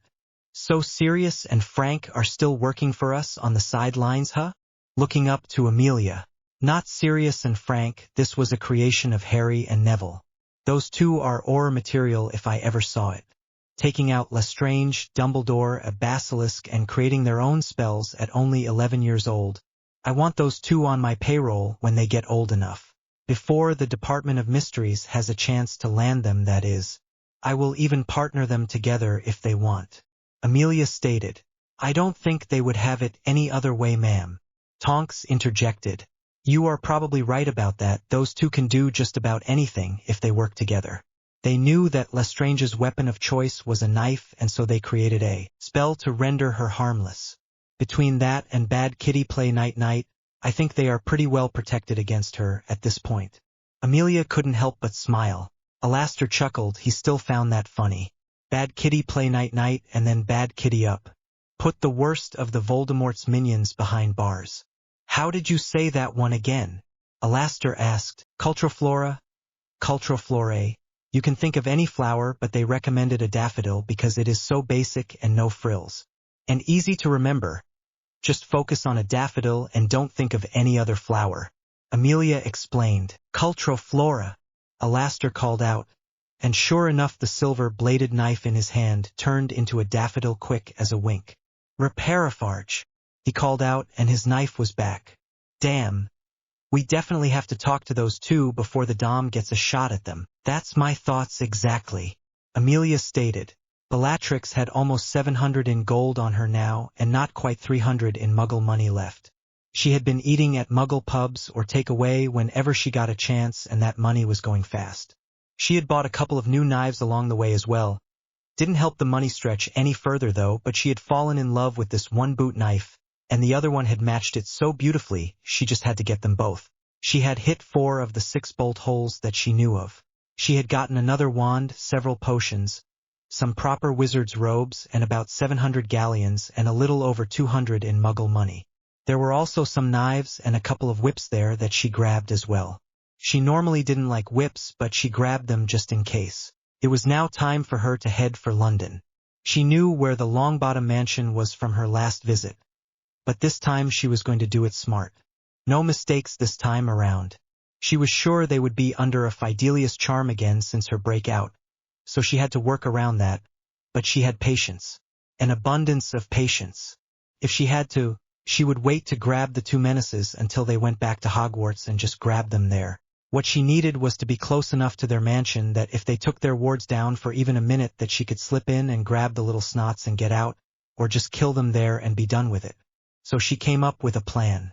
She would set up camp somewhere on the edge of Longbottom property and wait them out. She had all that girl's camping supplies, and all she would have to do would be to run over to the travel center in Diagon Alley and buy a tent, under disguise of course, and buy enough food to last through the summer. Even if she was only here a few days, she would need the food for later on anyway. Even if she couldn't get the boys here and had to go to Hogwarts to get them, she could use the tent in the Forbidden Forest and live in it there until she achieved her goal. Her goal was quite simple: Harry Potter and Neville Longbottom dead. Period. The whole summer was filled with practicing defense, doing research and reading ahead. They had the other Darkhorns over a few times, but not as often as they would like, due to certain circumstances. They simply had the house elves pop the Darkhorns into the stable and allowed them to mingle for a while instead of really going riding on them or anything. It seemed to make them happy enough, but it was a shadow of what they had planned in comparison. They had planned on several long rides and a couple of over-the-night camp-outs and maybe even some outings to different places, but now with everything that was happening they had to stay at home and pretty much just exercise their Darkhorns in the corrals and near the hall and not go out of sight of the corral.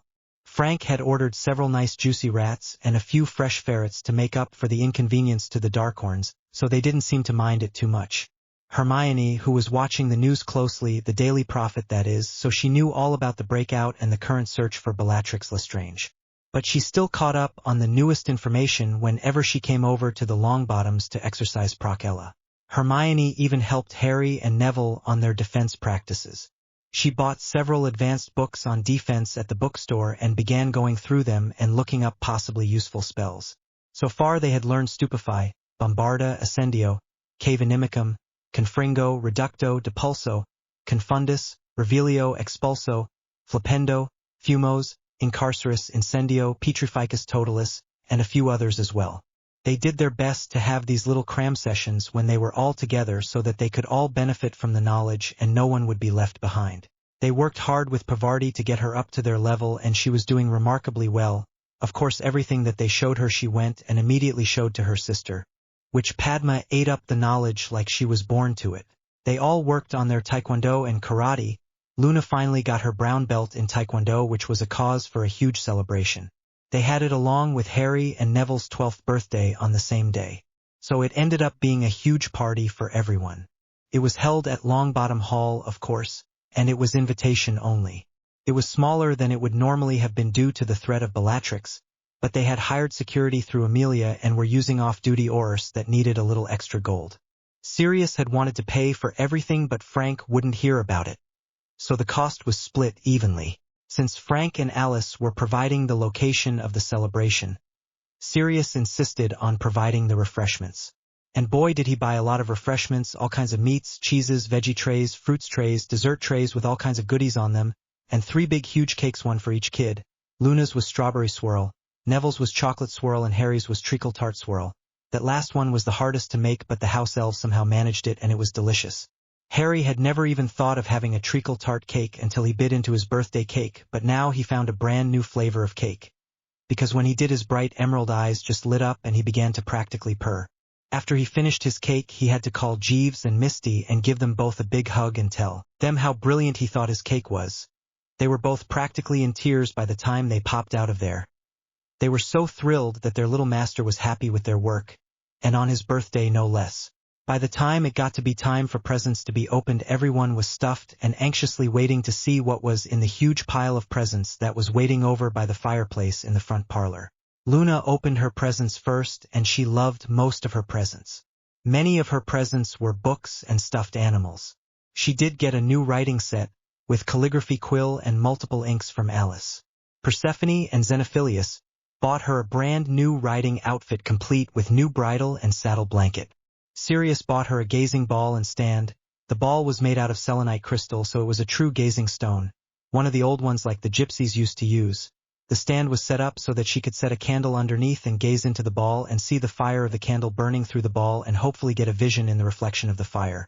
Harry got Luna a beautiful starburst bracelet to match her necklace that he had bought her before. It had a solid silver bracer, and in the middle of the bracer was that beautiful delicate starburst-looking design. complete with the sapphire in the middle. The whole thing was about 1.5 inches wide, just wide enough to fit the starburst and a very pretty but delicate border, and still look feminine. Neville got her a very rare and beautiful golden moondrop flower, mainly because her father was always calling her Moondrop, but also because they were a beautiful flower and they only bloomed under the moon. He thought that Luna would actually appreciate them. He told her he would help plant them wherever she wanted to and teach her how to take care of them too. She was thrilled with the beautiful flowers, and with her other presents, but everyone could see the present she liked the most was the one from Harry. Since she had wore the necklace he had given her today, she immediately put on the bracelet and she kept tracing the little starburst pattern with her finger and smiling throughout the day. Neville got a lot of clothes from everyone since he had grown almost 3 inches since last year. But he got some fun things as well. Sirius got him a set of 6 bonsai trees and the kit to making a miniature Chinese meditation garden.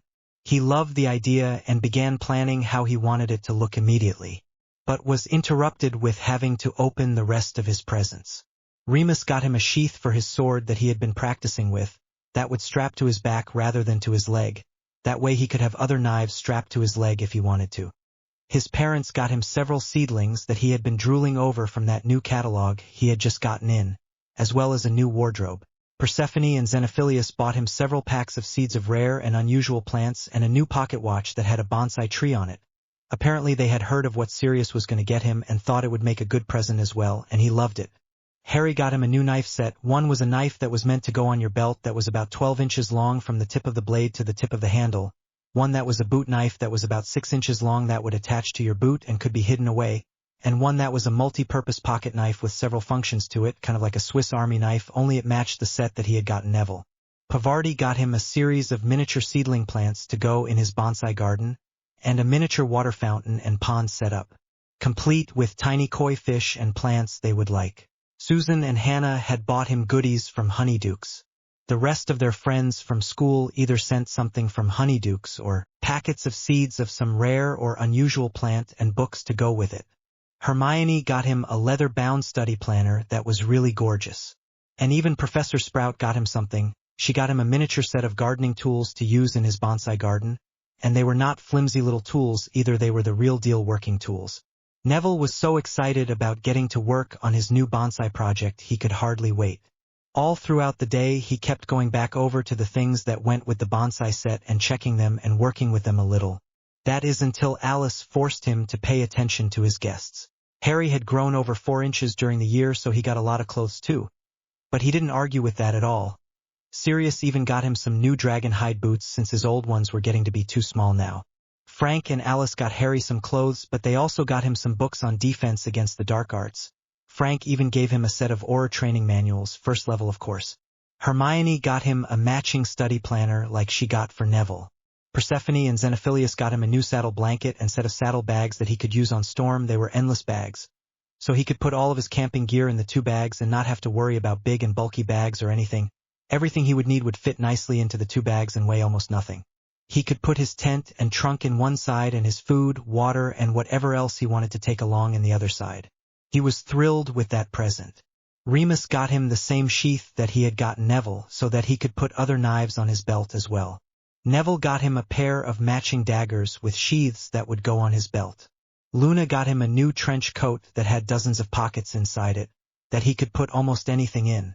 Some of the larger pockets were meant to be bigger on the inside than they were on the outside, so he could fit anything he wanted inside it and no one would be able to see anything different from the outside. He could even put his new saddle bags inside one of the pockets and no one could tell. He checked, and yep, his broom would fit into one of the pockets too. What was cool is that it didn't hamper the movement of the trench at all, and it looked completely normal from the outside, even completely loaded down with stuff. Harry kept playing with his new trench coat until Sirius reminded him that he had guests too and he should be playing host to them as well. So he put away his new trench for now and went back to the party and his guests. Pavarti ended up helping Neville put together his bonsai garden, and it turned out so beautiful it could almost make you cry. Neville had put a little sand garden with some various miniature succulents in it. He made a small Buddhist-style temple and added it to one side, and put the koi pond and fountain on the other side. He even got several small flat stones and made walkways throughout the garden that lead from tree to tree and put little benches there for meditation and just to sit and enjoy the view. Neville decided that someday he was going to have a big garden just like his miniature one somewhere on the Longbottom property, so he was putting a lot of thought into where everything was going and everything that was being placed onto the gardens. All in all, it was about 4 feet by 4 feet and absolutely breathtaking by the time he finished it, although it took the better part of his summer. Neville put it in his study in his 7-compartment trunk when it was all finished so that he could take it to Hogwarts with him. That way it wouldn't get overgrown or die or anything while he was away at school. And with the spell work on the trunk, nothing would get thrown around or damaged. Not even the sand garden or the koi pond that he had built. But he was going to put a few extra spells on it just in case anyway. Harry and Luna spent hours going through catalogs picking out things to get to put in the pockets of his new trench coat, like a new compass, 50 foot of nylon rope and some paracord, several knives, a few flashlights. They even picked out some things from Zonko's joke shop, like a bunch of filibuster fireworks, stink bombs, smoke bombs, and flashbangs. Harry saved one pocket for owl treats just for Hedwig, and another pocket he placed a cooling charm on for fresh meat for Storm so that he could store a few bits of meat there for his Darkhorn as well. He separated his trunk into one pocket and placed his saddle bags into another pocket. That way he could just grab his trunk out quickly and get anything he needed in a flash without having to take out the saddle bags, then take out the trunk and get what he needed. All he had to do was reach in and grab his trunk and get what he needed out now that he had a designated pocket for it. He then went through and stocked up his tent. It was a modest 4-bedroom tent, with a living room, 2 bathrooms, kitchen, and study. Harry figured since they had their trunks that it didn't need to be fancy or have lots of extras. His trunk had a potions room and separate bedroom as well as library and study if he needed it, so the tent would be perfect for any outing that he or they would go on. Harry stocked it full of non-perishable foods and put some perishable foods under stasis charms so that they would keep at least 6 months if not a year. His cold cabinet was stocked with meats and cheeses also put under stasis charms, but he put them in the cold cabinet just for extra protection.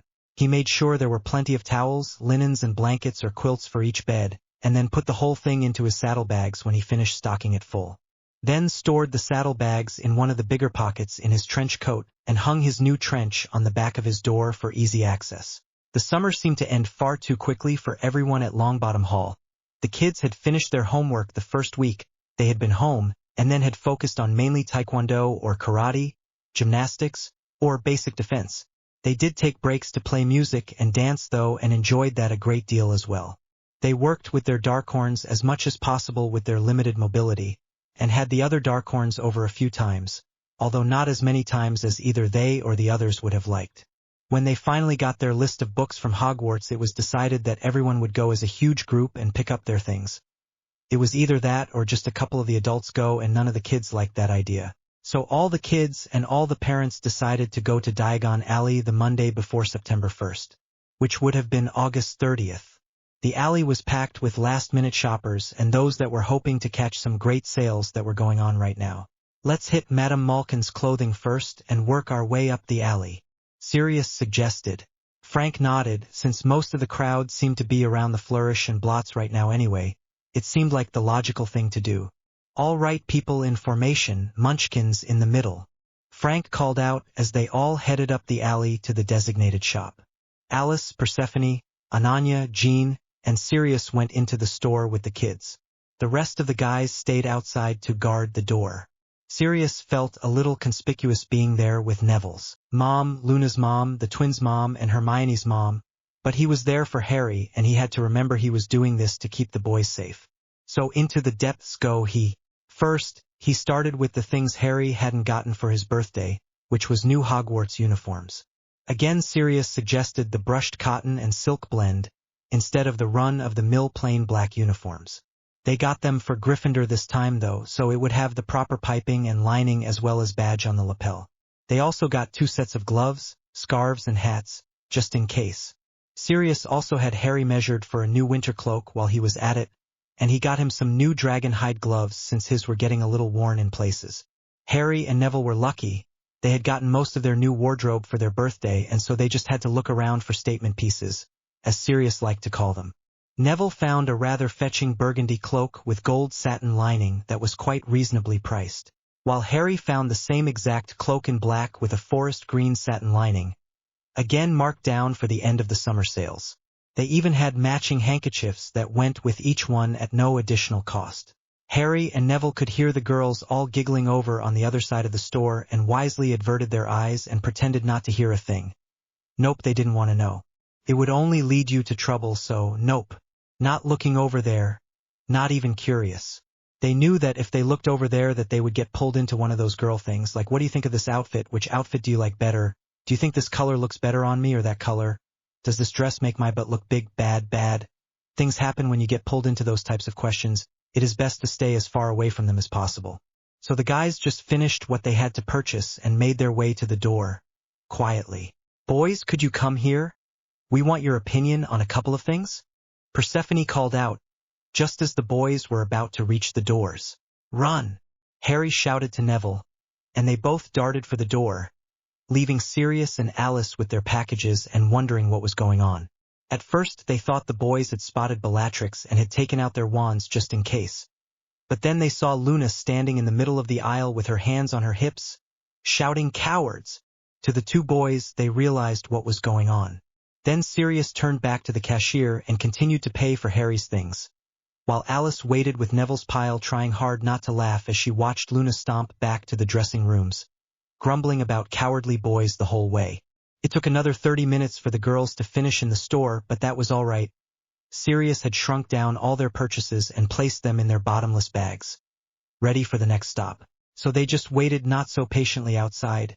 Anything was better than being in there with the girls, right now at least. Next was the apothecary. Persephone had made a list for everyone on what potions they would be making, so what extra potion ingredients to get and have on hand this year.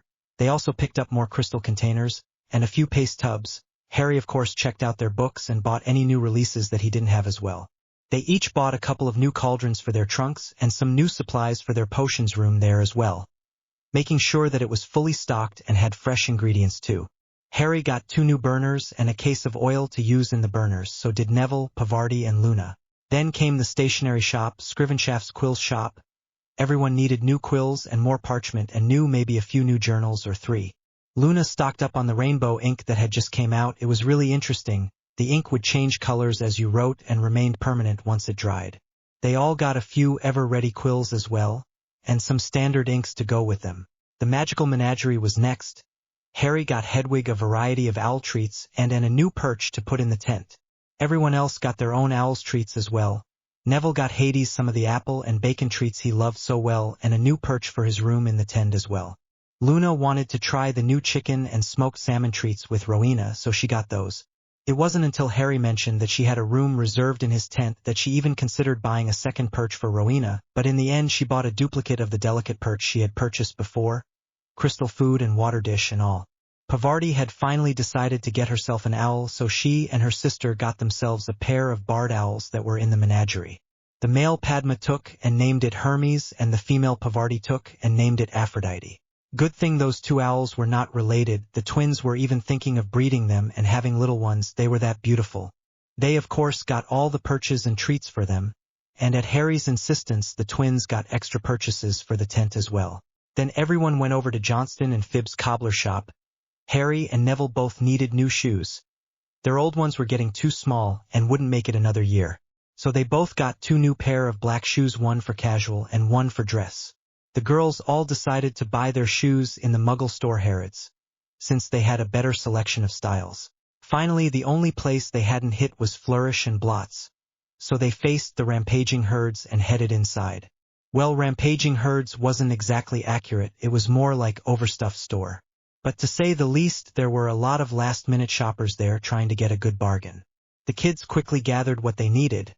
Then they were allowed about 10 minutes to look around and pick out a few new books. Frank and Sirius really didn't want to hang around the store too long. The crowd was beginning to make them nervous. The hardest part was dragging Hermione out of the store once she got looking around, but they promised her that if she left fast enough that they would still have enough time to go by that New Age store they had found last year and see what new books they had this year. So she rushed around and picked out a few extra books and managed to get out of the store in the allotted time. After they left Flourish and Blots, they all headed through the Leaky Cauldron and onto the main road. Jean Granger arranged for cabs to come pick them up and take them over to Harrods department store. The girls were all just as excited as the very first time they had ever visited the place. 8 floors of everything you could ever possibly want in one huge place.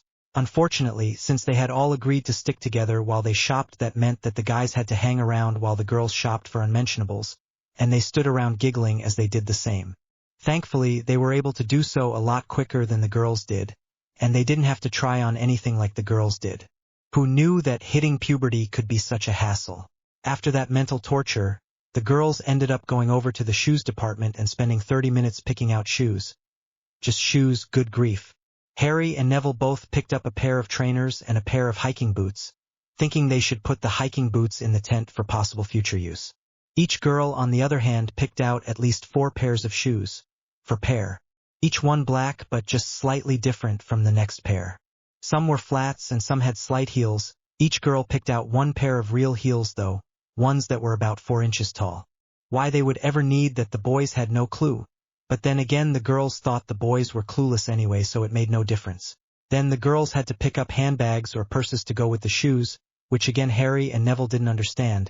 Since the girls were just going to class all the time, when were they going to have the opportunity or need for a purse? Then the girls picked out things like stockings and tights to wear under their uniforms for when the weather got colder. At least that made sense to the boys.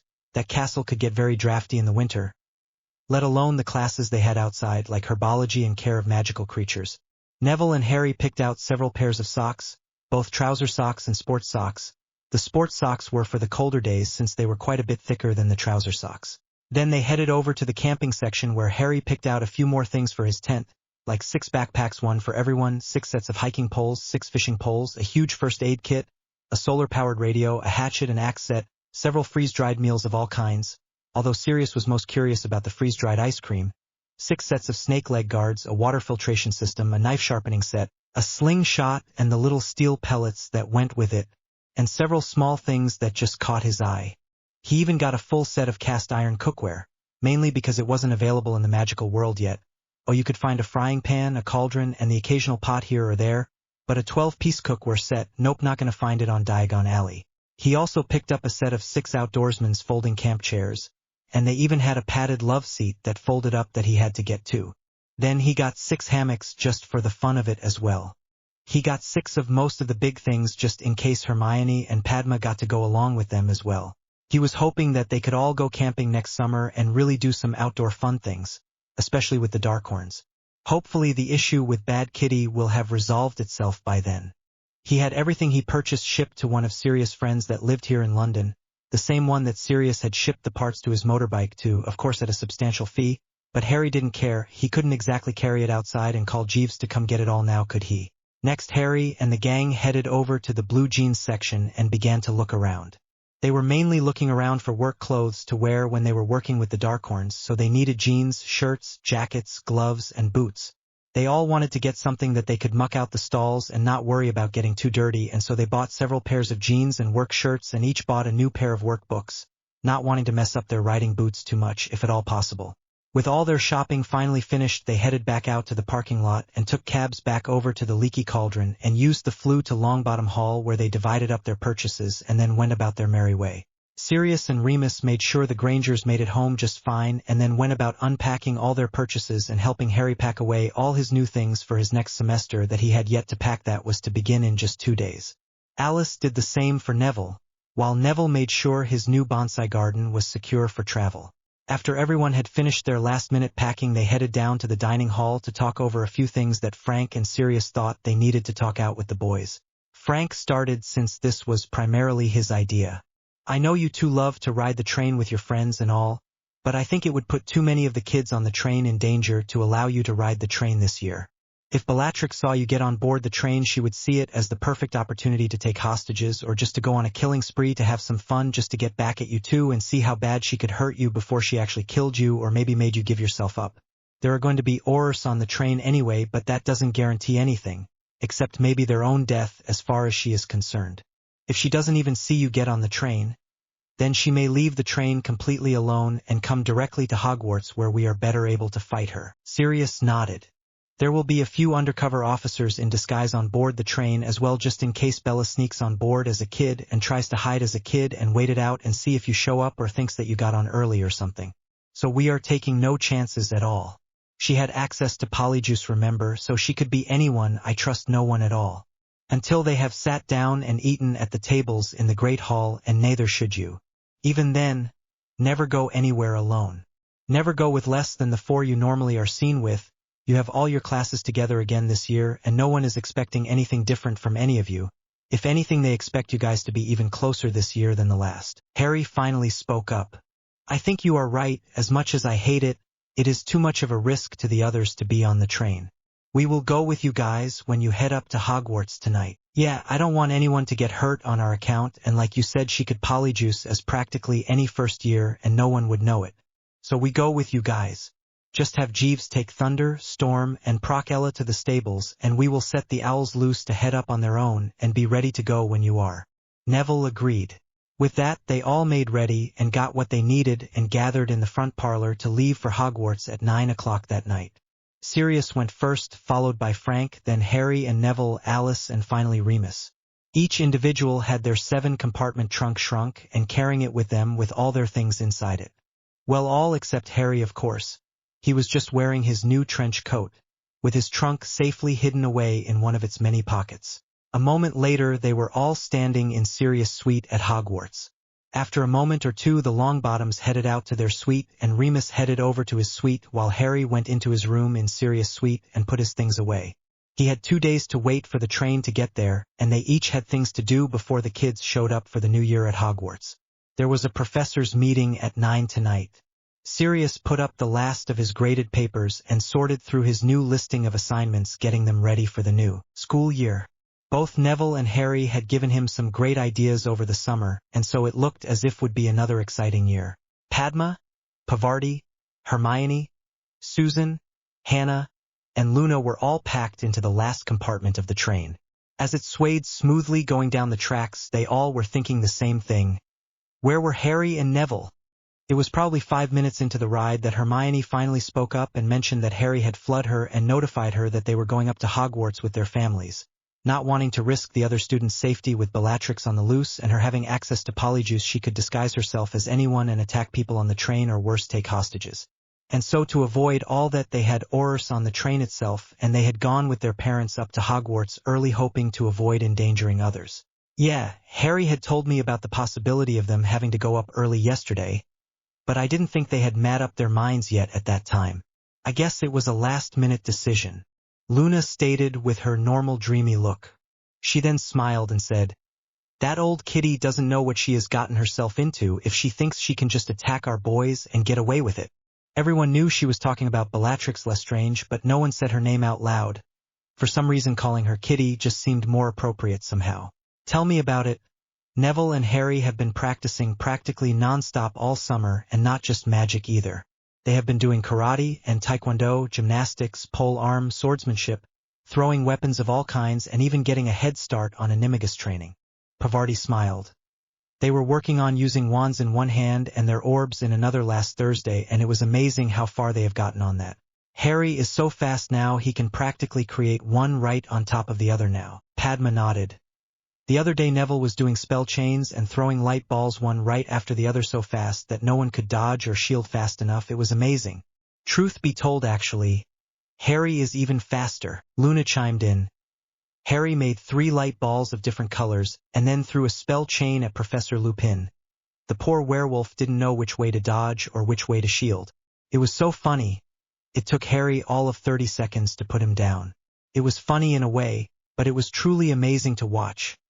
That much power and knowing how to wield it is amazing. Once again Luna got that dreamy look in her eyes and decided to look out the window and watch as the city of London and its suburbs turned into pasture land and farms. Hermione reached into her carry-on bag and pulled out a huge tome and began reading. Pavarti and Padma took out a deck of cards and began playing poker with Hannah and Susan. Luna began to doze as she looked out the window and watched the world go by in a colorful blur. Each person excited about the next semester of school and anxiously waiting to see what the teachers had in store for them, chatting away about different classes and ideas they had about what this professor would be doing or what that professor might have in their class this year. Of course, they spoke about their Darkhorns, and they were all excited about riding them as a group once again. It had been a long summer for their familiars, especially since they hadn't gotten to take them on the long trips like they had planned to, due to the whole Bellatrix issue. Oh, they managed to have the occasional get-togethers, but still they knew their Darkhorns wanted to run and play badly, so going back to Hogwarts where they could really stretch out and have some fun would be good for them. They would have to stay within the wards, but still it would give them a lot of space to run in, even though everyone seemed worried about Bellatrix Lestrange. But with Frank and Alice, Persephone and Xenophilius, and Sirius and Remus all being at Hogwarts again this year, they were more than protected.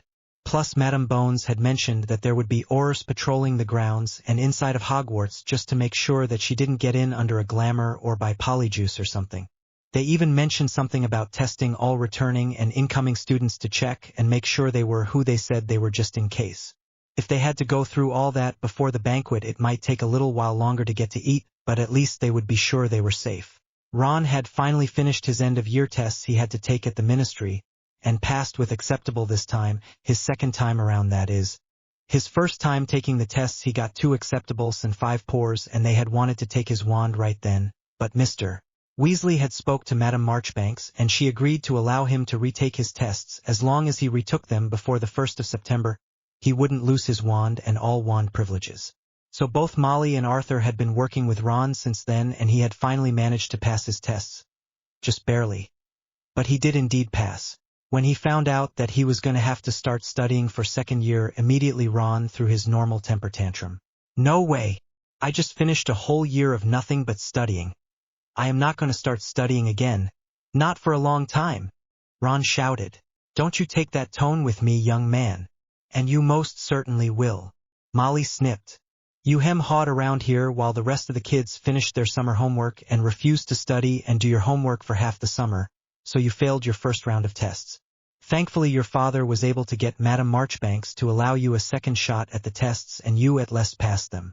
But you will begin studying at the same time as the others go back to school. Molly insisted. I will not, and you can't make me. Ron shouted. Oh yes I can. She returned. If you so much as want to see your beloved Broom again any time in the future, you will study, and you will get decent grades this year. Whether you like it or not. You have slacked off enough. If I have to send you to Durmstrang and pray that their dark ways don't tempt you to the wrong side, I will. Their love of discipline and being hard task drivers is well known. Maybe they can beat some sense into you, and make you see that you can't slack off like you have been. In fact, I think I am going to write them a letter. I apparently am not a good enough teacher, and don't have a firm enough hand for you. Well, maybe they will. Molly went over to their writing desk and sat down, taking out a roll of parchment and quill, and began to write. Ron, thinking his mother bluffing, stomped off and headed up to his room to pout. He had had enough of her strong arm ways for a while. He was tired and was going to take a nap. How dare she tell him he was going to start studying right after he had spent his whole summer studying just to pass those stupid tests. Everyone else got to take a break, but he had to study all summer. He had to work on schoolwork every day since he had left Hogwarts. It wasn't fair. Not by a long shot. And another thing, he knew she was bluffing about Durmstrang Academy. They taught the dark arts there, and his mother would never allow any of her children to be taught anywhere they taught the dark arts. So he wasn't worried about her sending him to Durmstrang. So her fake letter or pretending to send it out or anything was all just fake. He knew it, so she could just quit pretending right now. Molly, on the other hand, had had enough. She had been wore down to a nub and was desperate. None of the Weasley children had ever been in Slytherin before, but then again none had ever attended Durmstrang Academy before either. Nothing was working with Ron anymore, not even mentioning the cannons. He was just too stubborn. So in a last-ditch effort to keep him in the wizarding world, she and Arthur had decided to send Ron to Durmstrang and see if he changed his tune. Durmstrang was better than having his wand snapped, and that had never happened to a Weasley or a Pruitt before either. Arthur felt that Durmstrang's military style of teaching may just be what Ron needed, and it was something that they couldn't provide since everything they had tried so far didn't seem to work. They had agreed it was their last hope, and they had written to the headmaster of Durmstrang and asked if he could join them, even if he had to go back and do his first year all over again just to get better grades in it. Which would probably upset Ron even more, but that might actually be for the best. Give him the opportunity to start fresh and go from there. Yes, he would be a year behind everyone else, but at least he would have the opportunity to get better grades that way. The headmaster had written back and stated that Ron would have to take their entrance exams to determine what grade level he would be put in, and that he should be prepared to start at level 1. Both Arthur and Molly had agreed and had made an appointment for Ron to come in and be tested. All that was necessary was for Molly to send in the confirmation letter, and it was set, which she was doing right now. Ron didn't realize just how wrong he could be about his parents not sending him to Durmstrang. They had talked about it when he had failed his first round of tests, and now it was very much a reality. He was going to be going, and there was nothing he could do about it. When Arthur called Ron downstairs, he expected the usual speech about he had to knuckle down and work hard if he wanted to get anywhere in life. Instead, he got a very different speech. Ron, your mother and I have discussed it, and we have decided to send you to Durmstrang Academy. You will start your classes with the rest of your year mates once you have taken your entrance exams to see where they will place you. If you don't get high enough scores on your entrance exams, you will be placed in year 1 instead of being allowed to start second year. So be prepared to start your first year all over again. Arthur stated as he watched the shocked face of his son. No. I won't go. I refuse. You can't make me. Ron shouted. Once the shock of what his father stated wore off. Actually, we can and you will. Arthur was taken back by Ron's belligerent behavior. Molly had told him how bad Ron had gotten, but he had not seen it for himself as of yet. And to be truthful, it was quite shocking. And you will watch that tone with me, young man. I have had just about enough of your attitude. I am head of this household, and you will do what you are told. First you embarrass this house by getting chosen to be placed in Slytherin House. Then demand to be resorted, and if you can't be resorted you demand to be taken home. Then when you are taken home you barely do the work your mother gives you and you have to be forced to do it as it is. Then you go to take the first year tests and fail them because you refuse to study for them, again embarrassing this house. You take them a second time and barely, I repeat barely, pass the tests. If it hadn't have been for your poor mother hounding you night and day to study, you would have failed that test as well, and your wand would have been snapped and you would have had your magic bound. We contacted Durmstrang and they will accept you on the condition that you take their entrance test, and if you don't do well enough on it, that you be placed in the first year classes instead of second year where you belong. And we agreed with them. Now you will go pack your trunk and prepare to head to Durmstrang. With any luck at all you will get to be in their second year, but I highly doubt it. Hopefully you will do well enough to even be allowed into their first year. I will not go back and do first year all over again. I did that already. I will not do it again. Ron shouted at his father. Arthur couldn't believe his ears. The boy just wouldn't listen. Did I give you a choice in this matter? I think not. You are my son, and you will do as you are told. You will take the test, and depending on what your scores are will depend on what grade level you will enter. But from what I have seen so far, I see no other option but for you to restart your first year. You don't study, you don't want to work for your grades, you don't want to finish your work, and you don't want to learn anything. All you want to do is play chess and play Quidditch. Well, you won't have to worry about that for a long time while you are studying at Durmstrang. They will make you study and work hard, or you won't be allowed any free time or extracurricular activities at all. No brooms, no chess, nothing. And just to make sure, your broom and your chess set stay here. Once you prove you are studying and making the grades that you should be making, then we will owl you your chess set. Arthur stated. He hated to be so firm with any of his children, but with Ron it seemed the only thing that worked. What about the fact that they teach dark arts? You can't send me there. They are a bunch of dark wizards and witches. Grindelwald himself went to Durmstrang, so you can't send me there. Ron tried. By that means of thinking, we can't send you to Hogwarts since you know who went to that school. So why did you even want to go to Hogwarts in the first place? Arthur returned. Ron thought about it for a second, then stated. But he was in Slytherin House. I should have been in Gryffindor and everything would have been just fine. Gryffindors hate Slytherins, and so everything would have been perfect. But the hat didn't want to put you into Gryffindor now, did it? It wanted to put you into Slytherin. The same house that you know who was in. So we are back to square one. What difference would it have been? Bottom line is, you are going to Durmstrang, and that is the last there is to say about it. So go get your bags packed. Arthur pointed to the stairs. Why can't I just keep doing what I have been doing and be homeschooled? I passed my test and all. Ron tried. Because you barely passed, and that was the second time through. By some miracle they let you take it twice too. Normally they only let you take it once, but because they know me and Madame Marchbanks likes me, she allowed you to try the second time. We have tried everything to get you to do your schoolwork. We have worked with you through the holidays. through the summer and you just barely finished your work on time as it was. You procrastinate and procrastinate until it was almost too late. We praise you when you do your work and punish you when you don't. We tried talking to you like you were an adult. We tried rewards. We tried threats. We tried corporal punishment. We tried extra chores. We tried early bedtimes. We tried both Molly and I working with you on your homework. We even hired a tutor. We tried everything we knew and nothing worked. You simply won't listen to us. For the last time, go get your bags packed. Ron glared at his father for a few moments, then huffed and rushed up the stairs, slamming his bedroom door as he went. Molly came over to Arthur and wrapped an arm around her husband's waist and leaned into him. I hope we are doing the right thing, Arthur. So do I, Mala wobbles.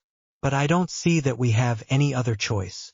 Arthur wrapped an arm around his wife and rested his chin on her head. He knew that sending Ron to Durmstrang was going to be a battle and that Ron's behavior was going to be a problem while he was there. But he hoped that they would be able to handle his attitude there. Chapter 13. Chapter 13. The sorting went well for Gryffindor. They got 14 new members, Slytherin got 11, Ravenclaw got 12, and Hufflepuff got 10. All in all, it was a larger group than they had seen in the past few years. There had been quite a few new bloods, or Muggle-borns as they were more commonly known, 9 in all. That is the largest number of new bloods they had had in 1 year in ages. A lot of the older students had younger siblings that were just now joining Hogwarts this year. Like the Weasleys had Ginny Weasley who got into Gryffindor, the Greengrass had Astoria who got into Slytherin, and the Knots had Patricia who got into Slytherin as well. To say the least, Gryffindor was going to be packed, and they may have to open up a second room for the Gryffindor boys' room since there were 8 Gryffindor boys and the rooms only held 6. In the end, that is exactly what they did. They opened up 2 rooms for the boys and put 4 in each room. It made it quite comfortable for them and worked out great. The 6 girls just shared 1 room. Although they were a little bit crowded, it wasn't unbearable. Pavarti and Luna realized that their divided room with Lavender was back again as soon as they went to put up their things, thanking whoever had thought ahead and set things up for them. Lavender may have turned out better by the end of the semester. She was by no means nice or polite to them still. She still had a long ways to go for her general attitude to change. But oddly enough, she was back again this year instead of going to one of the day schools like she had demanded to go to. Pavarti couldn't help but wonder why. What happened over the summer that changed Lavender's mind about going to a day school instead of coming back to Hogwarts? Was it the promise of the designer clothes? Lavender couldn't help but take a sad look around the dorm room when she entered. She had caused this rift between her and her dorm mates, and now she felt isolated and alone, and it was only her first day back. She had the option to make changes, and that is exactly what she was going to do. She had no intention of having another year like she did last year. This was her chance to make things turn out different. After her long talks with her parents over the summer, she realized just how much she had messed up her first year and how much she had to make up for. She had a lot of apologizing to do, and she was more than willing to do it, although she was still jealous of the bond that the 4 of them shared. She just had to find someone to be friends with and go from there if she couldn't be friends with them. This year she planned on focusing on her studies too. She wanted that trip to Madame Leclerc's at the end of the school year so bad she could taste it. She had managed to get the most beautiful gown that had been marked down 70%. Would you believe it, 70%? It was gorgeous. A soft pearlescent purple with dove gray accents. It had small pearls all over it and just glistened in the window when Lavender had seen it. She knew she had to have it. The sale had been so fabulous that her mother had almost let her get another dress, but they had agreed to allow her only the one, so they stuck to that agreement and she was happy with it. That dress was well worth all her hard work. She now had goals and she would make things happen this year. She could do it and she would too. Pavarti and Luna were putting all their new books they had gotten this summer in their bookcases above their desks when there was a knock on the door to the section of their room. Who could that be? Pavarti wondered. It is probably Lavender. Hopefully nothing is wrong. It is too early in the year for us to have upset her already, Luna stated. Luna went over to the door and opened it, and sure enough it was Lavender. I really don't know where to start, Lavender tried. But I wanted to apologize for my behavior last year. All I can say is that there was no excuse for my petty jealousy and the way I treated you two. I know that now. I was jealous of the friendship you two had and the fact that you are so much smarter than I am. The whole Darkhorn thing, meeting Harry Potter and Neville Longbottom and instantly getting along with them. Being top of the class all the time. I was jealous of it all. I made a right fool of myself and I hurt people along the way, and I wanted to apologize for that and say that I intend to do much, much better this year. Okay. That is all I wanted to say. With that, she turned around and started to head back to her area, when Luna reached over and stopped her. Apology accepted, Luna said with her normal dreamy smile. Yes, of course. We accept your apology. Hopefully this year we can start fresh and make a new friendship that will last for a long time.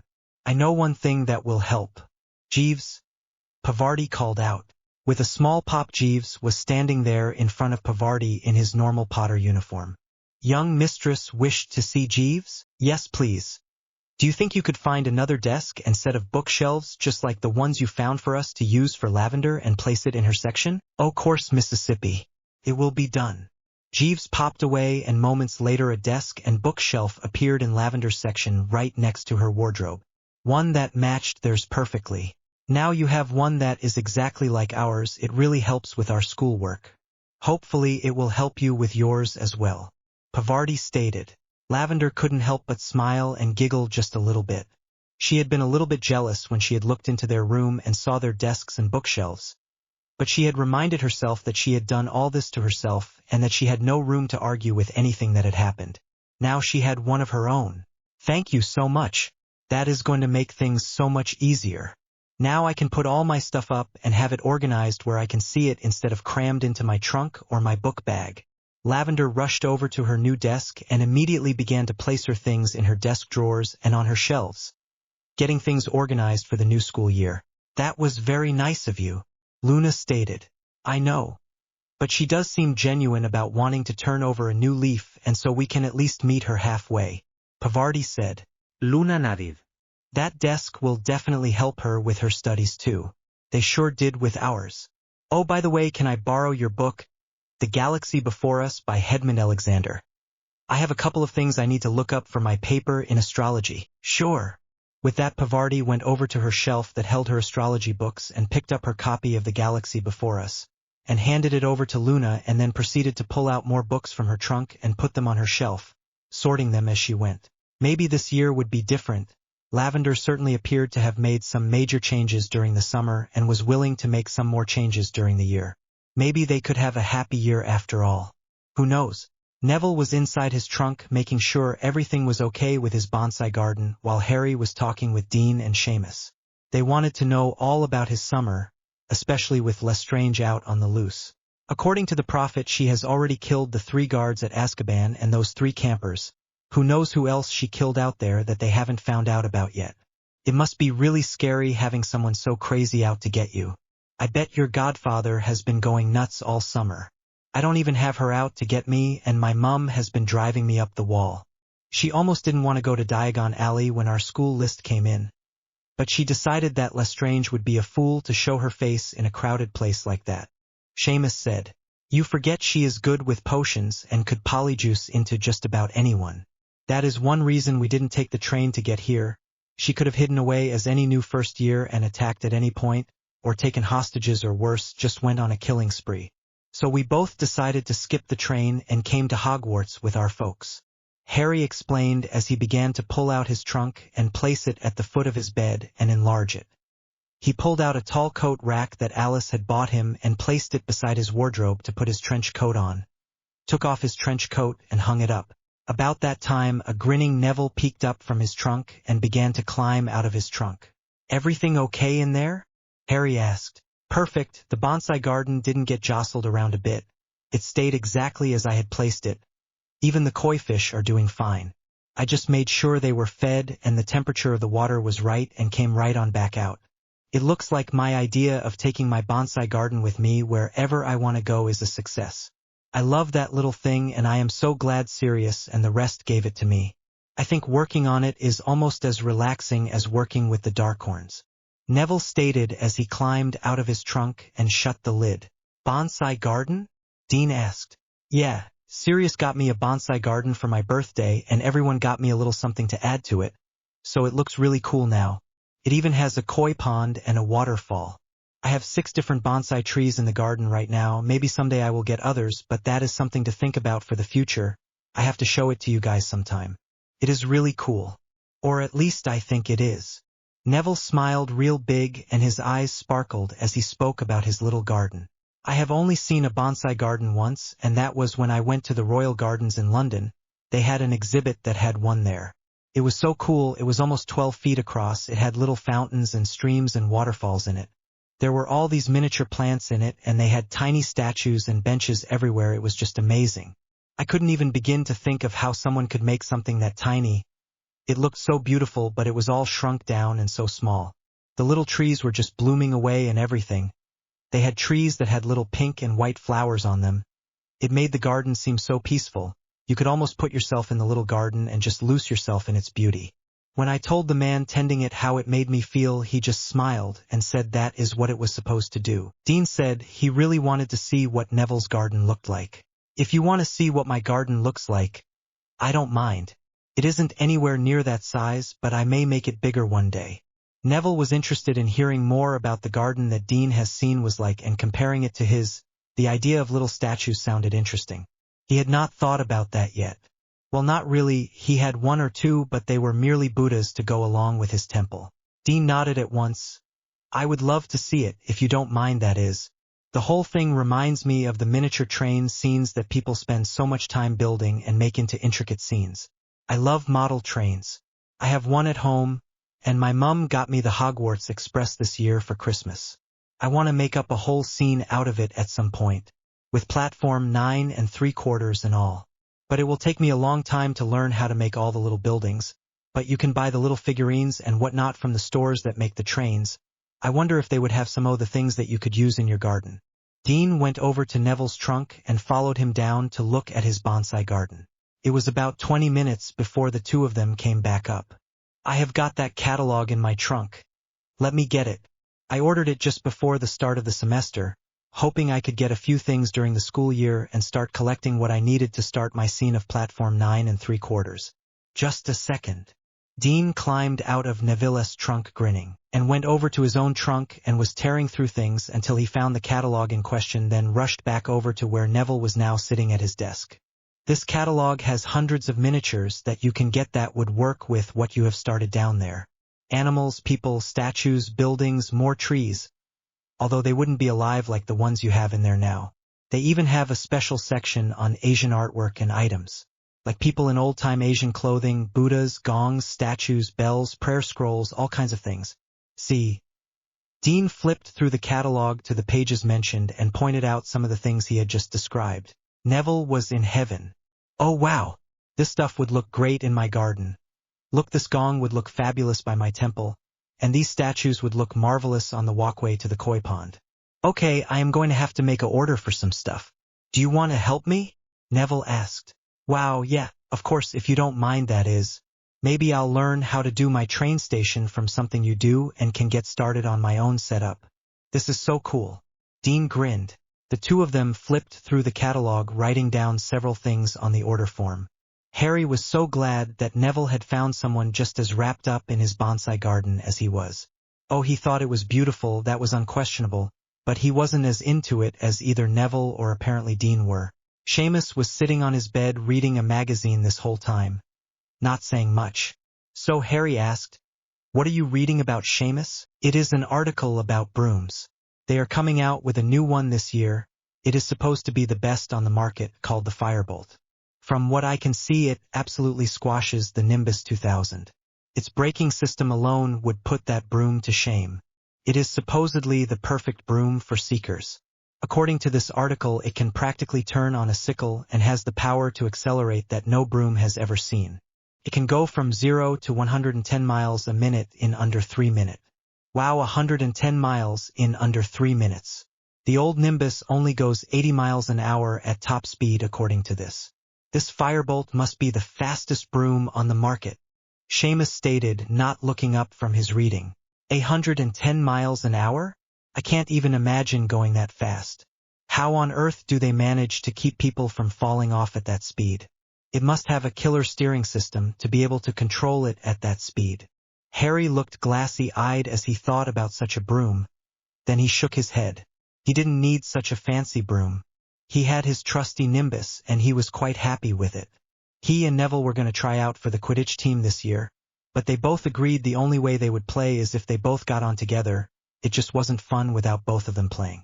It seemed strange in a way that already this year both he and Neville had connected with Dean and Seamus on a level that they never had managed to connect to them before. Seamus always seemed so distant and, I don't know, aloof almost, not snobbish or anything, just separate from them.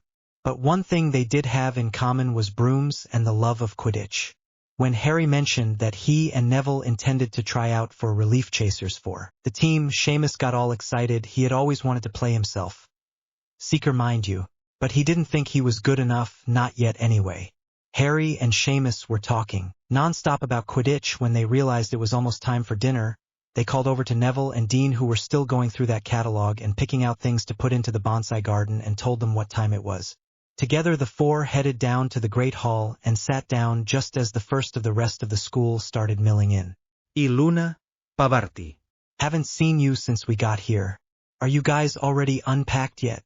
Harry asked. We are almost finished, still going through our books a little. I am keeping most of my books in my library downstairs and only putting my new ones out on my shelves, since I haven't even looked through those books yet. Pavarti stated, smiling at Harry as she began to pick through the foods that appeared in front of them. I have finished putting up my books. Now I am working on revising my astrology paper. I had a couple of quotes I wanted to add, and Pavarti had the book I needed, so I have been working on that for the last hour or so. Luna added.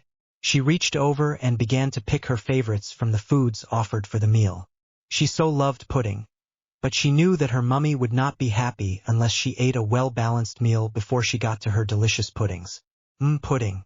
Harry could tell by the look in her eyes that Luna was envisioning puddings again. Her and her pudding. That girl could survive on pudding if you would let her. 3 meals a day, every day if possible. Geez, he was more of a meat and potato kind of a guy. Now don't get me wrong, he loved his candy and desserts, but not as much as a nice steak or a well-roasted chicken with all the fixings. Even a good roast was enough to make Harry's mouth water. Neville was more of a vegetable and chicken person. He liked pastas pretty well too, but he liked chicken just about any way you could fix it, and he loved just about any vegetable, at least anything other than turnips. Never did find a reason for turnips. Now turnip greens he loved, but turnips he really didn't like all that much. He would eat them, he just didn't really enjoy them as much as other vegetables. And Neville would rather have fruit to other sweets any day of the week. He would eat like birthday cake every once in a while, but only a small slice. But if it was something like peach cobbler or strawberry pie, well, you might as well as make him his own pan of it, because that is about how much he would eat. While everyone was going crazy over butterbeer and chocolate milk, both boys were enjoying a wide variety of fruit juices. Lily had introduced Alice to organic fruit juices when they were both pregnant, and now she loved keeping a few different varieties on stock at all times. Harry filled his plate, making sure to get plenty of vegetables just for Alice, and began to eat. Most of the meal passed quickly, everyone sharing what they had done over the summer holiday, or the latest news or tidbit of gossip they had heard. Fred and George sharing the latest news about Ron and him having to go to Durmstrang in order to get his education since he refused to study at homeschool. I can't believe it, all his long-winded fussing about not being put in the same house that you know who was put in, and now he is going to be attending the same school that Grindelwald went to. Personally, I think he was even worse than you know who. Just look at the death toll that he managed to mount up. Harry stated, shaking his head. Fred nodded. Yeah, he tried to beg Mum not to send him there, using that same excuse. But she put her foot down, stating if he didn't want to put in even the slightest effort at home on his own, he was going to start all over again in year 1 over at Durmstrang. And so they took him to be tested, and sure enough he had to start as a first year all over again. That is the longest statement that Harry had ever heard either of the twins ever say at one time before, he thought. Hard to believe our own brother in Durmstrang, George stated. But that is the way it is going to be. Mum is fed up and won't take it any longer. Fred continued. Besides, this is Ginny's first year, and she is supposed to start this year, George said. At least our sweet little Ginny knew how to get into Gryffindor, Fred stated, looking over to the blushing Ginny, who was trying to hide behind another of the Gryffindor first years. I think Mum would have had a heart attack if our little Gin, George started, had ended up in any other house. Fred finished. She would have been fine in Hufflepuff. She is a hard worker and she makes friends easily. Or she would have been good in Ravenclaw. She is very smart, although I don't think most people give her enough credit for how smart she really is," Luna stated as she speared a potato to eat it. "She would never had fit in Slytherin though. She isn't cunning or ambitious enough, I do not imagine. Although I could be wrong. Although with having 7 brothers including the twins, and living with you two all her life, the only house that she could ever have been truly been placed in is Gryffindor." Harry noticed that little Ginny sat up a little straighter when she heard Luna say those things about her, smiling to herself and blushing prettily as she nibbled on her fried chicken. Colin Creevey was talking a mile a minute to Ginny, sitting right next to her, but she didn't appear to be paying any attention to him. She was only listening to what was going on further down the table with Harry and his gang. Dinner finished and everyone headed back up to their commons room to finish unpacking and getting things ready for school tomorrow. Tomorrow was the first day of their second year and Harry couldn't wait. He was so excited he could barely sleep that night. It took him forever to finally fall asleep, but when he did he dreamed of racing Storm across the grounds of Hogwarts and around the Black Lake, along with the others. Wind blowing in his hair, chasing each other across the grounds and across the lands surrounding Hogwarts like they used to do. It was a wonderful dream. Harry looked down at his new schedule and sighed, oh well, it was harder this year than it was last year, but that was to be expected. Each year getting a little more challenging and all.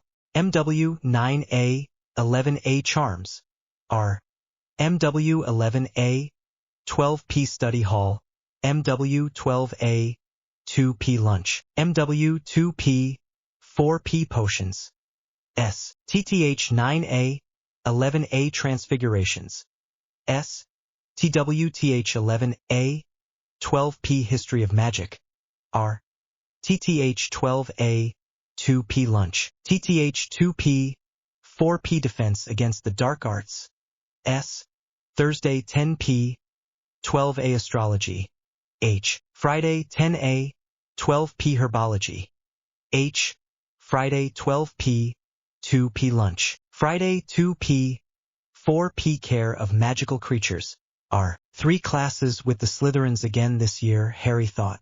Oh well, it wasn't so bad last year. They seemed to do pretty good. So it looks like we have charms with the claws first thing this morning, cool, Harry stated. Yeah, it is a light day, just charms and potions. Although they are both double classes, it is only 2 classes, Luna added. Pavarti looked at her schedule and winced. Thursday is going to be a long day though, for classes and 2 of them doubles, plus astrology at 10 o'clock at night. That is going to be a killer day. Thankfully we have from 3:30 till 10 to take a nap or do homework or whatever and can just take it easy, so it won't seem that bad I guess, Neville said as he looked at his schedule. We only have 2 classes with the Puffs this year, but we have 3 with the Claws and 3 with Slytherin. Oh well, there are 3 history classes, so I guess that makes up for it. The way they did History of Magic is weird this year. I don't know if I'm gonna like it set up like that. Well, we'll see. Everyone finished their breakfast and grabbed their bags and headed to Professor Flitwick's classroom for their first class of the new year. For most of the first week classes were just review of what they had done the last year, going over old spells, remaking old potions, redoing old transfigurations, things like that. It was easy for some, not so easy for others. If you hadn't studied during the summer, it was harder on you and you had a little bit of a problem. For the chosen 4, it was a breeze. Harry, Neville, Luna, and Pavarti sat down in the front row of their charms class on the first day of their second week, hoping that this week would not be review again. It was Luna who pointed out that there were 2 words written on the chalkboard in front of the class, Engorgio and Reducio. Each one took out their book and began looking up the words and found that the charms were the enlarging and shrinking charms respectively, and began to read the chapter about the 2 charms. Since they had gotten to the class about 10 minutes early, they had read quite a bit of the chapter by the time Professor Flitwick came into the class all smiles. His smile got even bigger when he saw that they were already studying their books and deeply focused on what they were reading. So deeply focused, in fact, that they didn't even notice that he had arrived. Good morning to you all, Professor Flitwick called out, startling the 4 of them. I can see some of you have already noticed the 2 charms that I have posted on the board and are currently reading chapter 2 in your books. For those that aren't there yet, please take out your books and begin with page 34 and begin to read quietly. Today we will be starting on the Engorgio and Reducio charms that you will find there. For the next hour or so, everyone quietly read from their charms textbook. taking notes and writing down questions they had about what they were reading. When the hour was up, Professor Flitwick called out to the class and asked everyone to stop what they were doing and to pay attention to him. Those that haven't finished the chapter 1 recommend they continue reading it later tonight, because we will be working on these charms on Wednesday as well. Now before I start talking, do any of you have any questions about the reading? Professor Flitwick asked. Harry raised his hand and Flitwick pointed over to him. I was wondering about the maximum enlargement density of an object and how you tell how big an object can be enlarged safely. There is a rather complicated arithmetic calculation that can define the exact size something can safely be enlarged to, but that is something you would learn in your 4th year. So I will give you the simple answer and state that the average object can be enlarged approximately 300%. Now that is an average and of course not accurate for everything. Some objects can handle more, some cannot handle the stress of being enlarged to that degree. So learning that arithmetic calculation is very helpful if you want to do this charm on a regular basis. Now if you take something the size of say my desk and shrink it to the size of a matchbook, it can then be enlarged to its original size without issue. Since you didn't go outside its original size manifestation, but if you went to enlarge it to the size of a house after that, you would end up destroying the desk, since that would weaken the original construction of the item to the point that it was no longer about to maintain its original structure. Does that clear that up for you? Flitwick explained as he looked over to Harry. Harry nodded, making a note in his notebook to look up the arithmetic calculation for the enlargement of Engorgio. Padma raised her hand and Professor Flitwick pointed to her. If you shrink something that has moving pieces, say like a clock or something, does that affect how it works? I mean, especially if it is very delicate. Professor Flitwick smiled at this question. Reductio should not affect the mechanics of how an object works. A grandfather clock should work just as well miniaturized as it did full-sized. Returning it to its full size should be just a matter of an engorgio and everything is humming right along as it was meant to be. I have explored this with idea using a wizarding wireless radio. The radio was not harmed in any way. It played just as well miniaturized, although it was harder to hear in its smaller size. It still worked, and when I returned it to original size it still worked just as good as if nothing had happened to it. Harry could see Neville was thinking hard about something and then wasn't surprised when he raised his hand with a question. Professor Flitwick pointed to Neville, who cleared his neck and started. I was given a bonsai garden for my birthday this year, and I am working on decorating it. I was wondering if I found some fountains or statues that were large and used reductio to shrink them down to fit into my garden. Is there something I could use to make sure that they would stay small, so that they wouldn't suddenly get big again and destroy my garden? Professor Flitwick smiled and nodded. I had one student that decorated a whole doll house with real furniture that she had shrunk down, and she went all over finding just the right pieces for her doll house. By the time she had finished, it was glorious. The workmanship was exquisite and the time and money she spent on that dollhouse was amazing, but the finished product was well worth it. All you need to do is add the word permanens to the end of reductio and it will remain a permanent change. So that would be reductio permanens if you want to make it a permanent change. Neville was grinning and had thoughts of all sorts of statues and fountains that he was going to get for his garden in the very near future rushing through his head. He turned around and looked over to Dean, who was grinning up a storm at him as well. They were both thinking the same thing. They needed more catalogs. Justin Finch-Fletchley raised his hand and waited for Professor Flitwick to point at him. How long does the reductio usually last? That all depends on how strong the wizard or witch is and how much magic is used when they did the original charm. If the person is rather strong and they put quite a bit of magic into the charm, the reductio can last a matter of weeks, even months. But under normal circumstances, I would say a few days to a couple of weeks at best. When you first start doing the charm, I wouldn't expect that type of result either. Just like a muscle, it will take time to develop that type of result. When you first start, you may only be able to get a reductio to last for a few days at best. As you get more experience with the charm, you will be able to gain more control over it and be able to develop it longer and hold it for weeks instead of days, then months instead of weeks. Then of course there is the reductio permanens charm you can always use if you want something to remain reduced until you want it to be enlarged again. And that will last until the charm is broken by using an engorgio on the item. Professor Flitwick explained. Justin made notes in his papers and nodded as Flitwick spoke. Now that goes for the engorgio as well. If you are using that charm, you will find that it will only hold for a few days to perhaps a week at best until you get to where you are more experienced with it, and then you can hold it for longer. As you get more experience with the charm, you have more control over it and are able to hold it for longer. You will go from days to weeks to even months. Let's say you have a favorite rabbit fur you would like to make into a big fur on your bed to cover the whole thing. You could enlarge the whole thing to make it big enough to cover your bed. At first the engorgio may last for 5 days. Then the second time you did it, it may last for 8 days, then 2 weeks, then 3 weeks. The one thing you must realize is that some things can only be enlarged a certain number of times before they begin to get what I call threadbare or delicate, which means that the next time you try to enlarge it, something goes wrong and the item tore down or breaks in some way. Most things have an engorgio limit, but if you keep an eye on it and keep it in good condition, you may be able to do it many times. Other things may be so delicate that only have 5 or 6 engorgios in them, so keep that in mind when you are using these charms. Keep your original target in good condition, and you will not have any problems. Flitwick smiled at Justin, and then nodded over to Megan Jones, who also had her hand up. Is this the spell that dressmakers use to get something to automatically fit to someone? Megan asked. The charm they use is a variant of these charms, but they are similar. Good question. The sizing charms that dressmakers use are very similar to these charms. They use a variant of the reductio. It is reductio accommodo, and that will adjust to fit around the size or shape that is presented to it. Like you put on a dress that is too big, simply state reductio accommodo, and it will self-size to fit your body size, and it will adjust to you and fit properly. Now that is a 4th-year charm, but I suppose there is no harm in telling you about it now. The same is true for engorgio. Let's say you put your shoes on and they are a little too small. You can use engorgio accommodo to enlarge them to fit your feet once again, and everything is fine. Although the charm is temporary and you will eventually have to get another pair of shoes, you have a temporary fix for now. Flitwick explained. The girls in the class were especially interested in this information.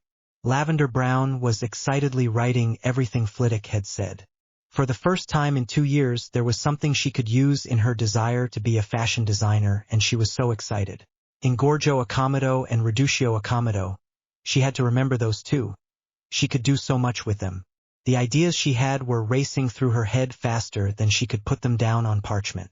Professor Flitwick passed out a bunch of pillows to each student and instructed them on how to do the wand movement necessary to get the reductio to work correctly. After each student had a pillow, he then had them practice on the pillow's reductio and told them to begin. Harry, Neville, Luna, and Pavarti had no problem getting the charm to work the first time they tried it, which thrilled the charm's professor. As Professor Flitwick watched them work through the reductio charm without a problem, he walked over to the 4 of them and whispered to them that they were free to try engorgio as well, and to do the 2 charms intermediately, so that is exactly what they did. First, reductio, then engorgio, and back again. Over and over again until the bell rang for the class to end. Don't forget to read Chapter 2, starting on page 34, and have it completed by Wednesday. We will be practicing this more then as well.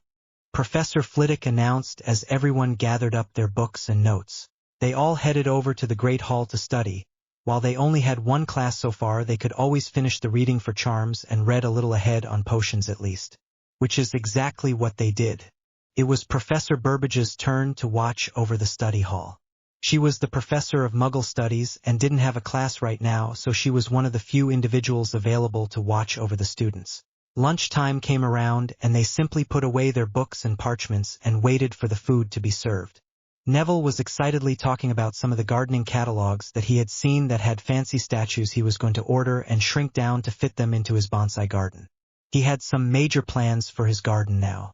He had never thought about getting fancy, standard-sized statues and or artwork and just shrinking it to fit.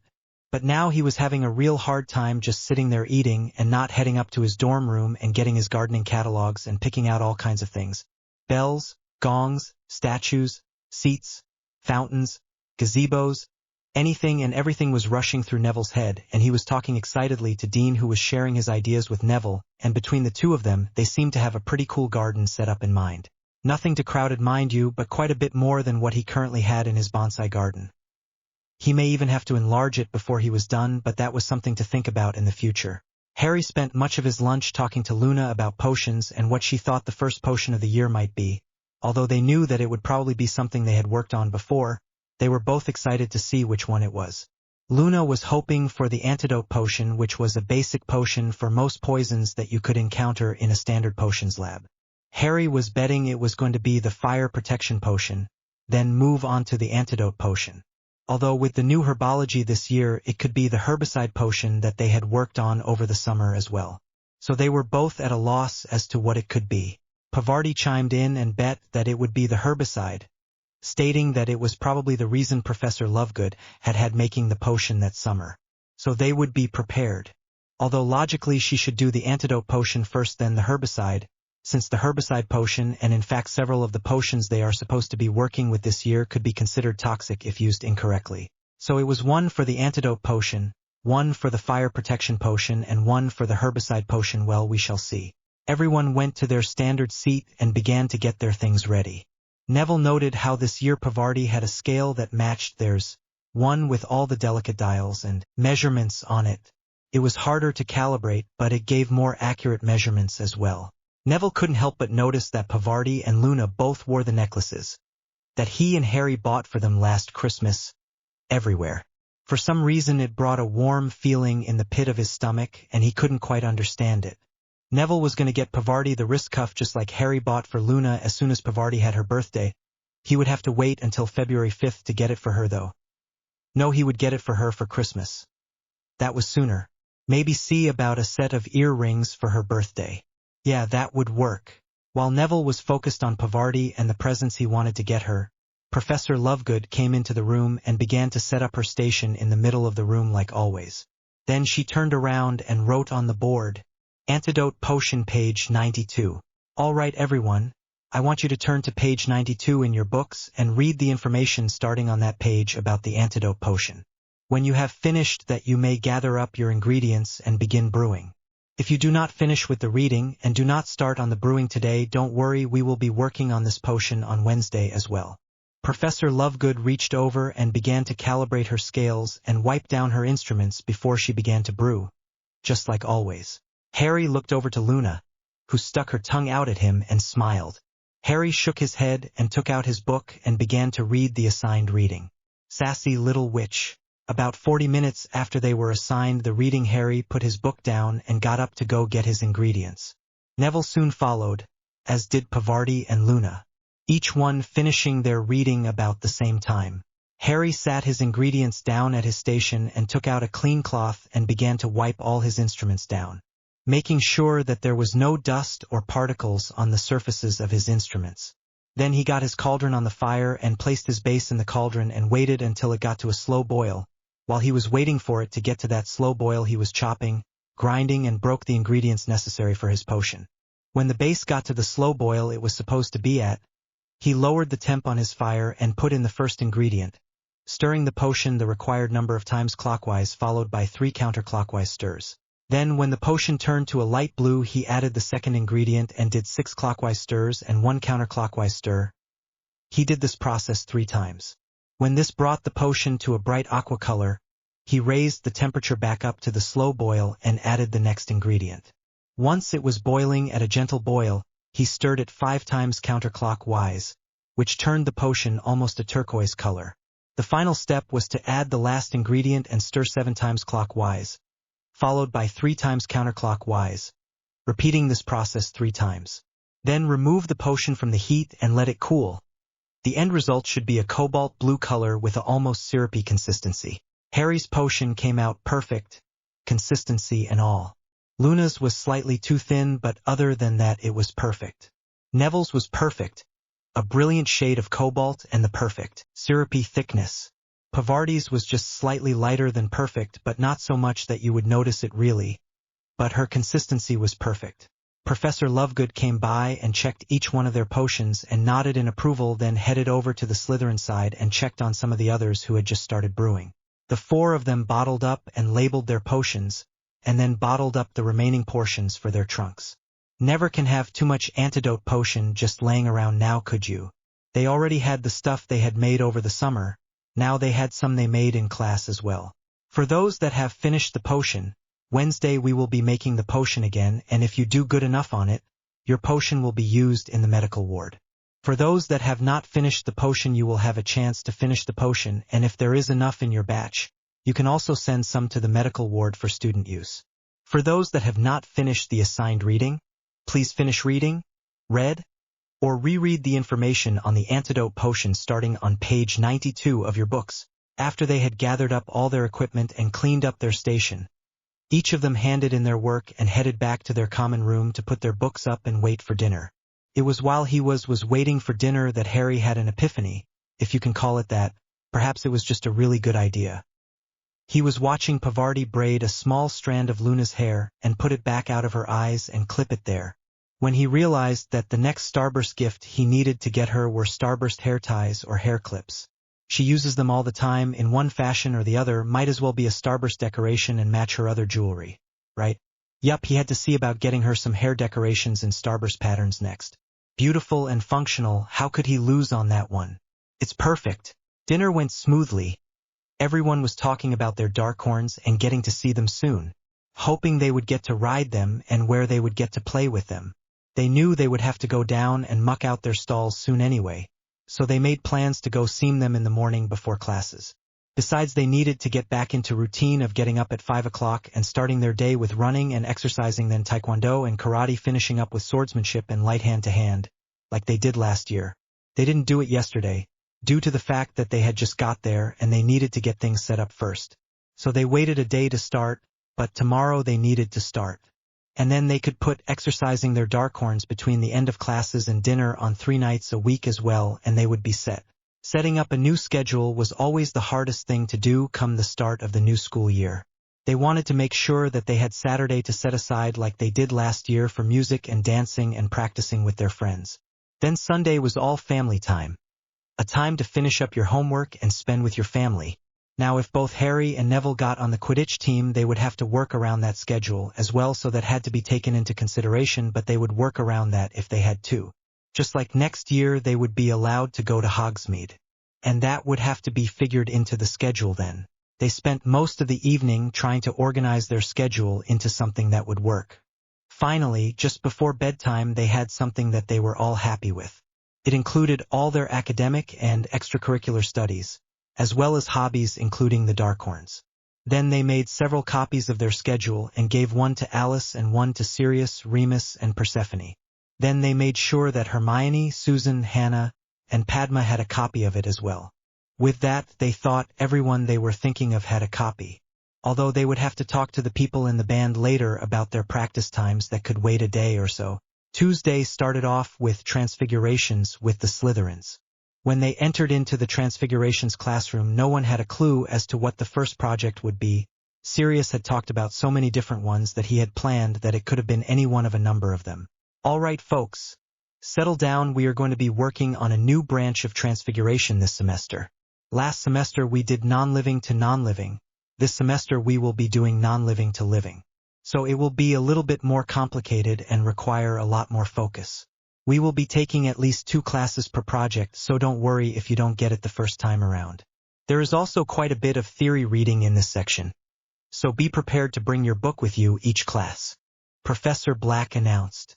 Everyone got out their books and parchment for notes and waited for further instructions. The first transfiguration we are going to study is not listed in your books, however, since it is a newly discovered transfigurations by the name of Cultraflora. It means knife to flower. The reason we are focusing on this transfiguration is because of the illustrious Bellatrix Lestrange herself.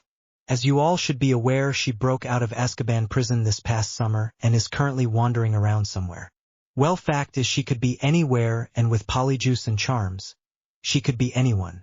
Unfortunately, so as a means to help fight against her 2 budding transfiguration prodigies came up with a new transfiguration this summer. Lestrange's favorite weapon is a knife, and she knows how to use it well, so if anyone pulls a knife on you, you can use this spell and turn their knife into a daffodil and walla no threat there. Then turn and run like hell. Now this spell is very simple. It is Cultraflora, pronounced Cultraflore, a simple point and shot approach. No wand movement necessary. Now pronounce it with me. Cultraflora. Again Cultraflora, one more time Cultraflora. Now you can imagine any flower, but the easiest flower to work with is the daffodil. It usually comes in all yellow and its leaves are easy to remember how to envision. So it is the fastest flower to work with. but if you have a preference of flower or one that pops into your head, first go with it. Whatever flower you prefer, go with it. The fact is that it is a knife to a flower. It is quick and to the point, no fighting, no injury, no cursing, just one spell and it is over with. She is down one weapon. But don't underestimate Bellatrix Lestrange. She always has something up her sleeve. Always run away if you can. Leave or get away as fast as you can. You don't want to be anywhere near that person for a second longer than absolutely necessary. So I brought a bunch of butter knives for you to practice on. So I would like to see what you can all do. With that, Professor Black passed out 2 butter knives out to each student, and then spent the rest of the class walking up and down the aisles helping the students focus their spell and pronounce the spell properly. Some did brilliantly, others needed a bit more help. By the time the bell tolled for the class to be over though, everyone had managed to create 2 perfect daffodils at least. Some worked on other flowers as well, but everyone managed at least the 2 daffodils. Even Goyle and Crab had managed it, and that was practically a miracle in and of itself. That just proved that anyone could do this spell if they tried. Lavender was quite proud of herself. She managed to get 2 perfect daffodils, and it only took 3 tries to get the first one and 2 more tries to get the second one. She was working so hard to make her parents proud of her this year. She was determined to take her studies seriously and do whatever it took to do better. She had already signed up with a study group that the Hufflepuffs had started a list for, that was supposed to be for charms and transfiguration studies. She knew most of the people in the group that had signed up anyway, so she might as well as see if they wouldn't help her study, and see if they could help her with her homework some. Luna and Pavarti already volunteered to help her as well, which surprised her. She thought that they wouldn't want to have anything to do with her after the way that she had been treating them last year. But apparently they were serious about forgiving her and wanted to help her with her drive to get better grades this year. Professor Black ended up with 2 beautiful bouquets on his desk. One a bouquet of daffodils, and one a bouquet of a variety of other flowers of all kinds, each in a beautiful crystal vase that he created. By the end of the week, nearly every female teacher had bouquets on their desk. Flowers were everywhere, and they were all proudly exhibited when they were told about how they were created and why. Of course, Sirius may have put a charm or 2 on them to make them last a long time too. But that is neither here nor there. After all, who wants a vase full of butter knives? He even added a charm to make them smell like the real flowers that they represented. He also gave Professor Flitwick a bouquet, even though he was a male, simply because he was so proud of all the charms he had added to the original bouquets the students had made. Professor Flitwick was thrilled with it and put the vase of various flowers on his desk proudly, and then taught everyone the charms to make the flowers to stay permanent and to have the scent to match their representative flower. So that a rose smelled like a natural rose, and a daffodil smelled like a natural daffodil. It was a big hit in class. Although they were running out of butter knives in the kitchen. Professor Lupin introduced himself and spoke a little about what to expect from this year's history of magic, giving a rough overview of each general topic and area they were going to study. Then he asked if there were any questions. Harry raised his hand and was acknowledged. Do you offer extra credit in this class this year? Knowing he had accepted extra credit last year, he was hoping he would do the same this year. Yes, but there are restrictions. First, I will not accept anything before the last 2 months of the class. I will have enough to grade at that point and don't need the extra work. Hermione raised her hand and he pointed to her. How long do you want the essays? No more than 60 inches. I don't want to read a book at that point of the year either. So keep it as brief as possible. Before he could point to someone else, Hermione spoke up again. Professor Lupin, what can we write these essays on? Sigh. Anything we have spoke about in class or any of our guest speakers have spoken about will be acceptable. This brought up an entire conversation about guest speakers until Professor Lupin called a halt to it. And he turned to the board and wrote on the board a bunch of names and dates. Then he started on the formation of the magical government and the Ministry for Magic. To say the least, it was very interesting, too many dates to remember, but it was still very interesting and Professor Lupin made it fun. Now the Ministry of Magic was formed in 1707 as the successor to the earlier Wizards' Council. Although it did have some actual capacity to be involved before its formation in the International Confederation of Wizards' decisions enact the Statute of Secrecy in 1692, which took the responsibility of enforcing said statute in the United Kingdom. There were also laws against underage wizards and wand use by non-wizard folk that was also enforced by the Ministry of Magic at that time as well, in part to maintain the secrecy. Professor Lupin stated. Harry raised his hand and Professor Lupin pointed over to him. So the reason they put up the ban on underage magic use was because they are afraid that someone will do magic around the wrong people. Not because they were trying to protect the individual from doing magic that could possibly be too strong or too much for them to attempt at that age? That's right. It has nothing to do with the individual at all. It is all about who could possibly see what is going on and would it break the statute of secrecy. It is one of the reasons that new bloods or muggle-borns, if you prefer, are not given the knowledge at all until they are 11 years old. They are raised in a non-magical heavy area and hence run the greatest risk of breaking that statute. Professor Lupin stated. Is that also the reason that purebloods and half-bloods are allowed to get a letter of compensation for use of their wand during the summer to practice with and new bloods are not? Luna asked. This question brought several people questioning and raising their hands, but Professor Lupin just waited until the classroom quieted back down and then answered her question. It isn't so much a matter of injury as a matter of where they live. If a pure injury lived in a flat in the middle of London, they would be refused.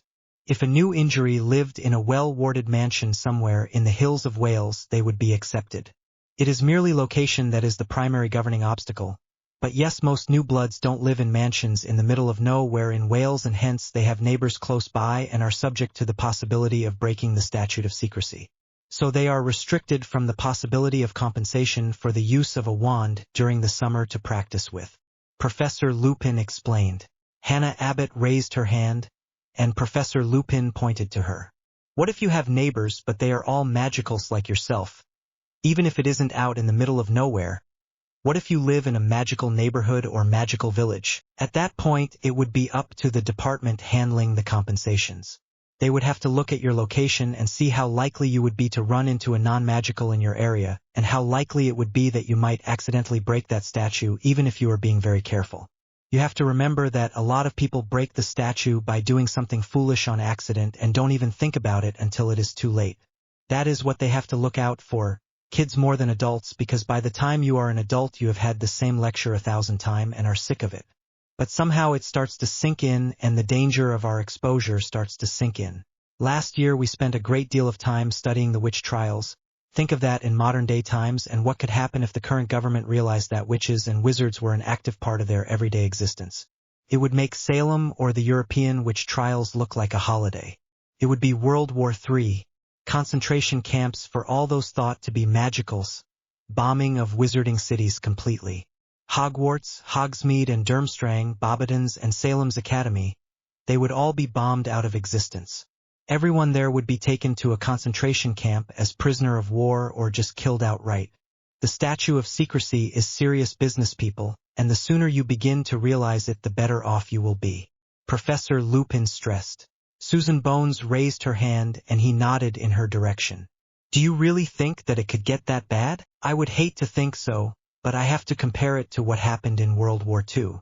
People were put in concentration camps, gas chambers and work farms by the thousands, and for no other reason than they were different than the reigning government. Could happen, and that is something that could happen and spread like wildfire worldwide if the hatred or fear of magicals caught on fast enough.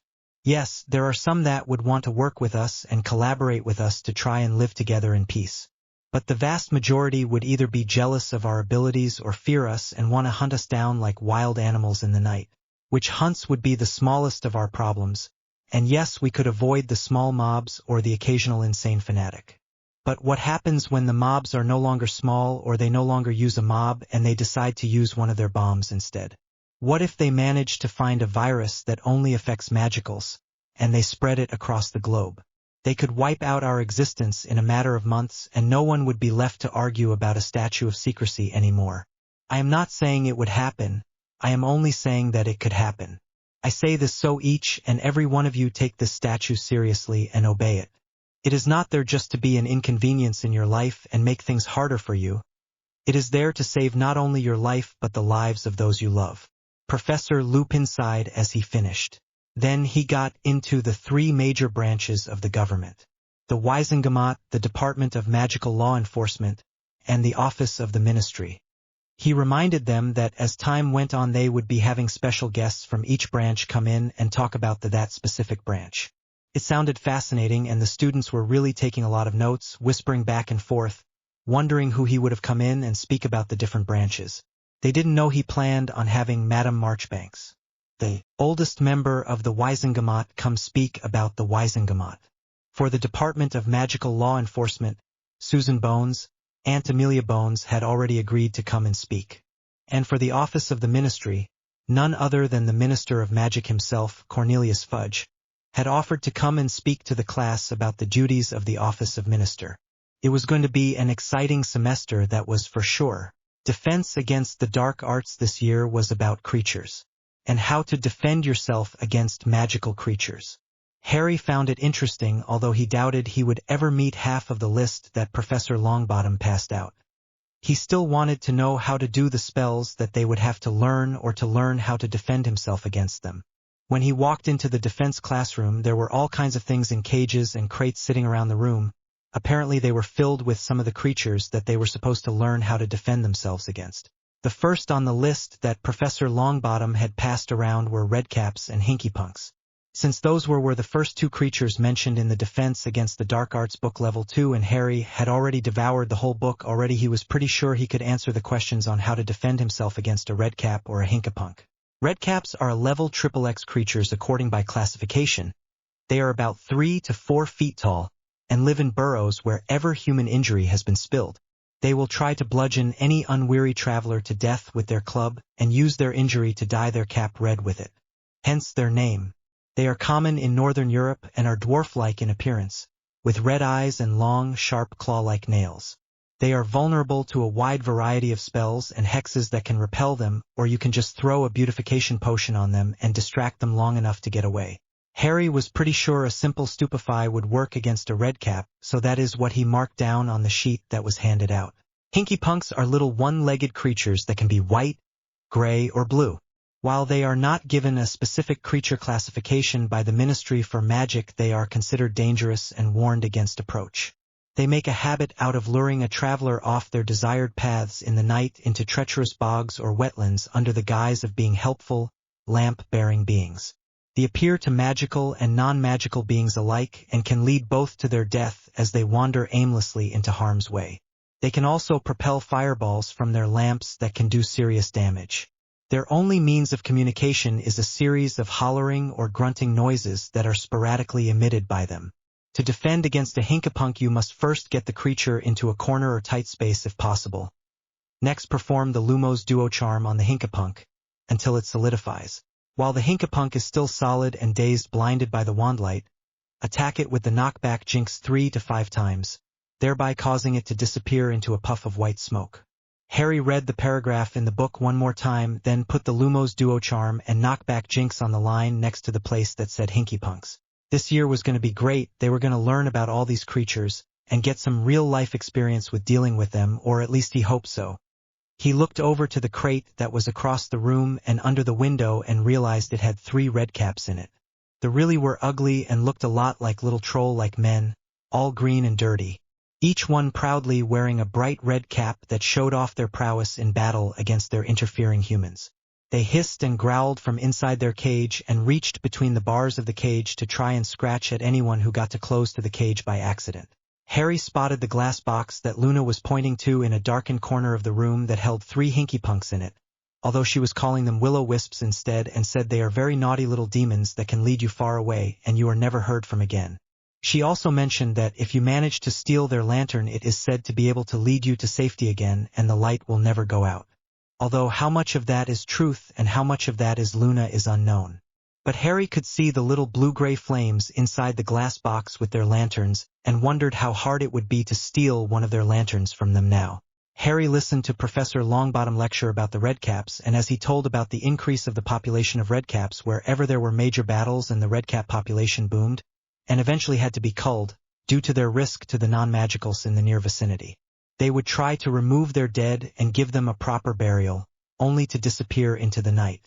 They had labeled the battlegrounds as haunted and forbidden because of the number of individuals that had gone missing, but the non-magicals still sneaked into them, trying to see what was there. trying to see what spooks were hanging about, only to be beaten to death and never heard from again. Their bodies never found. This went on for decades, and no matter what happened, the people kept coming back. So the only way to protect the non-magicals was to cull the redcaps and clear the area of their influence as best as possible. It was a grueling task, but it eventually proved successful in many of the old battlefields. These areas are safe today due to the diligence of the magicals of days gone by and their continuous monitoring of those historical sites for further danger of the red-capped menaces. Harry couldn't help but shiver at the bloodthirsty nature of the little beasts that were sitting merely feet away from him. He was so glad that they were so easy to handle though, and that he knew how to fight against them. He was glad that he had this class and that he was able to see what one looked like up close, so that if he ever saw one out somewhere he wouldn't get caught unawares and possibly get attacked or something. They are vicious fighters and relentless once they have you down, according to Professor Longbottom, that is. So the whole trick to it is never let them get you down. Aim to stun them first, then tie them up or incapacitate them in such a way that they can't attack you again, and get them to the Department for the Regulation and Control of Magical Creatures and have them relocate them to somewhere that they are not a threat to society. But try your best not to kill them. After all, they are a living, sentient creatures. Hinkypunks could be easily captured as well if you had an impenetrable glass container, and you used the Lumos Duo charm on them to make them solid. Then place them in the container while they were still in their dazed state.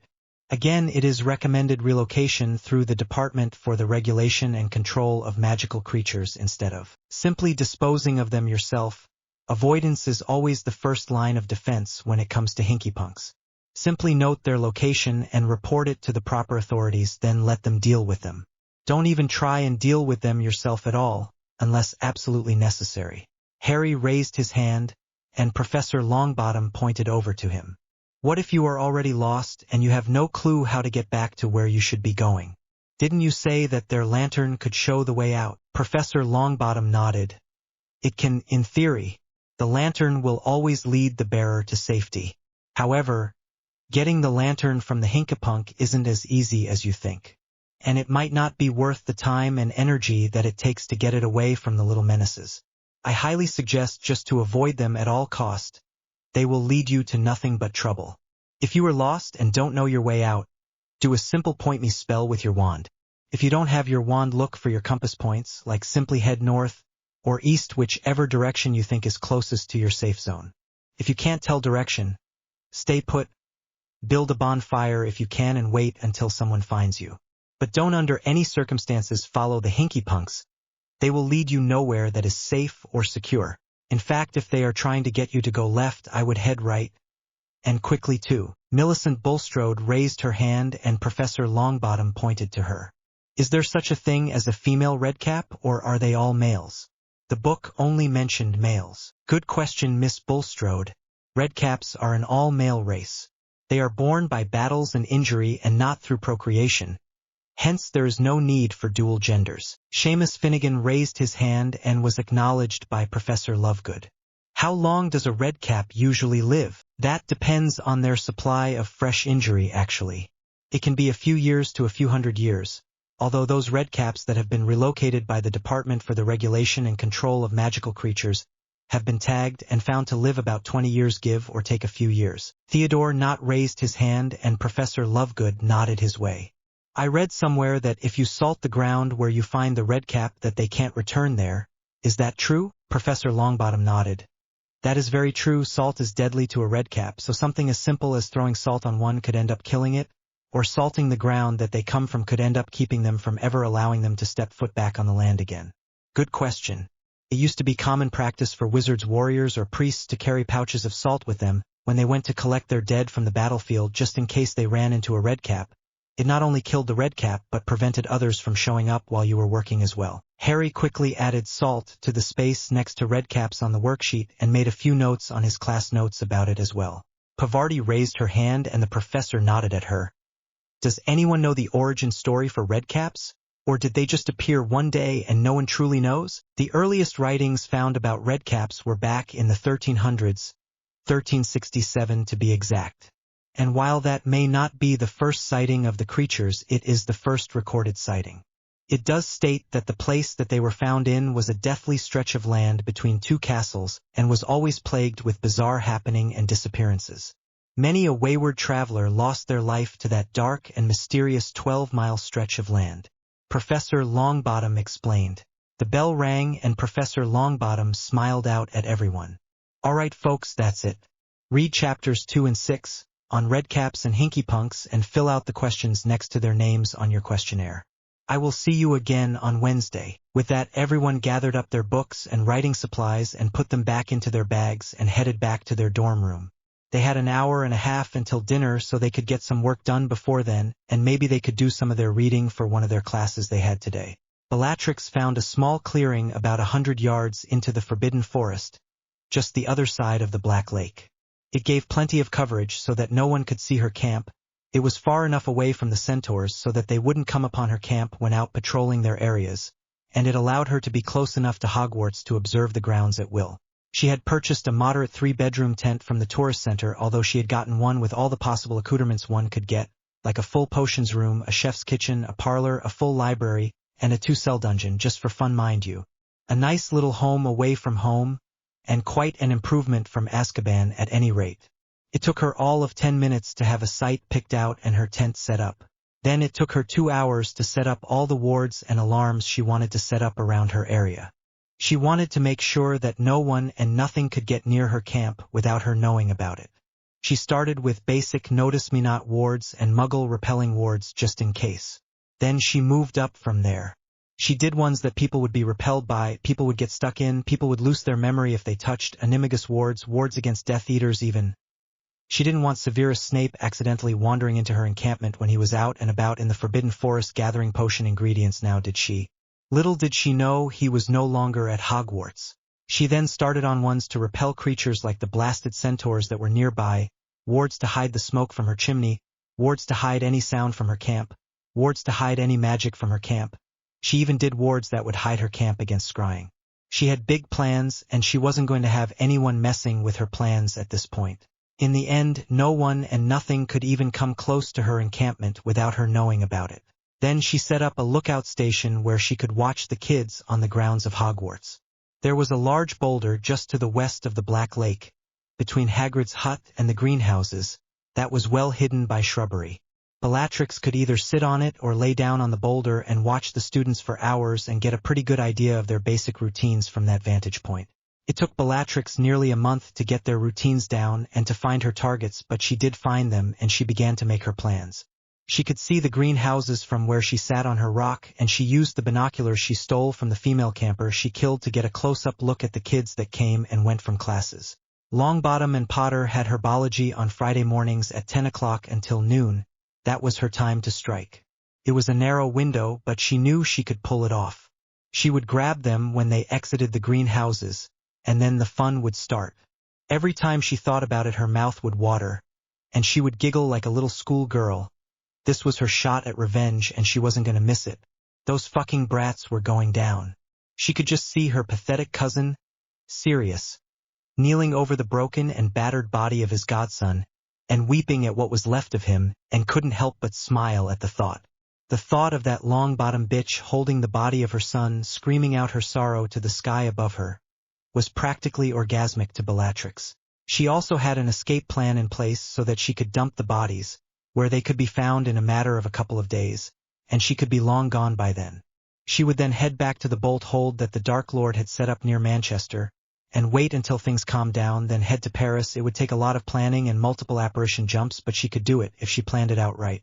She would stay in Paris for a month or so, then head to Madrid for a month or two. Next it would be Barcelona for another month. Then Rome, and she would hide out in the magical section of Rome until things calmed down, and she could see about returning, or maybe she would just start all over again with a new identity somewhere else. Who knows? The world would be her oyster at that point, hers for the picking. That morning they had learned 2 interesting charms, Tantantaligra, or Dancing Feet, and Finite Incantatum, which was the counter-curse for it. Flitwick had made a pineapple dance across his desk with the charm, and the whole class broke out laughing at the sight. Then he warned against holding the charm too long on an individual and how it could cause damage to someone and all the actual danger in the actual charm. No one ever really would consider a dancing charm as being dangerous, but if you think about it, leg cramps, exhaustion, and bad muscle damage are just the beginnings of the problems that it could cause.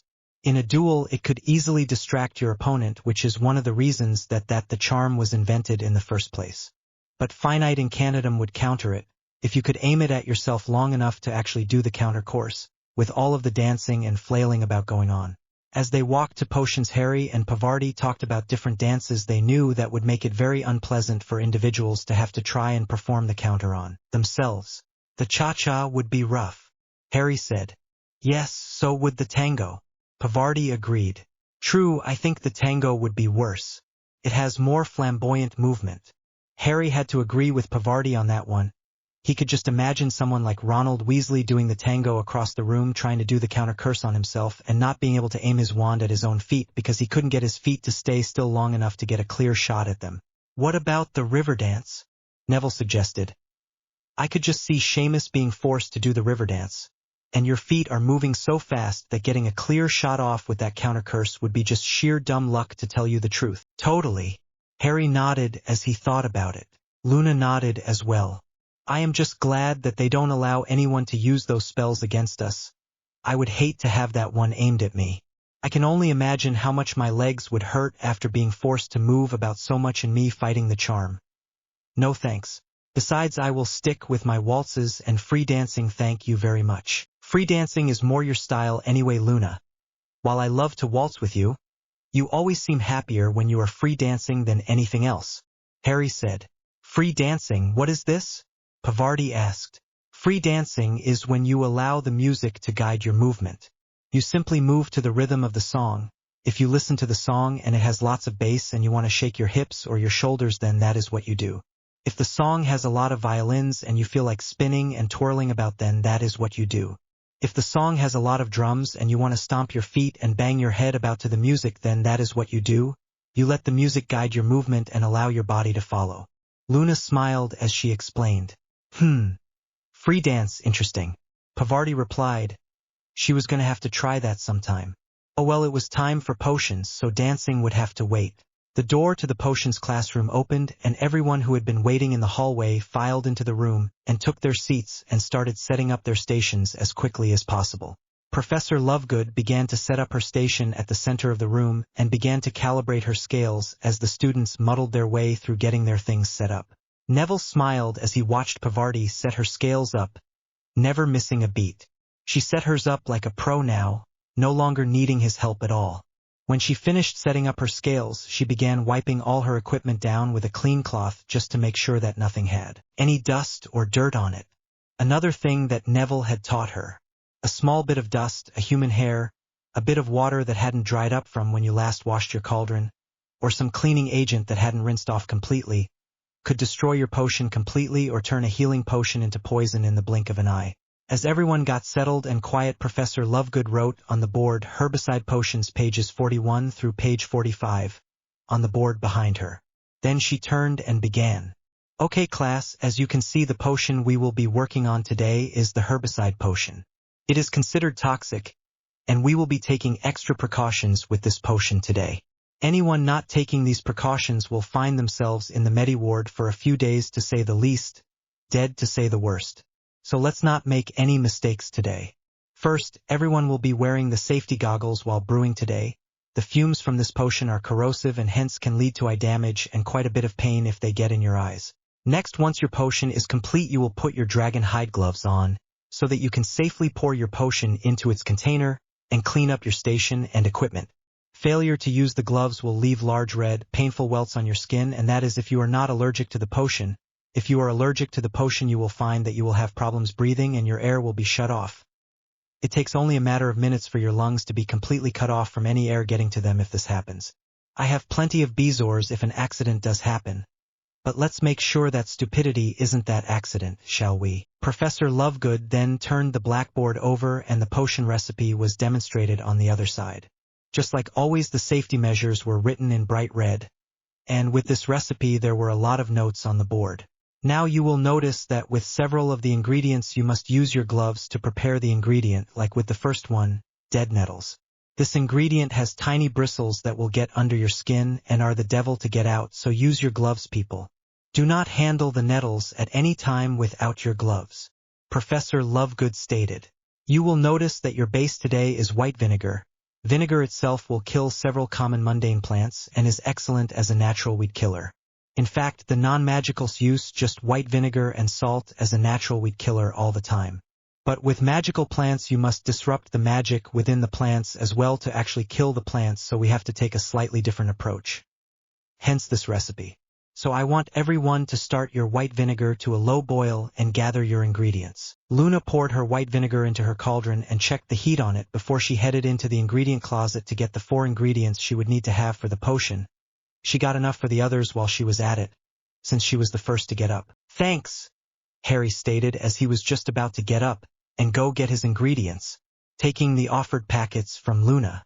In the potions closet there was a handy scale and several small manila envelopes that you could fill with your ingredients to make them easier to carry back to your station. All you had to do was weigh out how much you need, put it in the envelope and write what was on the envelope on the front of it, then move on to the next one. Then carry the little envelopes back to your station, instead of carrying several large containers or worse waiting for someone to. Finish with the 1 container of dead nettles so that you could have your turn at them. That would take forever to get a potion done. Harry read the instructions on the board one more time and then put on his dragon hide gloves and began to prepare the first ingredient. As the white vinegar began to simmer, he added the salt first and stirred the base until the salt had dissolved completely into the vinegar. Then he added the next ingredient. He repeated this process, watching the color changes carefully and the viscosity changes until the last ingredient was added, and he removed the cauldron from the fire and he stirred the potion 10 times counterclockwise as the potion cooled. It was now a golden yellow color, just as it was supposed to be, and was the perfect thickness. Absolutely brilliant.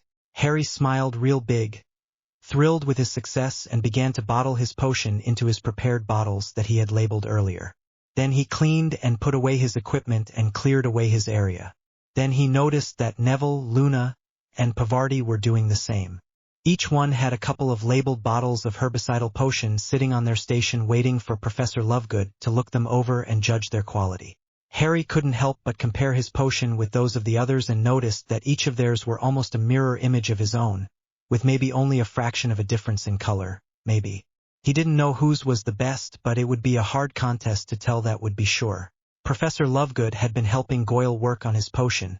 Noticed they were sitting there reading the information in the book about the potion.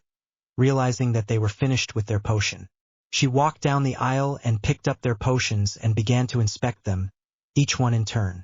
Smiling, she nodded and awarded each one of them 10 points for excellent work.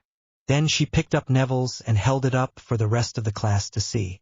Class, Mr. Longbottom has already completed his potion, and as you see, it is the perfect color and viscosity.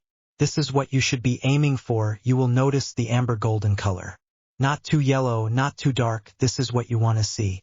If it is too dark, that means you let your potion get too hot. If it is too light, you let your potion cool too fast while stirring the final ingredient into it. It will still work as a herbicide, but it will not kill all magical pest plants, only most magical nuisances. The problem you have is that you may or may not know which ones it will work against. It will be a trial and error situation more than likely. Professor Lovegood held Neville's labeled potion up for the entire class to see, shaking the bottle every now and then so that they could see the thickness of the potion within it properly. Malfoy, Thomas, Greengrass, and Davis finished their potions and received full marks and got points in the class for it as well. Knott's potion was a little too dark and was Bulstrode's. Parkinson's potion was so thick she could barely get it into a proper jar, so she will be remaking it Wednesday. Zabini's potion was fine, although it could have been a little darker. Crabbe's potion melted a hole through his cauldron, and Goyle accidentally used apple cider vinegar instead of white vinegar, and now he has to do the whole thing all over again. Finnegan managed to pull out a foggy yellow potion that would probably work on some plants, but which one was anyone's guess. And Brown did a passable daisy yellow, although it seemed to have small floating bits of something in it that she couldn't identify, so she was going to have to remake her potion as well. When it was all said and done, about half the class was going to be remaking their potion, and the other half was going to be making another batch for the greenhouses on Monday. When class finished, everyone gathered their supplies and put them away, then headed over to their common room to put their things up. Professor Lovegood had assigned a 10-inch essay on the common mistakes when making this potion and how to avoid them. So each one decided to start working on their essays and get them over with while they had the chance. The next morning Transfigurations was buzzing about the Cultraflora Transfiguration they had learned their previous class, and several had practiced it until they had it down to a fine art. Harry had even gotten Sirius to go and pick up a case of butter knives for everyone to practice on, and they did repeatedly. They would first turn the knife into a daffodil and then turn it back into a knife, then back, until they could do it almost without thinking about it. Now it was time for the next class, and Harry and Neville were debating on what transfiguration they thought Sirius would be having them do. Well, a beetle into a button is the first one listed in this section, but how often has Professor Black followed the syllabus that is in the book? Neville pointed out. Yeah, he mentioned a block of wood into a flower, and a rock into a bird too, so who knows. I think the block of wood into a flower would be the most interesting. But I may be biased with the whole Cultraflora thing and all. As it turns out, it was indeed the wood into flower transfiguration, or lignumflows. This one has a small swirling configuration above the block of wood clockwise while envisioning the form of the flower you wished the block of wood to become. The hardest part was maintaining focus while attempting to envision what you wanted the end result to be. Focus, intent, and determination. That was the key to this transfiguration.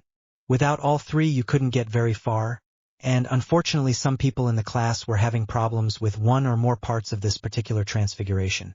Thankfully, Professor Black intended to work on this particular project for more than one class and had planned ahead for just such an outcome. Harry, Neville, and Luna had managed to get the results they wanted without a problem. Pavarti took a couple of tries, but she too managed to get it right before the end of class with some coaching from Luna. Malfoy and Zabini were the only other ones in the class that had managed to get the transfiguration right before the bell rang, which was a little surprising, but Professor Black announced that this was a very complex transfiguration and he expected it to take 2, maybe 3 class times for everyone to get it down. He assigned a 12-inch essay on the basic steps of lignumflows and what are the common mistakes when performing it, then dismissed everyone. History of magic was really interesting that day. It was their first class on the 3 parts of the wizarding government. Today they were going to have a guest speaker from the Wizengamot come in and speak to them about the formation and workings of the Wizengamot and its dynamics.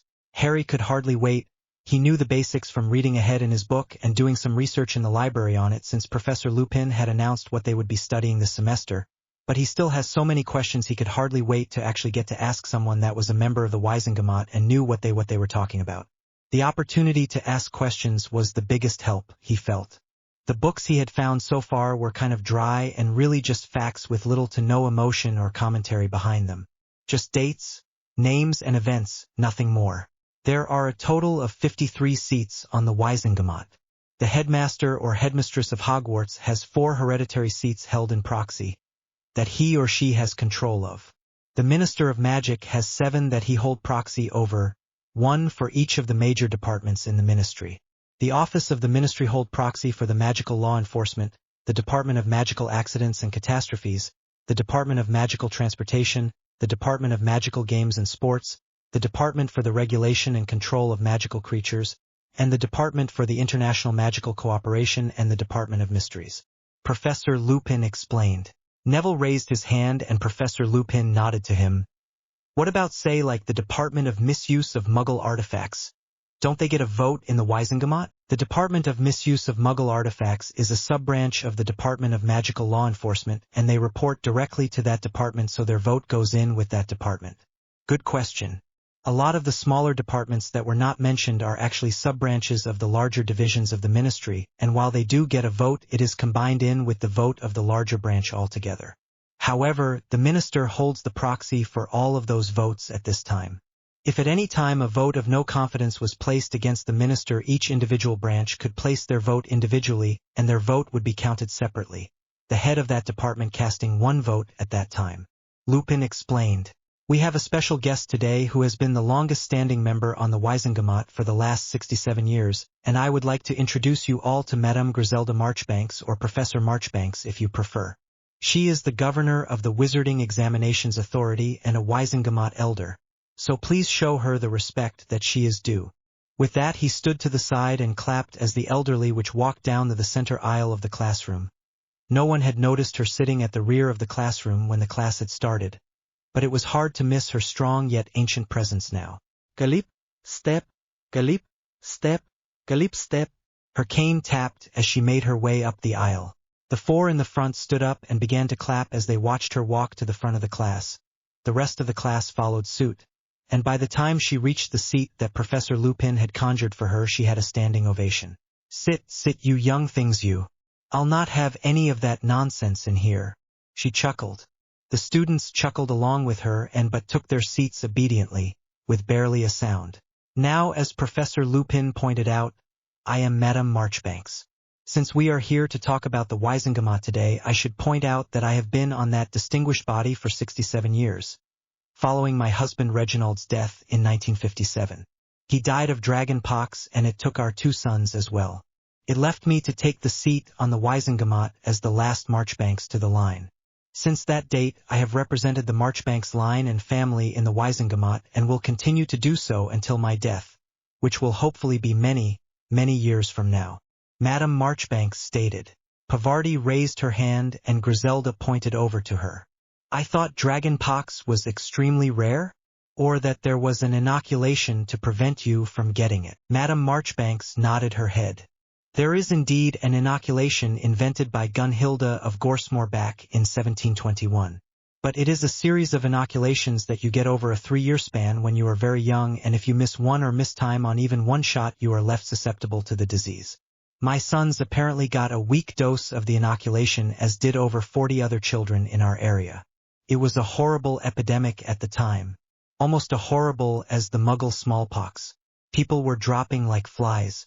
My husband helped tend my sons, and his constant exposure to the disease for over a 2-month span wore his body down, and he caught the pox as well. Why I was spared I have no clue. I was just as tired and just as exposed as he was, but I somehow managed to avoid the pox and survived. Professor Lupin cleared his neck and stated that while the history of dragon pox was fascinating, it was not the subject that we had wished Madame Marchbanks to come to speak with us about. So please keep your questions focused on the Waisengamot and the founding of our nation's government. Ernie raised his hand and Madame Marchbanks nodded to him. Is it true that you hold for proxies? Yes. I hold the Monroe, Madison, Marchbanks, and Ferris proxies at this time. She smiled over to him. She knew young Ernie Macmillan was one of the ones that was going to claim a seat on the Waisengamot once he got to be old enough. Neville raised his hand and Madame Marchbanks pointed to him. How many proxies can one individual hold? Is there a limit or something? There is a limit, young Mr. Longbottom. In fact, other than the Minister of Magic with his 7 proxies, the limit is 6.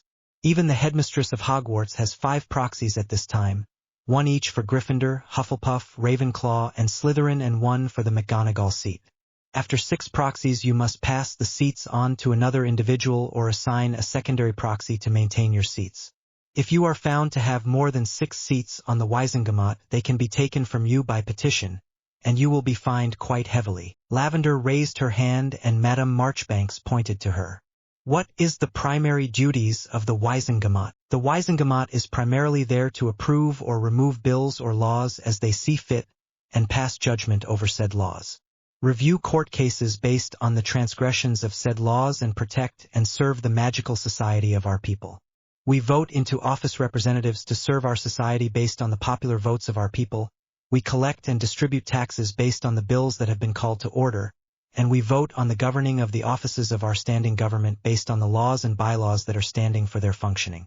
We set the budgets for the different offices, we maintain the staffing for the offices, we write the bylaws for their functioning. Without the Waisengamot, the Ministry of Magic would crumble and fall. The Department of Magical Law would have no funds for Aurors. The Department of Mysteries would have no funds for their research, Azkaban would have no budget to feed its prisoners, Hogwarts would have no funds for its Medi-Ward, St. Mungo's would get no funding for their improvements and staffing. Our wizarding world, as we know it, would be in chaos if we didn't have the Waisengamot. Madame Marchbanks clarified. Hannah raised her hand and Madame Marchbanks pointed to her. I didn't realize that the Waisengamot had anything to do with our Medi-Ward. Has that always been so? Not truly. That started in about the mid-1940s when Grindelwald was at his worst. During that time, many people used Hogwarts as a refuge and medical help was needed there for the refugees. So the Wisengamot set up a medical center at Hogwarts just for the injured, and they really never took it away. It was originally designed to house up to 3 medical staff and is designed to house up to 20 beds, but due to the lack of need, thankfully, that is no longer necessary. Now we have 1 on-call staff and 8 beds, and allow for up to 4 trainees per semester, if the current staff so desires. Madame Marchbanks explained. Susan raised her hand and Madame Marchbanks motioned towards her. Is there a certain age bracket you have to be in the Wisengamot? Madame Marchbanks chuckled a little at this question and stated, well, you must be at least 17 to hold a seat on the Wisengamot, but there is no upper limit, although they have been telling me for years I should step down. I refuse to, until I think they know what the dickens they are doing. I will keep my seats and keep voting my conscience as I damn well please. Everyone in the class laughed along with Madame Marchbanks as she said this, and then she said, now don't get me wrong, the medium range for people on the Wisengamot is about 45 to 65, but to be honest, we need a bunch of new injury in there to shake things up some. I know that in your year there are a lot of you that will be taking your seats back from proxies, and new injury will fill that ancient house once again. Maybe then I will hand over my proxies to someone and step down, but until then I will keep voting and keep my seat. I know of 18 seats that are attending school right now that will be taking up a position in the Wisengamot in the near future, and I can't wait. Those old fuddy-duddies need a little shake-up, and I hope you all will give it to them. About that time the bell rang and the class had to end. Harry was thrilled with this class. He had learned so much and was now so excited about taking up his seats on the Wisengamot. He was going to have Sirius take him down to Gringotts to have an inheritance test done to see how many seats he could rightfully claim.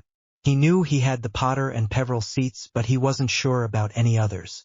So he wanted the test to be sure. Frank had the Longbottom seat, and so Neville wouldn't get that seat for a long while. Remus couldn't sit in the Lupin seat due to his furry little problem, but he named Sirius as his proxy for his seat and still claimed it anyway. Xenophilius didn't want the Wisengamot seat, so he let Sirius hold his proxy until Luna gets old enough to take the seat herself. They all gathered up their things and put them in their bags. Harry couldn't believe the amount of notes he had taken in such a short amount of time. No wonder his fingers were cramping. But no matter, it was time for lunch and he would get a break from writing for a few minutes at least. Everyone was still talking about their guest speaker and the Wisengamot when they reached the Defense Against the Dark Arts classroom. They chattered away in the hallway outside the door to the classroom as they waited for the door to open and the last class to end and their class to begin. I wonder what McGonagall would do if someone were to come along and claim one of the founders' seats on the Wisengamot. Harry pondered. Luna tilted her head to the side and thought for a moment, then stated, she would undoubtedly hand over the seat without question as soon as the individuals could prove that the seat was rightfully theirs. I think if the heirs to the seats were found, it would be a wonderful thing. Then we could actually get some changes made around here. Did you have anyone in mind? I think that Professor Longbottom should go down and have an inheritance test ran. The Longbottom name has been tied to the Gryffindor name since the founding of Hogwarts, and I wonder if they have some injury in there that might give them the right to claim that seat. Harry stated. Luna nodded. I think Susan should do the same. The Bones line is well known to go all the way back to the founders as well. I think she may be linked to the Hufflepuff side of the founders. I wonder who would have the Ravenclaw seat? Harry pondered. Daddy does, silly. It is just that he hates the politics of it all and doesn't want to be involved in it.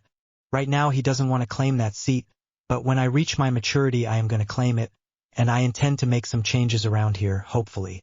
Especially if the others come forward as well. Luna put on her best dreamy smile. Wait a minute. Your family holds the Ravenclaw seat and you have never claimed it? Harry was confused. He didn't understand how her family could allow the headmistress, nice as she was, to vote their seat when they could pick their own proxy at least and have someone they trusted to vote the way they wanted to hold their seat. Sirius already holds the Black, Potter, Peveril, Lupin, and Lovegood seats. If you go down and find that you have some other seats on the Wisengamot, we may have to find someone else to hold our seat. At least until I reach my majority. So why risk it by adding the Ravenclaw seat before we even know what the results of your inheritance tests say? Daddy will probably wait and see what your tests say and then if necessary change over to Frank Longbottom, but insist that Frank take an inheritance test before he does as well. At which time they will find he is the rightful heir to the Gryffindor and Longbottom lines. Then he will hand over the Lovegood and Ravenclaw lines to Professor Longbottom. giving him 4 votes, and Professor Black will have however many he will end up with. At that point we could outvote the Ministry and the Malfoys without a problem. With all the votes from all the seats, the Wisengamot may actually be properly equal again. Luna stated dreamily.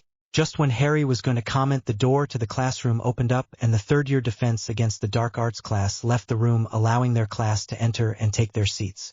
Harry couldn't help but wonder what the next creature in line would be. The next one in the book was imps and gnomes, although Harry didn't see either one of them out on display at this point, so he was pretty sure they were not going to be the subject of the class today. What he did see, though, looked a bit like a beetle and a pixie that had mated and came up with some weird combination of a creature. He wasn't sure, but he thought it was a Doxy. At least that is what it looked like most. Harry and Neville looked into the cage that held the little creatures, trying to figure out what they were. The little things had 2 sets of arms and 2 sets of legs, and when they opened their mouths to hiss at you, you could see they had 2 rows of teeth. They all had beetle-like wings, and they were each a variety of brown or brownish colors. Yeah, these were Doxies, dangerous little blighters. Getting bit by one of these things was very dangerous since they were poisonous and their bite could make you very sick. If you got into a Doxy swarm and got several bites, you could end up dying. Even one bite could be deadly if you were allergic to the venom and didn't get the antivenom into you quick enough. Both boys made sure to stay well away from the cage and out of reach of their sharp little claws. While not as poisonous as their bite, they could still cause a nasty infection that could lead to you going to St. Mongos for a few days. Running a high fever, hallucinations, swelling up, and having problems breathing are just a few of the symptoms of Doxy scratches. Take your seats, please. Professor Longbottom sat down on the edge of his desk and looked around the room, then warned, "Don't get too close to that cage, boys. Those are venomous brown Doxies there, and can definitely cause some major problems if you get scratched or bitten." Everyone gave the cage with the little menaces a huge space and went to sit down at their desk, no one wanting to get too close to the Doxies even by chance. Today we are going to be talking about Doxies and pixies. Yes, I realize these creatures are a little further down your list, but I happened to get this shipment of Doxies in before they were supposed to come in, so I decided to get this over with now rather than keeping them around in a cage until later and holding them until later. First, Doxies are a lot like the common bee in their social structure. They have a queen and workers, warrior and drones. The queen can lay up to 500 eggs at one time, and the drones tend to the eggs, turning them and guarding them, making sure the larvae are kept at the right temperature to hatch in about 2 to 3 weeks after they are buried. The queen buries her eggs underground, but the drones will go and uncover the egg, turn it and bury it again several times a day, making sure that there is an even distribution of heat.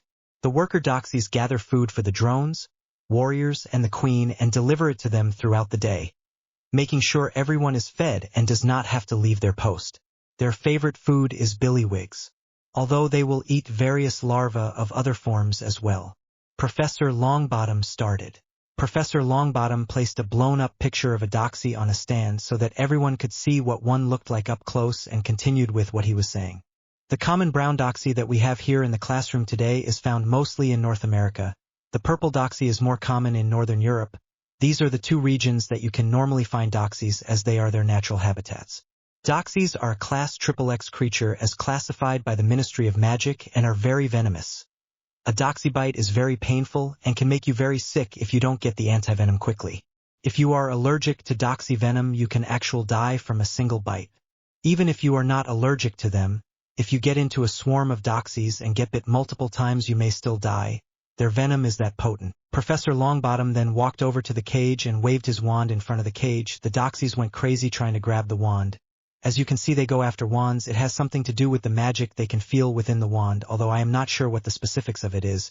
They will try and steal your wand if you let them get close enough to you. Thankfully, a simple knockback jinx can eliminate them as a threat, well, all except the queen, who is more resilient to magic than the rest. A stupefy will work as well at that point, and will not harm the Doxies, which will allow you to carefully gather them up and transport them elsewhere.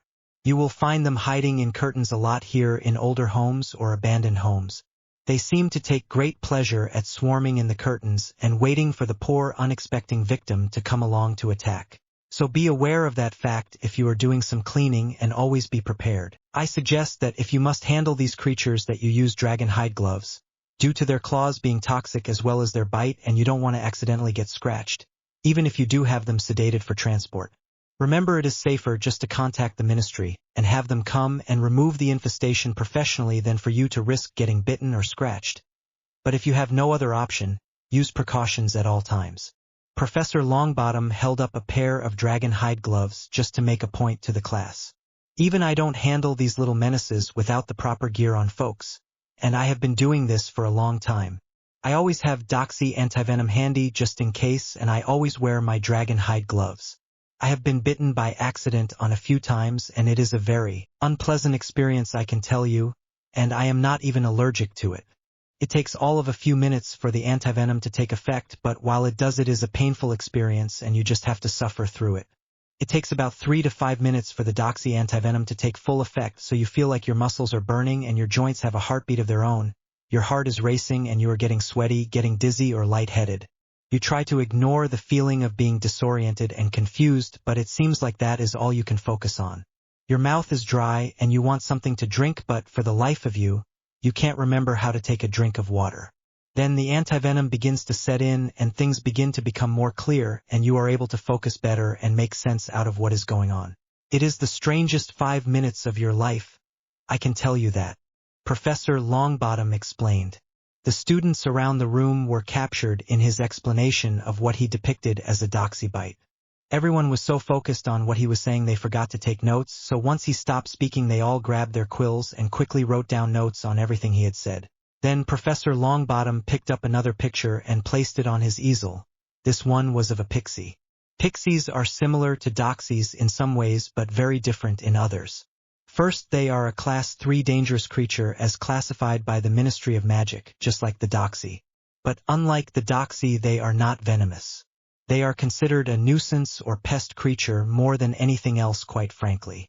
They are very strong and find it quite humorous to grab an unexpected individual by the ears and place them in a tree or on a roof or somewhere very high up that makes it very difficult for the person to get down from. They love to steal things and are quite good at hiding just about anything that you find to be precious or important to you, like your house keys, a favorite picture of a loved one, even your wand. It is all a game to them and they love every minute of it. Unlike doxies who lay eggs, pixies bear live young and can have 8 to 10 young during their lifetime, bearing 1 young every 8 to 10 months. They have a breeding cycle that lasts for about 2 weeks and then they go through 3 months of pregnancy, then deliver a live young. They wait about 2 to 3 months and repeat the process. An average pixie will live to be perhaps 10 to 12 years out in the wild. In a reserve they may live up to 20 to 25 years with proper care. They are bright blue in color and are about 8 inches or 20 centimeters in height when fully grown, and it takes them about 3 years for a newly born pixie to fully mature and be ready to breed its own young. Professor Longbottom went over to a clear box he had sitting off to the side and put it up on a pedestal, and sure enough there were 4 pixies in it and they were just buzzing around inside of it, trying to get out. These pixies were caught just 2 days ago, and as you can see they are about 8 inches in height, so they are all fully grown, and they are quite anxious to get out. Like doxies they do have wings, although their wings are almost like those of a fairy, instead of like those beetle like a doxy. Their wings fold back onto their backs whenever they area not in use, so they do not get injured, and so you only see them when they are actually using them. Pixies are herbivores and love things like berries or berries and milk. So one way to get an infestation of pixies out of your house is to take and put a few drops of sleeping draught into a dish of milk and broke berries and set it out as bait. Then wait.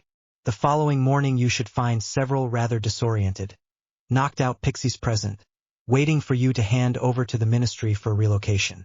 If you are attacked by a swarm of pixies, I suggest a simple freezing hex to stop them in their place, then gather them up and simple relocation through the Ministry for Magic. Now they originally come from near Cornwall, England, so relocation is always an option, but placing them in protective zones is also an option and will lead to their longer life and better living conditions. With that, Professor Longbottom took a pretty necklace that was quite shiny and had a pretty red stone in the middle and held it up against the glass box that held the pixies. All the pixies were scrambling over one another trying to get to the pretty necklace and scratching at the box to get to the necklace. As you can see, pretty things attract the pixies, so keep that in mind when you have your bling out. A heavy box won't keep them out. A lock box is the only thing that will keep out a determined pixie. Once they see a pretty thing they like, they will stop at nothing to get to the object of their affection, and they will do anything to get it. They are also attracted to highly magical things, such as a wand, and love to steal them when an unexpected wizard or witch is sleeping. Finding a pixie nest could lead you to finding all kinds of little gems of things that you have been missing for ages and thought you had just misplaced. I once found a pair of cufflinks I thought that I had lost.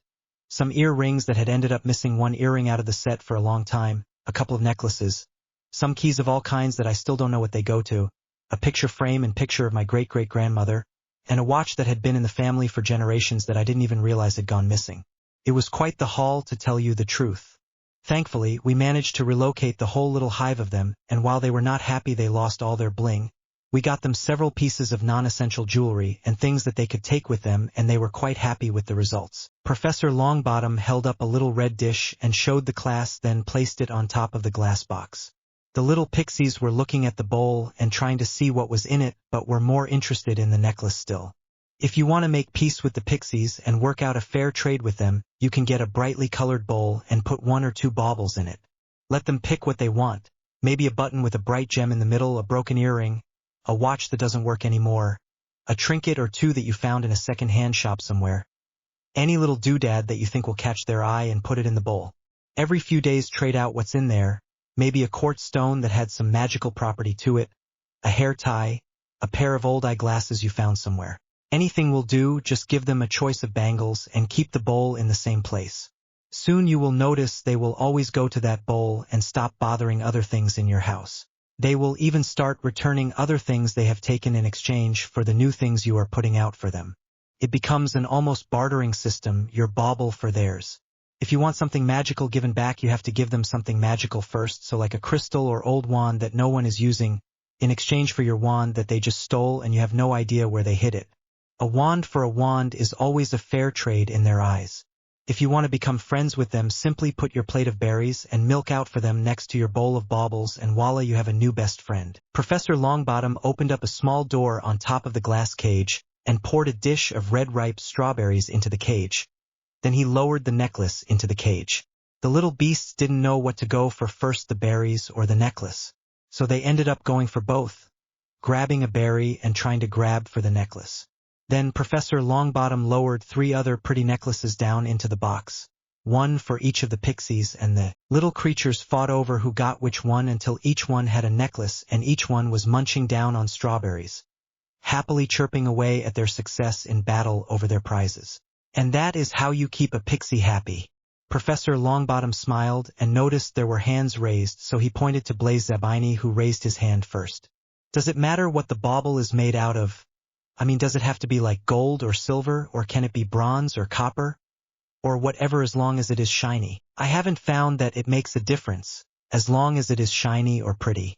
They seem to focus on silver more than gold, though, I have noticed, but they love things that have pretty stones in them too. Professor Longbottom explained. Theodore not raised his hand. What about pearls or seashells? I have a neat necklace of seashells and pearls that I think they would love. But it isn't shiny, just really pretty and unique. I am sure if it was pretty they would love it, but you could always bring it in here and see what they thought of it, to test it out. In fact, you all can do that. If you have something that you wonder if a pixie would be interested in, feel free to bring it into class and see if they are interested in it. You can always donate it to them or set up your own pixie dish as well. Professor Longbottom pointed over to Harry and nodded. I have a small bowl of loose crystals that I keep for odd projects. Do you think they would be interested in them? Harry asked. Most definitely. They love crystals of all colors and sizes. They love the sparkle, and most crystals have some degree of magic in them, so they love that too. Then he pointed to Tracy Davis, who had her hand up. I have an ankle bracelet that had been missing for months. Do you think it is possible that pixies got it and have it hidden somewhere? She asked. It's a very real possibility. I would suggest setting up that bowl and placing in a bracelet of maybe rhinestone or even crystals, but something shiny, and make sure it is bigger and has more bling than what you lost. Then add a couple of other pieces just for variety. Wait a couple of days and see if your ankle bracelet doesn't show up. I bet that it will. They are real good at trading up for newer and more shiny things. It's like keys, they love keys. So if you have lost your keys, go out and get them a group of bright, shiny, multicolored new keys. Like purple and gold and green keys that go to absolutely nothing, but they are new and shiny, and lay them out for them to find. And sure enough, your old dreary-looking keys will show up within a day or so. To these little guys, bling is everything. The more bling, the better. The more color, the more shine, the more sparkle, whatever, just more. You will see they always go for more. If they have taken an old silver picture frame with your grandmother's picture in it, set them up with a sparkly purple one that has rhinestones in it and a picture of a sunset or something in it, they will bring back the silver one in favor of the sparkly purple one any day. Silver is nice, but sparkle will win them out every time. Okay folks, before we go, I want to tell you to read chapters 18 and 6 and write me a 10-inch paper on each one. And if you want to bring something to either donate to the Pixies or see if it will attract the Pixies, be my guest. Professor Longbottom stated just as the bell rang and the class ended. This class had been so cool. Harry couldn't decide which creature he enjoyed learning about the most.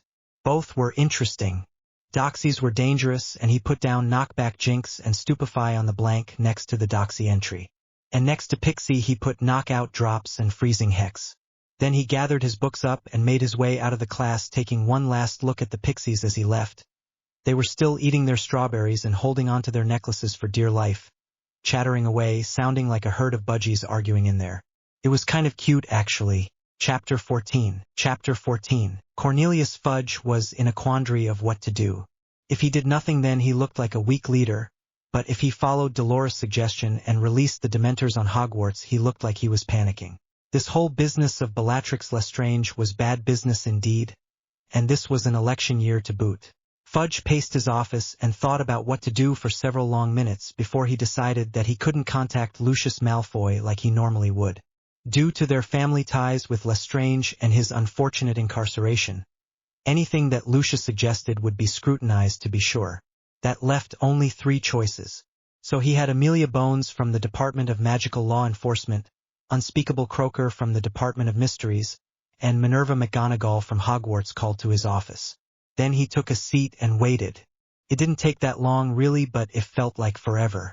Amelia showed up first, followed by that Croaker individual. After a few minutes the fire in his office activated and Minerva McGonagall came through, although she didn't look pleased at having her day disrupted by the Ministry of Magic. Even if it was the minister who called her. What is this all about? I am very busy and have a school to run. I can't just take off and go gallivanting around on a whim whenever you call. You know? Headmistress McGonagall stated as she spelled away the soot on her robes. Fudge fluffed up a little at that statement.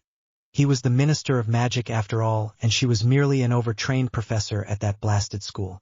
How dare she speak to him that way? Now see here, Minerva. This is very important, and I would not have called you if I had not required your attention and your input in something quite dire. I would think you would want to put in your 2 nuts in something that definitely affects Hogwarts, or could affect it, I should say. Minister Fudge stated. Amelia looked over to the minister curiously and asked, "What are you going on about, Cornelius? What would affect Hogwarts?" Minister leaned forward in his seat and placed his elbows on his desk. Bellatrix Lestrange was spotted just to the north of Hogsmeade not 20 minutes ago. What? Why didn't you announce it to my people? We need to get some people out there immediately. This is something that needs to go to my people, not to your desk.